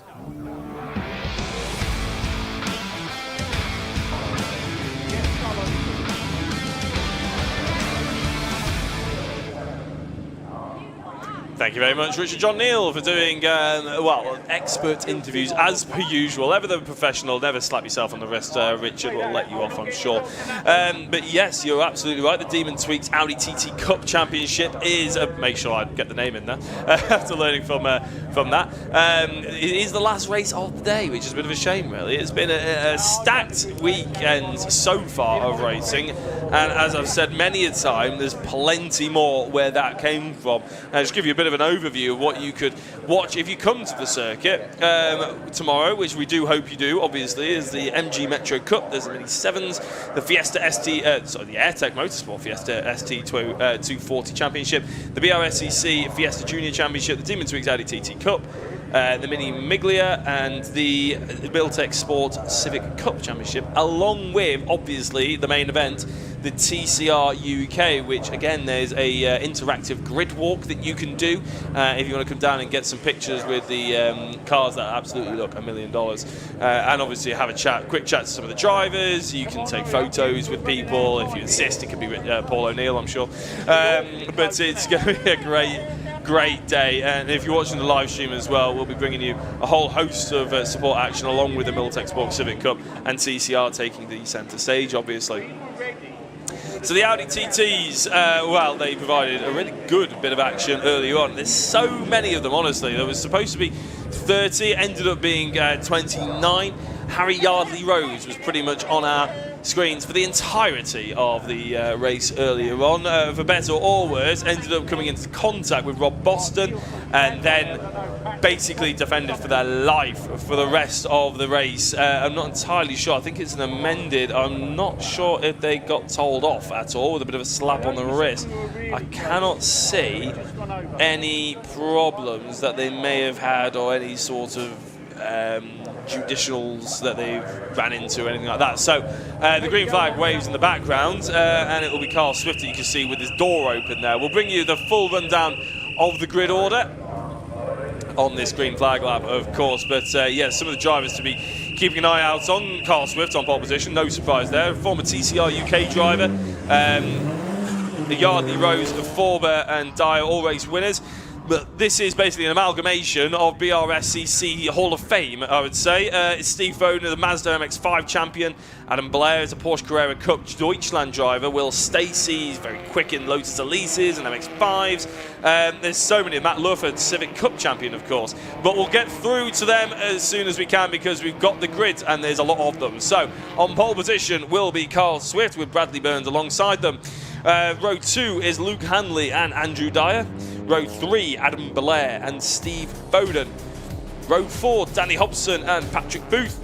Row 5, seeing Rob Boston after what I thought was actually a pretty decent drive from him, considering he got turned around and damage on his car, in 9th place. And just inside the top 10, again, decent recovery drive by Matt Love. He got turned around in the first lap. He got himself from last up to 10th. Row 6 is 11th place, Ross McCarr and Jason Pelosi. He had a problem with his transponder. It makes him quite hard to pick out when he is out there on circuit, but we'll do our best. 13th is Sam Meager and 14th is Sean Smith. Row 8 is Charles Budd and Sam Laidlaw. Row 9 is Brad Kaler and Paul Luty. Row 10, Daniel Budd and David Robb. Row 11, Will Stacey and Paul Savage. With row 12, Ryan Edgecombe and Ruby Smith. Row 13 is Mark Grice and Nick Brady. Row 14 being Jonathan Williams and Morgan Root. And then right to the back of the field, unfortunately, is Harry Yardley Rose. As I saw, I'm not entirely sure why Harry Yardley Rose has been put to the back. I imagine it's probably something to do with his punishment for turning Rob Boston round quite dramatically in the first race. It was, I imagine, anyway. As I said, I haven't found any documentation to confirm that, but I'm just trying to use a touchscreen on my computer, which isn't a touchscreen. You can tell I'm trying to split between laptop and iPad. Car 19 has 2 5-grade penalties, 5-place grid penalties, I should be saying, and that is Harry Yardley Rose. So yeah, there we go. The grid penalties were his punishment for causing a collision. I did just find that in the small text. So yeah, it will be interesting to see Harry move his way through the order because he did look quite quick. The fact that he was operating around the same area as Rob Boston does mean that he has some pace behind him, does Harry. But also an interesting storyline will be Rob and Matt Luff's move further forward. Mark Grice, who I don't know if I actually read out Mark Grice on the thing, but he was a driver that was definitely pointed out to me at Brands Hatch. Yeah, down in 25th position, 3 times vice champion of the Civic Cup. So the fact that they were all the way down in 25th position here is another sort of storyline to be keeping an eye out on. That's the number 27, if anybody out there is wondering. Daniel and Charlie Budd are both brothers, both experienced mini racers, also competed in Legends, and to be honest, they're just racking up the most popular forms of motorsport out there. Legends, Minis, and now the Audi TTs. It's jumping from the best grid to the next best grid. It's fantastic. And of course, Jason Pelosi, who I mentioned, actually had a bit of transponder issues, I think, or maybe I just couldn't find their names quick enough on the TSL, which is probably more likely. Former Porsche Sprint Challenge UK, former Porsche Sprint Challenge. Just had a heart attack from someone dropping a microphone. I tell you what, it's very lucky I didn't swear there, Darren. That scared the life out of me. Anyway, we go back. We move on. Jason Pelosi also was a hot hatch and a Clio 197 racer. Right, take a breath. My heart is just gone already. And to be fair, you might as well warm it up because it's going to be going for the next 15 minutes anyway. Unfortunately, the Audi TTs are only 15-minute races, which is a bit of a shame because a grid this size, battles all over the place, sort of deserves the 20 minutes. But then we could say that about every race, and then we'd be saying they deserve 25 minutes, and then 30, and forever on, and every single person's got a 24-hour race behind them. So it is one of those things where we wait and see whether they can produce the build-up and the magic that I'm hoping for, and they do. It's a quick start on the outside by a couple of the drivers, a bit bogged down. I think it was a decent start from our pole sitter, Carl Swift. I don't think anybody would be slightly surprised in that one. But it's Andrew Dyer from 4th on the grid who's challenging for the race lead, and he may well be tapped round as well. That's a little bit close for Bradley Burns. Lots of kerfuffles in the background, plenty of smoke, plenty of dust as well, but I think everybody's just about got through all right. Focusing back further forward, Andy McEwen's already creasing in his seat. He can't help but try and get involved in this because it's so exciting. They're all getting hung out to dry. Fortunately, it's really hard to tell some of the cars when they're all painted exactly the same, especially when they're all operating the midfield. But it does look like Carl Swift is leading, and as I said, an absolute flying Andrew Dyer from 4th place on the grid up into 2nd place. Great start from them. Luke Handley in 51. We didn't see much of Luke Handley. Is now down into 4th position as they all try and queue up for Agostini to all take exactly the same line. And unfortunately for Adam Blair, he's been forced out wide as everybody else goes up the inside and going into Hamilton. They're actually going to be side by side. Adam Blair doesn't want to be on the outside of that one, just about gets in, but Matt Luff is interested in trying to take the position. Blair goes for it, big lunge up the inside, and he's just about going to make it through Oggies. Matt Luff is going to have an opportunity to look up the inside. No, he's not crowbarring it. Keep going, Adam Blair takes the position, and 25 of Danny Hobson has to concede only to, not only to Blair, but to also Matt Luff, who's making his way through the order, and it doesn't get much easier for Danny Hobson. He's got Rob Boston in his rearview mirror now as well. The top 4 breaking away from at least the rest of the pack. Maybe not from each other, but definitely from the rest of the pack. We can see Bradley Burns as I get an opportunity to potentially catch my breath slightly. Look at the melee of cars coming through. Brundle and Nelson, there's contact going through Bommel. They're Hobson on the outside. That's possibly the worst place you want to be on the circuit. Rob Boston gives him loads of space, loads of respect as well there. It could have ended a lot worse, that, for Hobson. And again, look at that top 4 breakaway. Then 5th and 6th breaking away before you get everybody else queuing up for 7th position. Going in towards Murray's, is there going to be any big dive bombs? Any sorry letters going to have to be written? Not yet. No apologies having to be made to the clerk of the course.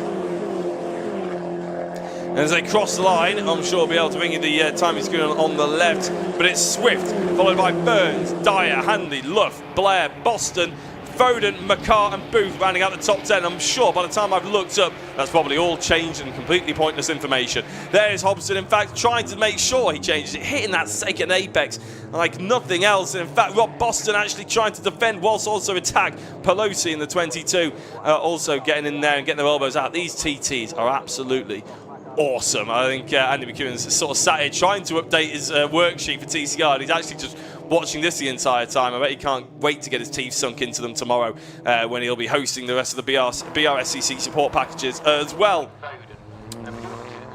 Going towards Agostini then, is that Rob Boston in the background? No, it's one of the Rob Boston Racing cars, but it's actually the 48 of William Stacey looking to the inside of Luthi. Couldn't quite get the angle, so he tried to throw the fake to the outside and live to fight another day. In fact, going into Hamilton's, he's interested in trying to take a dive bomb. That's going to be very brave and potentially very stupid, but just about, in fact, that's not even him. That's another driver who went for the dive bomb through there, and that was, I think, the 30.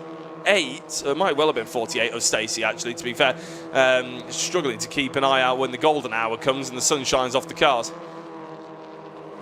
That is led by Danny Hobson, that sort of big group. I think it was actually William Stacey who was going for the lunge. It wasn't stupid in the end. I think he got the position. So, touching the grass on the outside, luckily getting the car pointed in towards the corner. The 48, who, as I said, we've been mentioning quite a lot, is William Stacey. Again, quite hard to see them as the sun starts to set here at Snetterton. It has turned out to be an absolutely glorious day. After all the threats of potential rain and overcast nature, it has been blue sky over the past 2 or 3 hours, to be honest. It's been absolutely bang on the money, and we're hoping it's a sign of things to come tomorrow. Often quite happens whenever I turn up at Snetterton in May. It's quite often the May bank holiday, to be fair. It always ends up being the start of summer. Quite often the hottest days of the year, actually. This is a bit of a change from race number 1, though. Carl Swift has got a friend to play with in the fact that Bradley Burns is not letting him go at all. And although the timing tower on the left-hand side is having a bit of a hissy fit, we can tell you that this is the fight for the race lead, and it does involve Bradley Burns. It involves Carl Swift, who's leading, and the third place driver, which I'm annoyingly can't quite pick up the number of just yet, and I think it's the number 15. Don't want to say 15, actually. No, it's no, it's 51, isn't it? Of course it is. It's Andrew Dyer. Andrew Dyer, 15. Yeah, Andrew Dyer, it is 15. He's not popping up on the TSL whatsoever. And there we go. It now sorts itself out. Andrew Dyer is in 3rd place. Luke Hanley is in 4th. But it's about 2 seconds down on the road. So Luke Hanley's a little bit no man's land at the moment. But the rest of them are starting to really get the impression that you're going to start seeing some moves from Bradley Burns especially. Going on to the Bentley straight then. Doesn't look like the Area Motorsport car. In fact, actually, I got told this by Scott Woodwis earlier on, actually. There's a whole host of Area Motorsport. We were talking about Area for the TCR and the Civic Cup and everything like that. Well, they are everywhere now. They are sort of spreading their wings and into every form of BRSCC Motorsport. And I can tell you that Carl Swift and Bradley Burns, both Area Motorsport. Luke Hanley is another one who's currently in 4th place. Matt Luff, obviously, we mentioned a fair few times, up to 5th also, by the way. Steve Foden, who's currently in 8th place. And Brad Kaler, who's a little bit further down. That's not to say that not doing a good job representing Area Motorsport. But again, a whole host of drivers that are operating right at the sharp end of yet another BRSCC grid and yet another TCR support package as well. It's they are somewhat dominant in these packages at the moment. There are other teams that obviously are trying to push back and take some power themselves, Pro Alloys being one of them, obviously Ben Sharp Racing, but in terms of the overall reach and the impact that they have, is absolutely massive here at Snetterton, amongst other BRSCC packages, as well as an absolutely massive fly. I thought was a wasp at one point. That's why I ended up getting a little bit distracted. If it's a fly, it's fine, it can stay in. Luckily, I'm really conscious about where it is now. But anyway, Andrew Dyer is still, I would say, not quite got the pace of the other two. In fact, on that last lap, 0.2 of a second down. But Carl Swift responded to the pressure by putting in a fastest lap of the race, 2 minutes 10.465. We've got a track limits warning for the 211 car, which is Smith down in 29th position. I mentioned earlier, if you were watching the Fiesta ST240s, there's lots of... we have a car rejoining. That is 24, I want to say that. I think so. Jason Pelosi transponder's still not working, which are currently in 10th. I think the timekeepers are having to put them there manually, which is always a bit of a pain for them. That's why they like the transponders to work more often than not. It makes everything a lot more simple and a lot easier, especially for us here as well. 44 of... I do struggle when they go into the sun like that. I think it was a 44, but there we go. Yeah, Bud just operating around that sort of area. There we go, trying to overtake Horribin. I say Horribin, that was the ST240s. I'm getting all kinds of mixed up now. I do apologise. You can tell it's the end of a long day. Rob Boston has moved them their way up into 7th place, which is a decent sort of return considering they started in 9th place, but I don't get the feeling that it's going to be good enough to satisfy Rob Boston. considering that they started on the front row after qualifying and through race 1. Obviously got turned around, and that also actually just reminds me, we see a big puff of smoke, well, not smoke, sorry, dust. Somebody kicked it up, but it's not really seeing anybody for the time being. It's also reminded me though, where is Yardley Rose, one of the protagonists from race number, or the antagonist, shall we say, of Rob Boston? Yardley Rose is up to 21st position. So again, we sort of mentioned that they would have a little bit more moving forward, but it's not quite happened. Speaking of moving forward, Bradley Burns looks a little bit interested after Carl Swift came a little bit too loose on the exit of Ritchie's. Bradley Burns may well see an opportunity. No, he probably thinks better of that, going into the infield, off the 200 circuit and onto the 300, the infield section, which does separate opinion quite a lot in motorsport. I always quite like the 300 circuit, but I know there's a fair few people that aren't that keen. As they go down towards Agostini, it does offer up some good overtaking opportunities, as we may well see later into the race, because Swift is really having to go defensive now. A little bit of a bump. He sort of half-parked it on the apex, did Carl Swift. He's probably trying to invite Andrew Dyer in to have a little bit of a play. Maybe give Bradley Burns something to think about, and then he potentially get that half a second gap back that he's probably craving right now with 5 minutes left to go.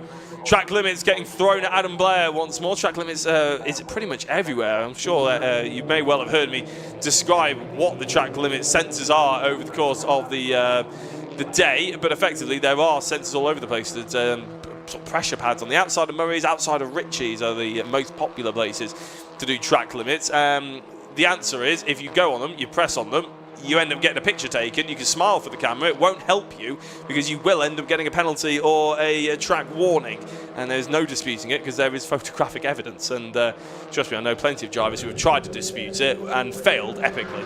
So yeah, if they say they're doing track limits, it is just a fact that they have to accept, unfortunately. Now, it doesn't matter what your opinion is on track limits. That's how MSV decide to employ them. I thought there was a bollard on the circuit, but actually no, it's just the bollard so the cars can actually see where basically the apex is. Because the corner is such a long sweeping corner, you almost struggle to sort of see the end of it before you have to hit the braking zone and go into Murray's. Fastest lap goes the way of Carl Swift, and considering he won the first race with the fastest lap, he won the first race at Brands Hatch with the fastest lap, and he won the second race at Brands Hatch without the fastest lap. It means that he's really extending his championship lead quite substantially. Bradley Burns, he got second at Brands Hatch race number 2. He could end up coming home with second place here again, actually, and that'll be his third of the season, which I'm sure is not a stat he'll be particularly proud of, although second places are never bad. They're never to be, you can't shake a stick at it. Come the end of the championship, he may well be very pleased with that consistency at the beginning. But he will be very annoyed at the fact that he can't quite get onto the top step ahead of Carl Swift.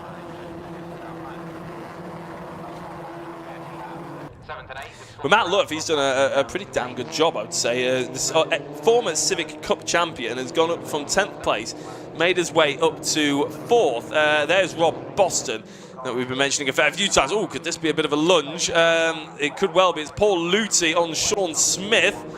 Luthi going through, nicely done, textbook Agostini move there, and that's what you get if you go up and view on the banking up there. You can see pretty much most of the circuit, and you can also see the potentially one of the best overtaking opportunities in around Snetterton. That would be a very ambitious move from the 38 of Morgan Root, who unfortunately I think got a DNF in the first race. I will just double check that. I don't think Root finished. Yeah, DNF unfortunately, as well as Jonathan Williams and Nick Brady. So we had 3 DNFs.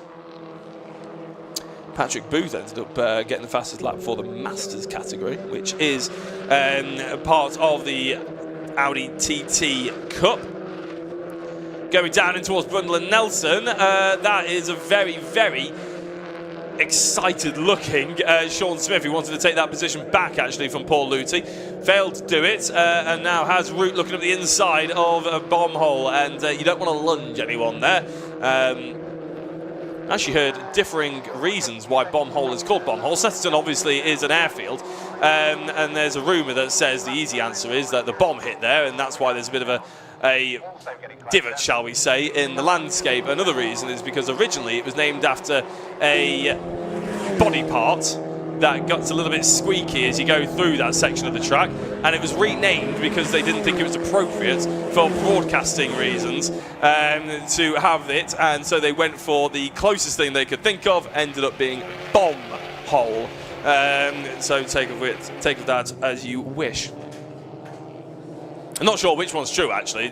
Andy's it's the second one, really, is it? The broadcasting one, wow. That one doesn't sound anywhere near as believable as the fact that this was a former airfield. But, well, this was a former airfield, that bit's not a lie. We were about to see a move there, I think, from Morgan Root on Paul Luthi. We'll see, maybe cut back to them eventually and see whether that's worked. There it is, actually. Root on the inside. And as they go down towards Agostini, we could see this move done and dusted, actually. He's been looking like it's been on the cards for quite some time. There's been a time penalty to number 47. We'll get to that in a second, because Root does look like they've got through. Luthi, is he going to go for the cutback? I think he might actually be going to a very quick rebuttal through Hamilton's. No, he thought better of it for the time being, thank goodness, because that would be a bit of a lunge. And Root going for that defensive manoeuvre on the infield. And it's actually Bud, and there's been 2 5-second penalties, actually, but we'll get to that because Luthi looks very close to the inside. That could have ended in disaster. Root just saw him in the rearview mirror, able to give him just about enough room, skirts over the dirt, and I imagine going in towards Brundle and Nelson, we could have a bit of a dogfight. There's only 3 seconds left to go of the time, which means Carl Swift may well be on the final lap of the race. We'll confirm that in a second as Root goes down towards Brundle and Nelson, and Luthi goes late on the brakes. Is that too late on the brakes, or is he going to get the car stopped for the Nelson? He just about does go through Bomb Hole. It's going to be Luthi in the lead. Oh, Root is looking very, very suspicious to look up the inside there. He'd be better off going into Murray's, not Bomb Hole, to try and have one last lunge. The checkered flag goes to Carl Swift, though, with Bradley Burns repeating a second place as third of the season so far. Andrew Dyer comes home in third place, exactly where in fact, he started in fourth, I believe. Yeah, he started in fourth. Matt Love comes home from 10th on the grid up to fourth, with Luke Hanley in 5th place. He was in 3rd on the grid, so Luke Hanley's not had the race he was hoping for. A whole host of drivers having a really good race there, majority of it pretty clean as well, and I'm sure a lot of them will just want to polish their cars rather than fix their cars ready for the 2 races tomorrow. Sorry, they've actually only got 1 race tomorrow. That's a bit of a shame. You only get to see them once, Andy. What a shame. We do have the confirmed provisional results, and I will bring up the 2 drivers that had time penalties as well. So, Carl Swift ends up taking the win, but only by 0.4 of a second ahead of Bradley Burns. He didn't really feel like you were ever going to see Carl Swift lose the lead, but Bradley Burns certainly tried his best. But there's a couple of attempts in there that he needs to find to be able to get the top step of the podium. Andrew Dyer ended up in 3rd with Matt Luff in 4th, as I said, pretty impressive from 10th. Luke Hanley ended up from 3rd and back down to 5th, with Adam Blair in 6th, certainly one of the most exciting drivers in the first couple of laps. Steve Foden was 7th, Rob Boston ended up in 8th. Not a great improvement considering he started in 9th, and we know how fast that car is. Maybe it's carrying a little bit of damage from earlier on. Ross McCart was in 9th with Jason Pelosi in 10th, William Stacey in 11th, with Patrick Booth in 12th and Sean Smith in 13th. Paul Luthi, after that sensational battle right towards the end, was 14th. Morgan Root ended up just behind in 15th with Sam Meager in 16th. Harry Yardley Rose was in 17th after starting dead last, with Danny Hobson in 18th, more David Robb in 19th, Ryan Edgecombe 20th, Sam Laidlaw in 21st position, Charles Budd in 22nd, Brad Kaler in 23rd, Jonathan Williams in 24th. This is a very long list of drivers. 25th was Nick Grady. Daniel Budd was the driver who had a 5-second penalty attached to his name for track limits, ends up in 26th. Paul Savage was 27th. 28th was Mark Grice, and then Ruby Smith was the other driver with a 5-second penalty attached to their name, ends up in 29th, with Stephen Laidlaw in 30th position. I don't think I actually mentioned that Stephen Laidlaw is operating at the TCR and in the TTs, so he will be exhausted. If Andy McEwen thinks he's tired, well, try being Steve Laidlaw. I can hopefully pass over to Richard John Neal to not only get the reaction from the Audi TTs and the drivers, of course, not just the cars, that would be a bit of an awkward interview, but also to round out the stream. Now, we will be back tomorrow for, as I said, plenty more action. I think we're going to be going live from around about 9, no, it probably won't be the 9 o'clock. I imagine it it'll be closer to 10 o'clock for the Fiesta ST240 Championship, given that the sessions before that are the Metros with the qualifying session and the Minis that won't be featured. So it will be the ST240s, which I'm sure will be absolutely as thrilling as they were today. If I don't get an opportunity to say big thank you, well, thank you everybody for tuning in and listening to me drone on and on. A big thank you to Andy McEwen for running back and forth over the track to give me some assistance at the Miltech Sports Civic Cup and the TCR UK, and a big thanks to Richard John Neal for getting all the reaction, which I'm hoping we'll be able to get soon. In fact, as I say that, he is ready and raring to go. Richard, over to you. Jack, have a lovely evening and thank you for all your sterling efforts today. We need to go and find a driver, in which case we need to find Carl Swift, don't we? So Carl's car is over there. We've got a little bit of traffic to deal with. Look right, look left. Who remembers the Green Cross Code? I used to live around the corner from the Green Cross Code man, who was also something to do with the Star Wars Emporium. And he ate in the same, he played Darth Vader, and he ate in the same curry house as me. Totally unnecessary piece of information. Right, let's have a look where Carl Swift. I'll tell you what, Carl's not there, so Patrick Booth's there, so I'm going to do Patrick Booth first, and then we'll go and find the others. So Patrick had a double. Patrick, hello. Congratulations, a double win, and it looked like Sean was a wee bit closer, but there was traffic getting in between you and you pulled away, and good stuff. Yeah, I realised after the first race that I need to look out for Sean, and so so I did actually know who he was, and then. But no, on the second corner I was pushed out so wide on the grass I lost all the places, and then about 3 laps in the end, braking under the bridge, suddenly my brakes essentially stopped working. Okay. So I was nursing at home after that and just kind of hoping that I didn't make a mistake. But no, it's very good, so I'm very pleased with that, Richard. Oh, super job. Didn't realise you had the problem, so plenty of pace for tomorrow. Oh yeah, you've got another race tomorrow, haven't we? Excellent. I look forward to that. Yeah, I'll put some new brake pads on, it'll be fine. Excellent. Patrick, have a good evening. Thanks for chatting to us. Congratulations. Patrick Booth takes the second Masters win of the weekend. So we head this way and we've got to try and find some winners. So Carl Swift coming down. Here he is. Here's Carl. Well done. 4 out of 4. How about that for the start of the season? And Bradley was probably a little bit closer in that one. Kept me honest there. Kept me properly honest. Like I said to you before, it was the quickest in qualifying, just got cocked up on Coram. As soon as I saw that he'd tucked in behind, I knew I was in for a tough race. But that was the most mentally challenged 15 minutes of my life. What changed the most? Do you think his performance or your performance coming from 1 to 2 in that one? I don't think anything changed. We were pretty stalemate there. He took longer to get through in the race before, but I think the distance in the race before stayed about the same.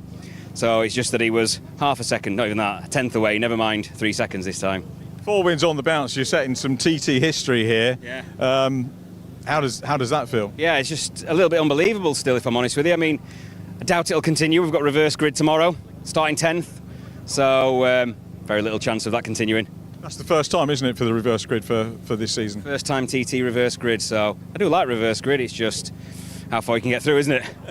So what are the rules? I haven't looked at the regs. So is it top 10 and then a sort of mix? It's strange, like first, second, third go 10, 9, 8, and then the other 7 draw for where they start. Yeah. So it's a good BRSCC fair, actually, to be perfectly honest. So looking forward to it. Yeah, we were chatting with Alistair Kellett in the Fiestas, and he said a hat trick was out of the question for him. Do you think you might be able to go for it?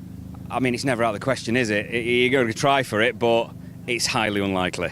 Highly unlikely with a reverse grid. Well, I hope you enjoy your evening. Carl, congratulations. 2 out of 2 this weekend, 4 out of 4 for the start of the season. Brilliant stuff. And Bradley Burns. Bradley, let's get you over. End of the day, you can relax now and look forward to the final race tomorrow. But Carl was just so close to there. Fantastic race between you two. Yeah, it's really close. There's not much in between both of us, so to get past is really difficult. And yeah, I thought I'd just sit behind him. Went for a try, a few little moves, and it just wasn't going to happen. Just didn't quite have the pace to get a move around here. Quite hard, these cars, to get an actual move done. But not happy with the result. It's all good. That first win's not far away. No, hopefully next time I think Alton Park maybe we'll try. Obviously I don't know where we're starting yet. We've got a reverse grid and all that, so we'll see. But we'll do our best tomorrow and see what's what. What brought you into the TTs? I mean, they're fantastic looking cars. As I said earlier on during the programme, they sound fantastic. The sight of the full grid going down into turn 1 is mega. But what brought you in specifically? Oh, it's just that I know a few mates that do it, so it's just a bit of fun really. All of us in the team, just a good laugh really, so that's the main reason. There's big grids, and they're not really that expensive to run, so it's just a good fun weekend really. Great to see you and Cole having a fantastic battle. Wish you well for this. Have a good evening. We'll see you tomorrow, Bradley. And our last interview, Andrew Dyer, because we did the Masters earlier on. Andrew, lovely to see you.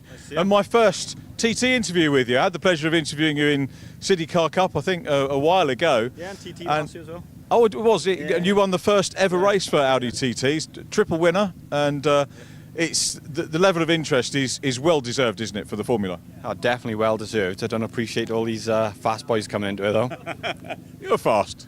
Yeah, again, they just found a little bit upset up-wise. Seemed to be the meat in a area motorsport sandwich at the moment. So, yeah, just pleased to be just back in the Podium brands. Was not a very good weekend. So, yeah, good. You're allowed one of those over the course of a season, and to come here and get on the podium and look forward to tomorrow must be good. Yeah. To be fair, I've never really had a run of bad luck, so I was probably overdue some. So brands was hopefully the only bad luck I'm gonna have this year. I'm sure it will be. Thoughts for tonight? Just going to relax because I've had a non-stop couple of days rebuilding a few cars we run, so just going to relax. Andrew, you have a great evening and well done on the podium. Great to see you. We'll see you tomorrow. Andrew Dyer there, third of our podium finishers. We spoke to Patrick Booth as well. I'm coming this way because we've got a lot to look forward to tomorrow, and it'll be nice to have a shot of the grid of everyone beginning to take their little chill here, and we've got race control in the background as well. That is it from us for today, so thank you to Andy McEwen for all his sterling work with the TCR and the Civic Cup, and of course Jack Oliphant for his great work on all of the racing for the commentary box. Super stuff, which was absolutely brilliant. We look forward to their company once again tomorrow, and hopefully your company as well. We'll be underway. If you set your alarm for about 10 o'clock, I think the first race on the stream will be about 10:05 in the morning. Jack's probably told you that already while I was dashing about earlier on trying to get down here to Parc Ferme. We'd love your company tomorrow, so get yourself set up, telly snacks. Don't need the TV times because it's 10 o'clock. In the meantime, have a lovely evening. Thanks to everybody who's helped out today, everybody at Alpha Live, everyone from TCR and all the BRSCC formulae. Laura for doing the honours on camera for us today. Super job once again. Have a lovely evening. Stay safe. We'll see you tomorrow. Bye for now.